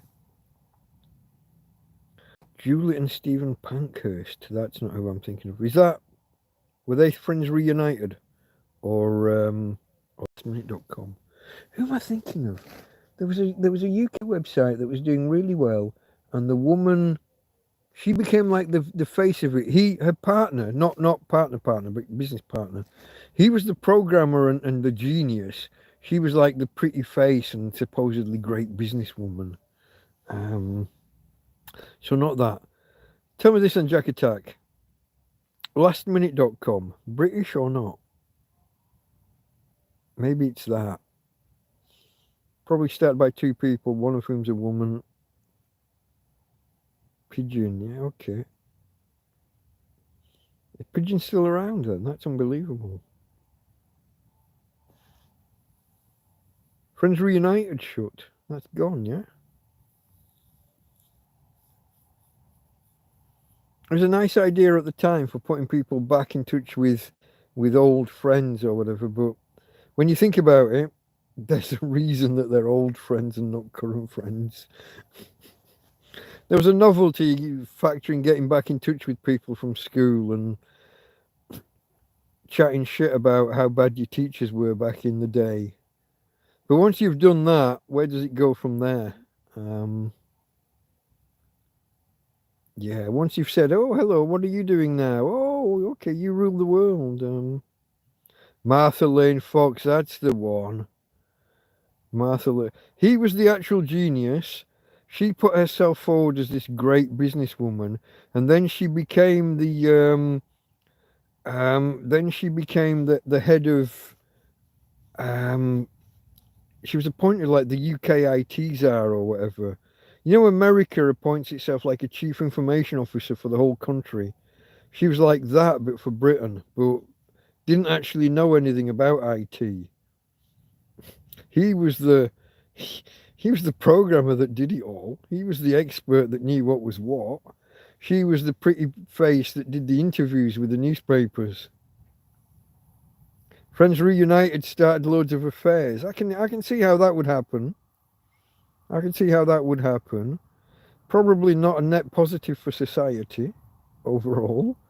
How many non-affairs did it start? How many stalkers chasing people who don't want anything to do with them? I bet there was more of that than there was of actual affairs. I'm going to bet more stalkers than actual affairs, guaranteed. No, it's not even a question. The creepy bloke that fancied you at school sees your picture and starts messaging and you can't get rid of. Yeah. I'm saying that from a woman's point of view because I'm talking with Karen, but it's not that I've got creepy blokes chasing me. A bit like Facebook. Yeah, I guess that happens there as well. Yeah, it's interesting, isn't it? You wonder whether these things are a net positive for society or not. They have their pluses, they have their minuses, and I guess they have everything in between.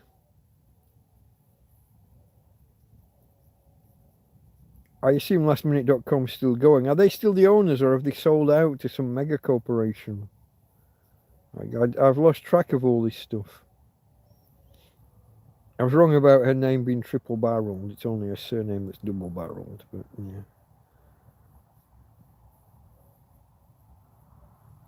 Brent Hoberman. See, you never hear of him. Brent Hoberman. You wouldn't know. Martha Lane Fox, as soon as I saw her, that's the one. She was the one interviewed in all the papers and on the TV, and then wangled a position in government. Interesting. Interesting. But does it achieve anything for society? I don't know.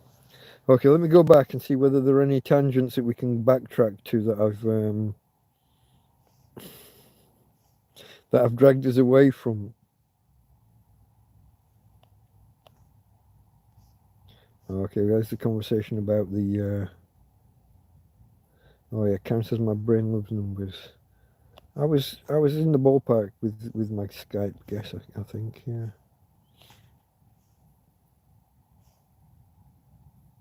You gotta remember, I've been online an awful long time. I've been on computers one way or another since, well, a friend's computer somewhere around 1980. My own computer, we had computer games very early 80s, the Philips G7000, whenever that was. I had a thing called a Macrovision Blockbuster, which was a handheld game console thing where you slid these fascias, these cartridges in and played on a 10 by 10 grid, maybe. LCD, and my mum said LCD had no future. It would never amount to anything, folks. It was just black blocks, a grid, 10 by 10 or 14 by 14, whatever the hell it was. And you're playing these shooting games, firing either from the left or the right, and maybe from the middle. You make a choice of which gun to fire, and the little block shoots up and catches something as it moves across. And my mum said that was this LCD, it'll never take on, it'll never catch on. And here we are now. I said, oh no, just wait till you get colour, and they can do it, and wait till the dots get a bit smaller and smaller. And LCD, LED, whatever, OLED, they're all variations and developments of that same technology in the end. And here we are with flat screen TVs, mobile phones, and everything else. Panels on your fridge and what have you, you know?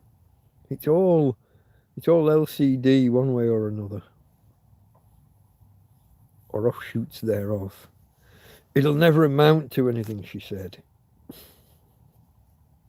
Karen's off to bed. Night night, Karen. Is that 26 thumbs up? I'm showing 25. My readout is one behind everybody else's. I think we're going to be calling it quits soon, folks. I've run out of stuff to prattle on about, I think. I looked back to see whether there were any tangents I could go off on from where we were at. Oh, we had the whole gopher and FTP and what have you question. News groups. Was that NNTP? What's NNTP?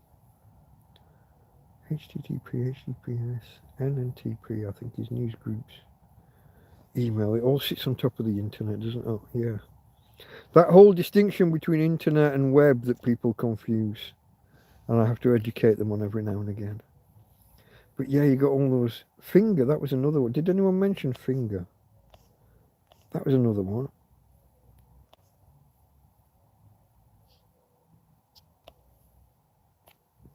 Yeah, all of that. Yeah. Well, I wish the zip still worked along the bottom of the bedroom.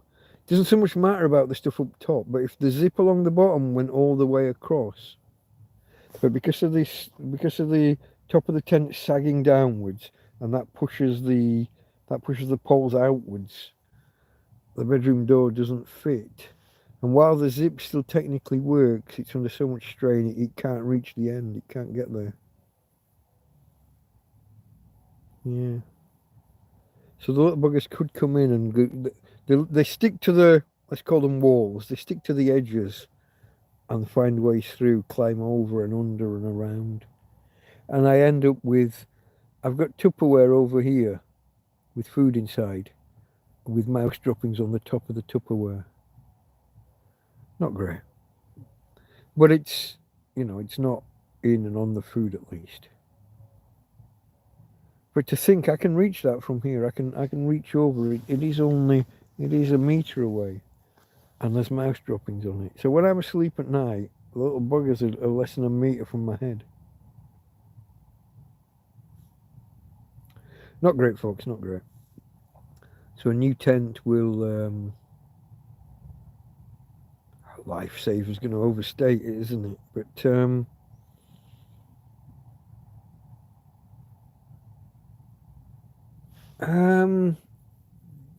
yeah, I thought about that, Jack Attack. I thought about like the washing line prop. Yeah. I don't have a piece of wood that size, and to get under the pole, well, that's where the bedroom door is. So you'd have to be where the fabric is. You can't kind of get under it because that's where the fabric is. I don't know. Maybe. What I figure with my next tent, here's another thing to help. So I'm going to put tarps over it from the get-go. But another thing to help prevent this, if you imagine we've put these poles in place a year ago, and they've stayed in that place, in that position. If we'd taken the tent down once every couple of months and kind of rotated the poles, just like physically rotate them, or they're in separate sections with elastic running through the middle, undo them and refasten them and put them back in. And each section's gonna, it's not all just gonna go back at the exact same orientation, is it? And so the stresses won't all be downwards on that one portion of that, of that segment.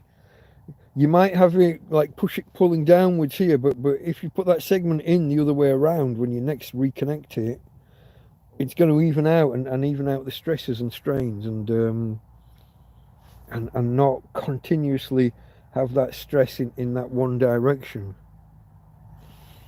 That was Karen saying good night. There's one each side. Maybe I'll try. I'll have a look around and see what I've got. See what I can try. But hopefully we're 2 weeks away from a new tent. Hopefully. Huh. That came on all of a sudden. I'm getting tired myself, folks. Where are we? 4:18. I'll go to 4:30 if there's people around still. I need a couple more of you to start chatting though. What are we going to talk about, folks?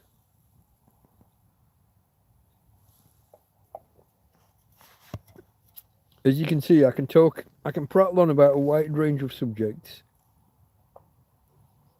My knowledge is broad but shallow, I guess some would say. I never really did pick a topic and specialise. And that's where the money is. You got to have depth of knowledge in at least one area, preferably 2 or 3. If you can take a deep dive in multiple areas, that's where the money is. I could never pick. I never knew what I wanted to be when I grew up. I never picked a topic or an area. kind of fell into stuff later on, I guess through hobbies, through interest. I turned a hobby, the computer and programming thing. I turned a hobby into a business and went from there. No one else would employ me really, so I had to employ myself. Basically, what happened. A few bits and pieces along the way. Worked at Reebok for I don't know, was it 6 months or 9? Started as a summer job, carried on. Should have gone to university. Deferred my place at university for a year. And then 2 months later, Reebok said goodbye. Thanks for that, guys. So then I worked for a uniform and workwear company for a while. Short sleeve polycotton step-in dress with white piping on the pocket and sleeves. That'll be, oh God, what was it? Something like £12.81, and that'll be £15 and a penny, including VAT. Maybe. I can't remember the numbers exactly. I used to have that script off by heart. Short sleeve polycotton step-in dress. Yeah. Don't know. I've got £12.81 in my head and £15 and a penny. Does that sound like 15%? I think it was 15 VAT back then. Might have been 20. Who knows? This would be 1990, would it be 1993 into 1994? Yeah, after the Reebok debacle. 94, beginning off. Started uni in the October of 94. Maybe. Other jobs along the way. Customs and Excise Management Consultancy. As part of my degree, that was a sandwich year, a year of employment. Oh, going way back, I was a security guard in London in 1989. Before going on to college and stuff. So never, long story short, never really picked an actual. I remember £15 and a penny, so maybe it was 20%. I don't know. Or was it 17.5 for a while? That was there an in between 15 and 20? I don't know. I remember 12.81 or 13.81. Oh, I remember 81. I remember £15 and a penny. Who fucking knows, guys? Who knows? Is that yes to 17.5 was a thing? Maybe.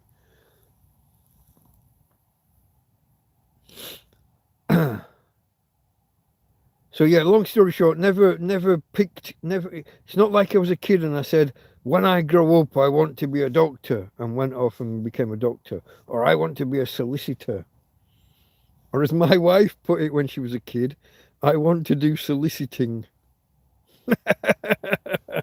Imagine saying that at school. When I grow up, I want to do soliciting. Yeah. That was funny. That was funny. I want to do soliciting. I always felt I could have done either. If I'd picked it, if I'd chosen it, I'm quite sure I could have done the doctor thing or the lawyer thing. I just never picked it. I never chose it.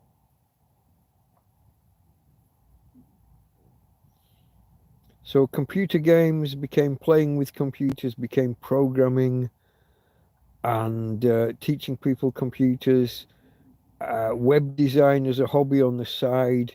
The people I was helping with computers had businesses or connections with people who wanted websites because it was that, I guess the early 2000s, maybe 1999. Teaching people computers and then into web design. Then I learned about content management systems rather than programming my own ad hoc systems. And off we went into business, folks. Off we went. Spun it up and away we went. We'll give it another 5 minutes, I think, and then we'll call it quits. The bug. Which one? The Millennium bug? Or just I got the bug with programming, etc.? Both are true, but...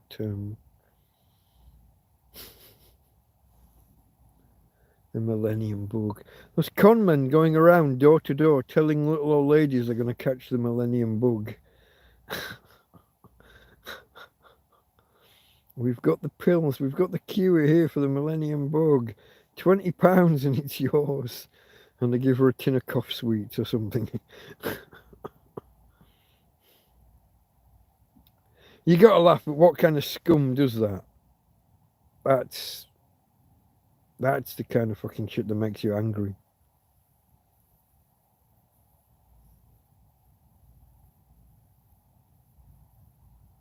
Yeah. Wife's granddad had some builder pull up telling him he'd been working nearby and there was something wrong with his roof, pulling a scam to get money. Terry, good night, my friend. Good night. Have a good one. We're drawing it to an end in 5 minutes anyway, I think. So yeah. Thank you for being here. If you haven't, or I'm sure you've already hit the thumbs up, but if you haven't, if anybody's out there who hasn't hit the thumbs up already, this is a record-breaking stream, I believe. 26 thumbs up during a stream is a record for my little channel. If there's anybody out there who's new here, say hello in chat. We don't bite. No, unless you ask nicely. And even then, I'd have to put my teeth in first. Oh yeah, we're going to cover that at one point. Not today, but there was somebody. Was it Jeff? There was somebody wanted to know the story behind the teeth.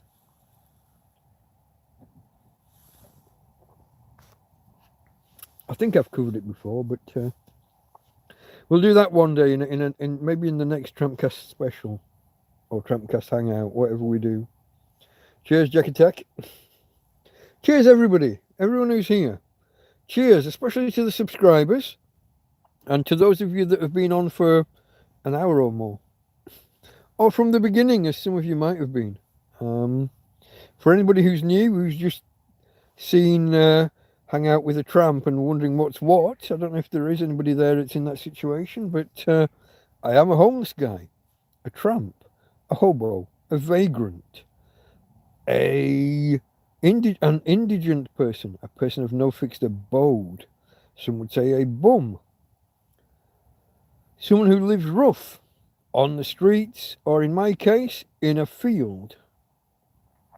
I'm an Englishman trapped in Torrevieja, which is a city on the southeast coast of Spain.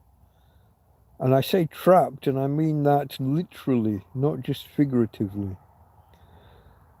Long story, TrampCast 001 gives the full story. But for now, we're just having a hangout amongst friends, and you're welcome. Please say hello. You might have to subscribe and wait 1 minute. You can always unsubscribe afterwards, after we're finished, if you don't want to stay subscribed. No problem. Either later today or tomorrow, whatever. All good. No harm done. But come and say hello. I got my doggy in bed next to me. She's, I think she's dreaming about running at the minute.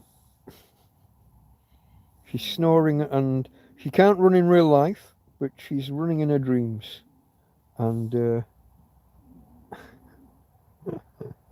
and I can tell. That's my girl. That's my Tina girl. So yeah, that's the summary of where you are and how you ended up here, I guess. I'm in a broken down tent with, it's not really a tent, it's the frame of a tent with tarpaulins and awning material, tall-dust material all around. I got mice running around in the 2 other rooms of the tent right now. And I'm trying to save up to buy a new tent. Hopefully we're there or thereabouts. A couple of bucks earlier, three donations earlier, maybe gave me the push over the hurdle. We might have just about made it. At the start of the day, I had the amount in euros. Let's, X pounds are needed to buy the tent.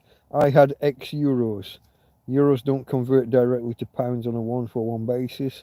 I needed a little bit extra, and I got 3 donations. So I think that's enough. Depends on PayPal fees, conversion rates, bank charges with my friend at the other end who's going to go and make the purchase. But yeah, we're there or thereabouts, maybe, just about. So I'm sat here now at just gone 3 o'clock in Spain. And 4.5 hours in the live stream. I was about to wrap up. I think I'm going to, folks. Unless some of you new people who've just arrived want to say hello, we're probably gonna look at this mob. Just as I decide to wrap it up, YouTube decide to throw a bunch more people at me. What do I do, Jack Attack? Who else is still here? If you're one of the long termers, if you've been here in chat, look, there's only... Did Tim Timoney go? Yeah. Oh no, Terence went. We got Jack Attack. We might still have Tim Timoney, I'm not sure. Karen's gone. Yeah, we haven't got active participants in chat, I don't think. Did Dadachowski leave, or are you still here, Dadachowski?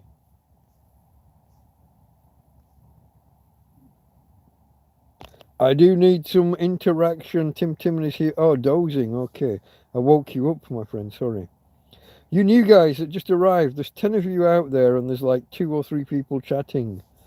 I'm going to draw it to an end if we don't get some interaction. Don't want to sound pushy and needy, but I've been prattling on for 4.5 hours. Look at this. Now it's more people arriving. I've been prattling on for 4.5 hours and chat isn't really moving and giving me topics to discuss. I was going to hang up at 4:30 and then people started arriving, new people arriving, but nobody's talking. I'm going to give it 3 more minutes. That gives anyone new a chance to sign up. How long have I had Tina, asks Gary with 2 R's. I've had Tina...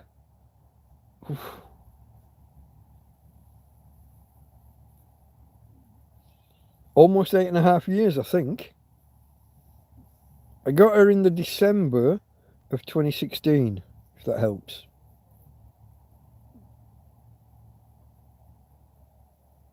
Eight years, 4 months I've had her. She was between 8 and 10 months old when I got her, and we had to pick a birthday for her. And that put it somewhere around March or April. And it's just me and my sense of humour. I picked April the 1st. I'm a cunt like that. She's Spanish. She's from a place down south called Albox, Albox, and she was due to arrive at the kennels, the rescue, the rescue pound, from a charity called APSA, APSA, which is the Albox Society Prevention Animals or Protection of Animals, whatever, however that would have been worded in Spanish. So she's my Spanish girl,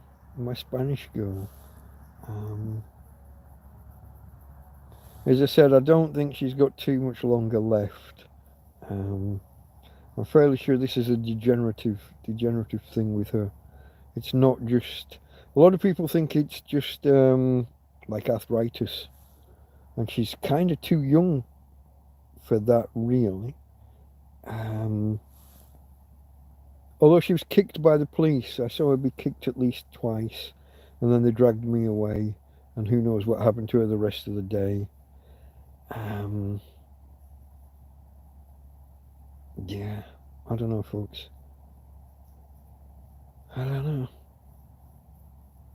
I want to keep her going as long as I can, but if it becomes apparent she's in pain or anything, currently no sign of that. And when friends arrive, she tries to run to them, and she will bum shuffle across the ground to people as well. Tim Timmon is in a camper van in Great Yarmouth. He's asking where everyone else is. Jack Attack is Glasgow-ish. I think actually Glasgow. Gary's in Almeria. I'm going to admit my ignorance. Sounds Spanish, but I'm not sure exactly where. My knowledge of Spanish geography is not great. And some of these words, Spanish and Italian, can sound similar as well, so sometimes I can be way off. I mean, way off.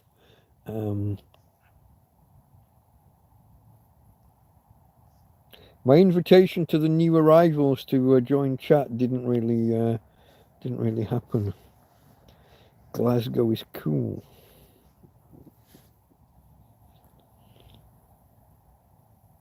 What is it Big Clive calls it?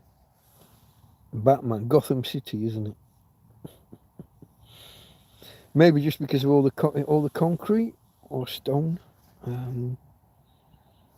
or maybe just because of all the crime.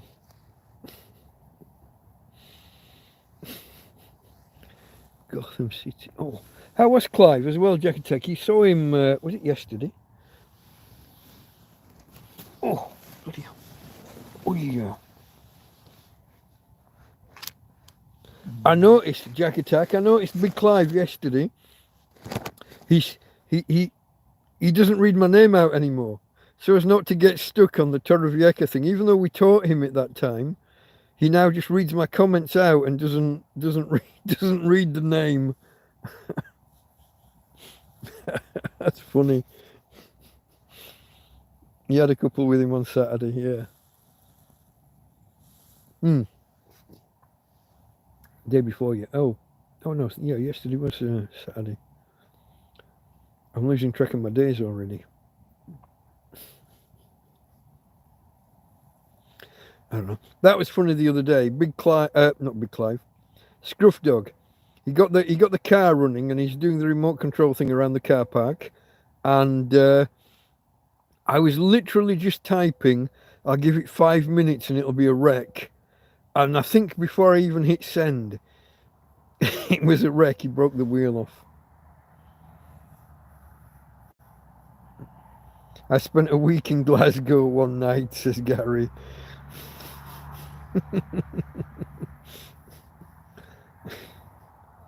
Oh yeah, Grant Rennie turned up as well at your meetup. Was it just the three of you then? Was this an announced meetup, or was it just you guys planning it privately between yourselves? Ah, I got a mustache hair in my mouth. So yeah, guys, Jack Attack is I know Jack Attack from Big Clive streams and Scruff Dogs. Two streams I watch on Saturday nights. No announced, just you guys. Okay. And you dragged Grant Rennie off into a gay bar. I want to take you to a gay bar.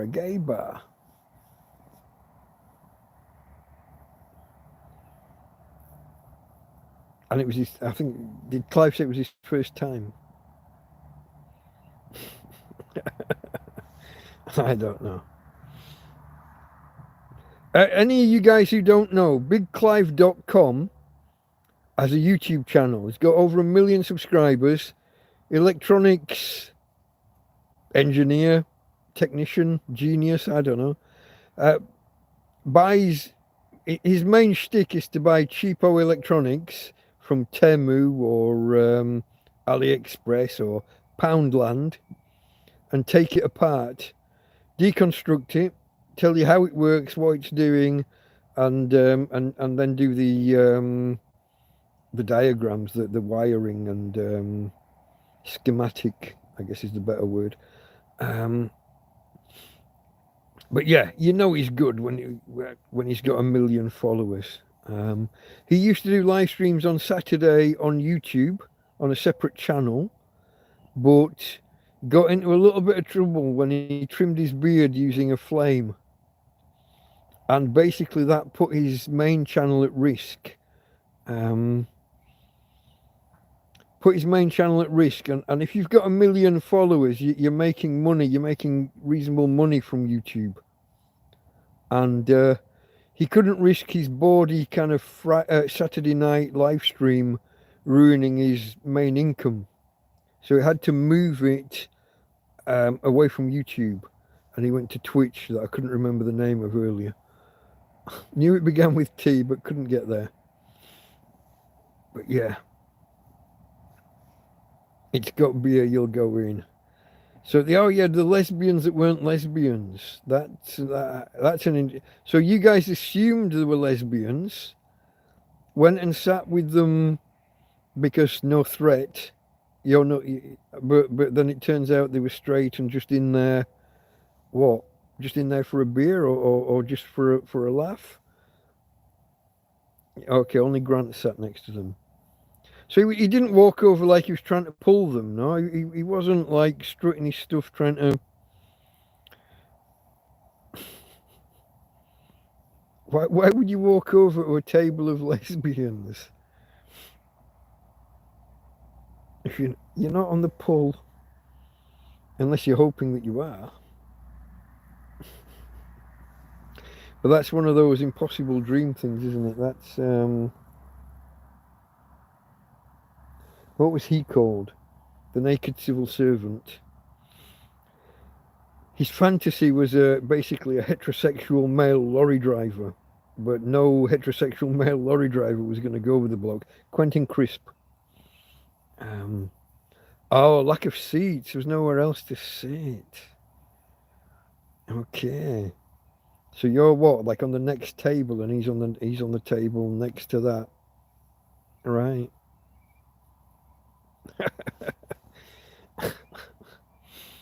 But he disgusted them and they left. Is that what you're saying?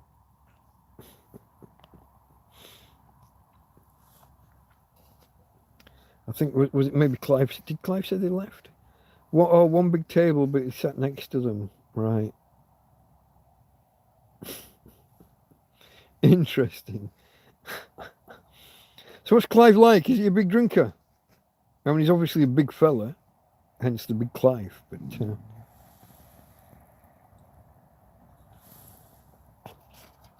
can he sink a few? Clive's not a big drinker. Don't tell me he's a bit of a Jesse. I was going to say pun intended. It's not really a pun, is it? When he did his first live stream and someone asked, are you gay? I think that took him back. I didn't think he was expecting the conversation to go that way. A couple of pints for a push. Okay. But yeah, when I watched his first live stream back, and it didn't take long for the conversation to go in that direction, and I don't think he was expecting that. I think he was expecting it to stay on electrical and electronics. Well, you're a Scotsman, of course. 4 pints that's the minimum, isn't it? If I walk in a bar, I don't leave. That's the minimum point to leave. Even then, I'd be disappointed. You're only an hour and a half in at that point. Maybe 2 hours at a push. We're dominating the conversation. Is anybody else still here, or have we scared you all away? We got 8 people here, but nobody's joining in. Not meaning to exclude anybody, folks. You're welcome to join in the chat. Come and chat. 4 pints is half an hour, says Jack Attack. Slight hyperbole, I'm sure. Oh, pool. I haven't played pool in a lot of years. In my youth in London, I used to play for real money. Gary with 2 R's is asking, will I ever get back to the UK and live there again? Absolutely. Even if I have to walk to Calais and swim the channel. I'll get there one day. I'm just not sure of how that would work. Yeah, 8 ball. Yeah, it's the only game. But of course, every bar you go in's got different rules, Jack Attack. You got to stick to a pub that's got the rules on the wall from the local league. That way you can actually, you know, you're not having to put up with oh, you see, over the years, all the rules have changed. All of this, like somebody does a foul and you can pick the white up at any time and take it back to the D, or nowadays where the table doesn't even have a D, you can pick the ball after any foul, pick the ball up and just put it behind the line, put it behind the baulk line. So many variations over the years. I'm out of touch with what the current rules are, but yeah, whether there's a D or not is often a question. All the different variations, whether 2 shots carry or whether it's just 1 free shot and you're away. Yeah. I got sick of that, all of the rules changing every time. And every rule change was just to speed the game up. When you're doing the league matches and you're doing your 9 games, and sometimes the bar would end up having to stay open a bit so that the pool could finish. And the league wanted the results in there and then that night. And rule changes were literally just to speed up the game. Yeah.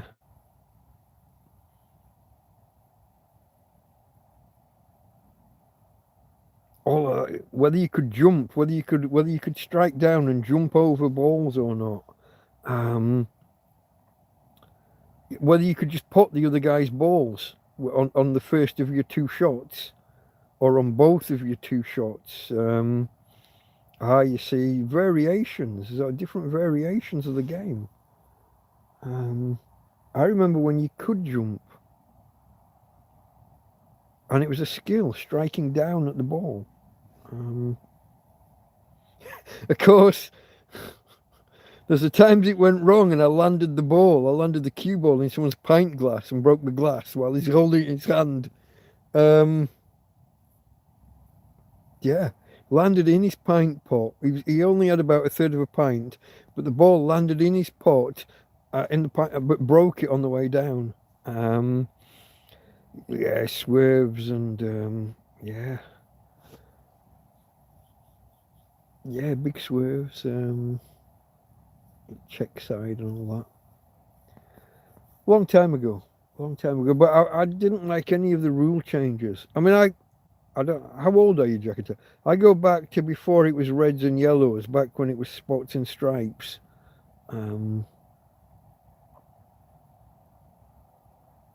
My mate Ian Sidebottom had his own pool table back in the late 70s. Oh, and then I got a 6-foot snooker table in the early 80s. Another one of my mates, Scott, they had, get this, they had the full-size snooker table stroke dining table, full size, slate bed, in the dining room in the nice big new house. Well, the idea of the spots and stripes, like in America, is there are different games, aren't there? 8 ball's not the only game, but you didn't have the automatic ball return and what have you. It was more just like a snooker table where you dig the balls out of the pockets yourself. So you could play like 9 ball and all the other different variants of the games. Fascinating. Some of the variations of the games are fascinating, but they've never happened in this country because we have the tables that just keep the balls and only return the white. Killer was always good, yeah. Everyone put a quid or whatever down, and you got to pot, otherwise you lose a life, 3 lives and you're out. I went through a phase where I would arrive at the pub late, sober, so arrive at say 9:30, Everyone else is already K-lied. Everyone else on the way. You're stone cold sober. And I'd be winning. There'd be like 10 people playing the game. And I'd have like a 1 in 3 chance of winning the entire pot. And I was unemployed at the time. So landing, 10 or 20 quid from a group of guys for a £1 stake or a £2 stake. Yeah. Didn't carry on forever though. You can't get away with that forever. People start to take offence. But my local pub would they would win the pool league. But I always preferred to just play in the B team. It was just less intense, less stress, less silly. Stepped up for a few years, but now mainly I just prefer to be in the B team. Called a shark, yeah. Oh, Jack Attack was captain of the team. Too much paperwork when you're doing all that, selecting who's going on in what order and managing the arguments between the players, and appointing who's going to referee which match or whatever, and then doing the paperwork and sending the results back to the league. And then somebody has to write up one of the matches for the local newspaper to cover. Oh, God, no. The back page of the local newspaper would have, oh, this player 7-balled that player. And you'd get the write-ups and the highlights. But these are the free newspapers that have got nothing better to actually cover. No real content. No arguments, you just won. That's the way. I used to have a pile of trophies under the bed. But then you grow up and get on with life. Like I said, played for money in London in '89 when I wasn't working stupid long. At one stretch I went 3 months where I worked every day, and these were 15-hour days including travel. An hour and a half to work, 12 hours on shift, an hour and a half home. And that's assuming that the underground and the buses and everything were running. 89 was all strikes. Buses, underground, ambulances, I think the fire brigade as well, all on strike at the same time. Ended up walking home a few times and I didn't know the way. Walking along a road trying to follow the bus, the path of the bus that you would have got, and losing it and getting lost. Yeah. Not fun. Not fun. So I didn't have that many days off for actually you had a few of the Scotland squad, Scotland pool team. I didn't even know there were national sides. Okay. Come on, folks, there are other people here. Make yourself known. I see 7 currently in attendance. And you just got 2 guys chatting shit about pool in the 80s and 90s, probably, depending on Jack Attack's age.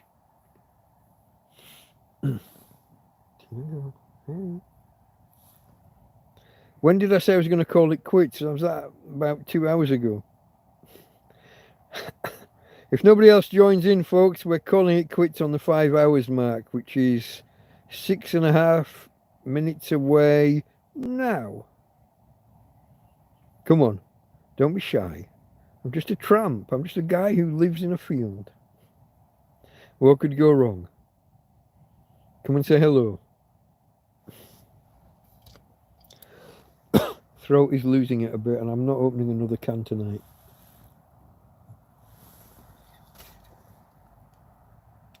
Drinking at almost 3:30 is unconscionable, really. Jason Shaw used to come in. His dad played. I'll have a look up that name after. World 9-ball champ, okay. I tell you who used to drink in a pub who used to come in a pub I used to drink in? Some bloke called Tyson Fury. Whenever the press talk about him, they talk about him being a Manchester lad. But he's more of a Morecambe lad than anything. Jason with a Y. But yeah, I once went to, I pulled the door open to walk into the bar, and you've got one door, then you've got this tiny little square vestibule, and you've got another door off to the right. I open the door, go to walk in, and there's this hulking fucking, and he has to duck down through the doorways and what have you. Can't remember how tall he is. Something like 6'9" or something stupid. Giant of a beast. But yeah, there you go. It's kind of my claim to fame. I got in his way when he was trying to get out the door. Oh, the numbers are dropping. The people that have been challenged to take part in chat and aren't doing, they're disappearing on us. Just double checking that I'm still set to all messages and not top messages, or however it's worded.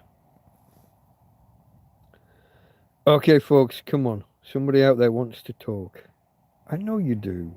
You're just a little bit shy. 2 letters. H-I. That's all you have to type. Just type hi in chat. I'm a tramp. I live in a field. I don't bite because I haven't got any teeth. I'm scaring them away the more I'm begging them to take part. I'm too needy. Okay.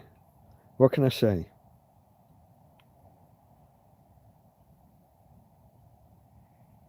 Alan Wells, the sprinter.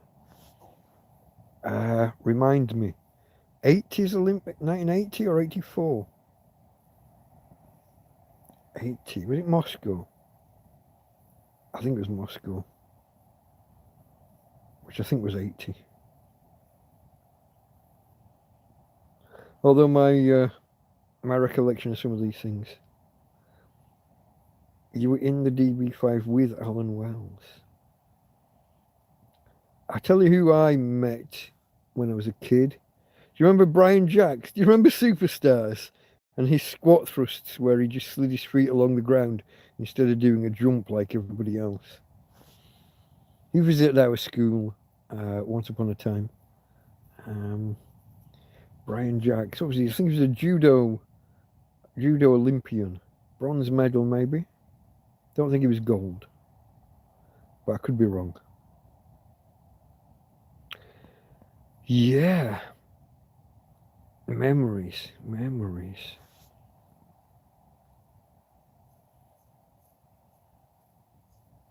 Oh, now there's a claim to fame, Gary with 2 R's.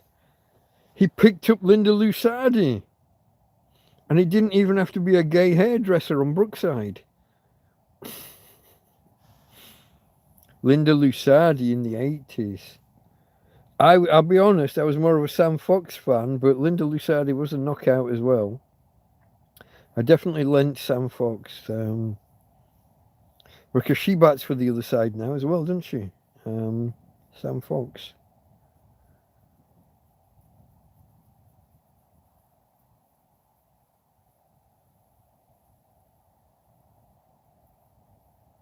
Oh, Linda. Yeah, she was a bonny lass, yeah. Page 3. I bet that doesn't even exist anymore. Or maybe it's tamed down and they're clothed. I mean, they had a go, didn't they? They had a go at evening it up. Was it a page 7 fella? When they started putting beefcakes in the paper for the girls. But of course, a guy with his top off isn't the same as a girl with a top off. Got chucked years ago. I would imagine so. Although I haven't bought a... Tell me, anybody, when was the last time you bought an actual newspaper? Walked into a newsagent's, if they still exist, and paid for an actual newspaper.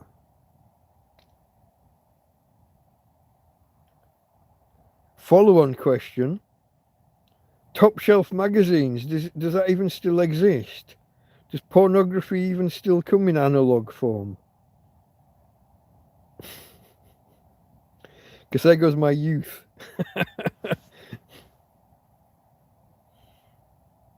I don't know, folks. Okay, folks, we are on 4:59 and 45 seconds now. I'm gonna call it quits on the 5, probably just after, because I'll miss the I can't do the Tina and Delta Mike thing because she's asleep. But from me, Delta Mike, thank you everybody for being here, and out. I missed the button. See you later, guys.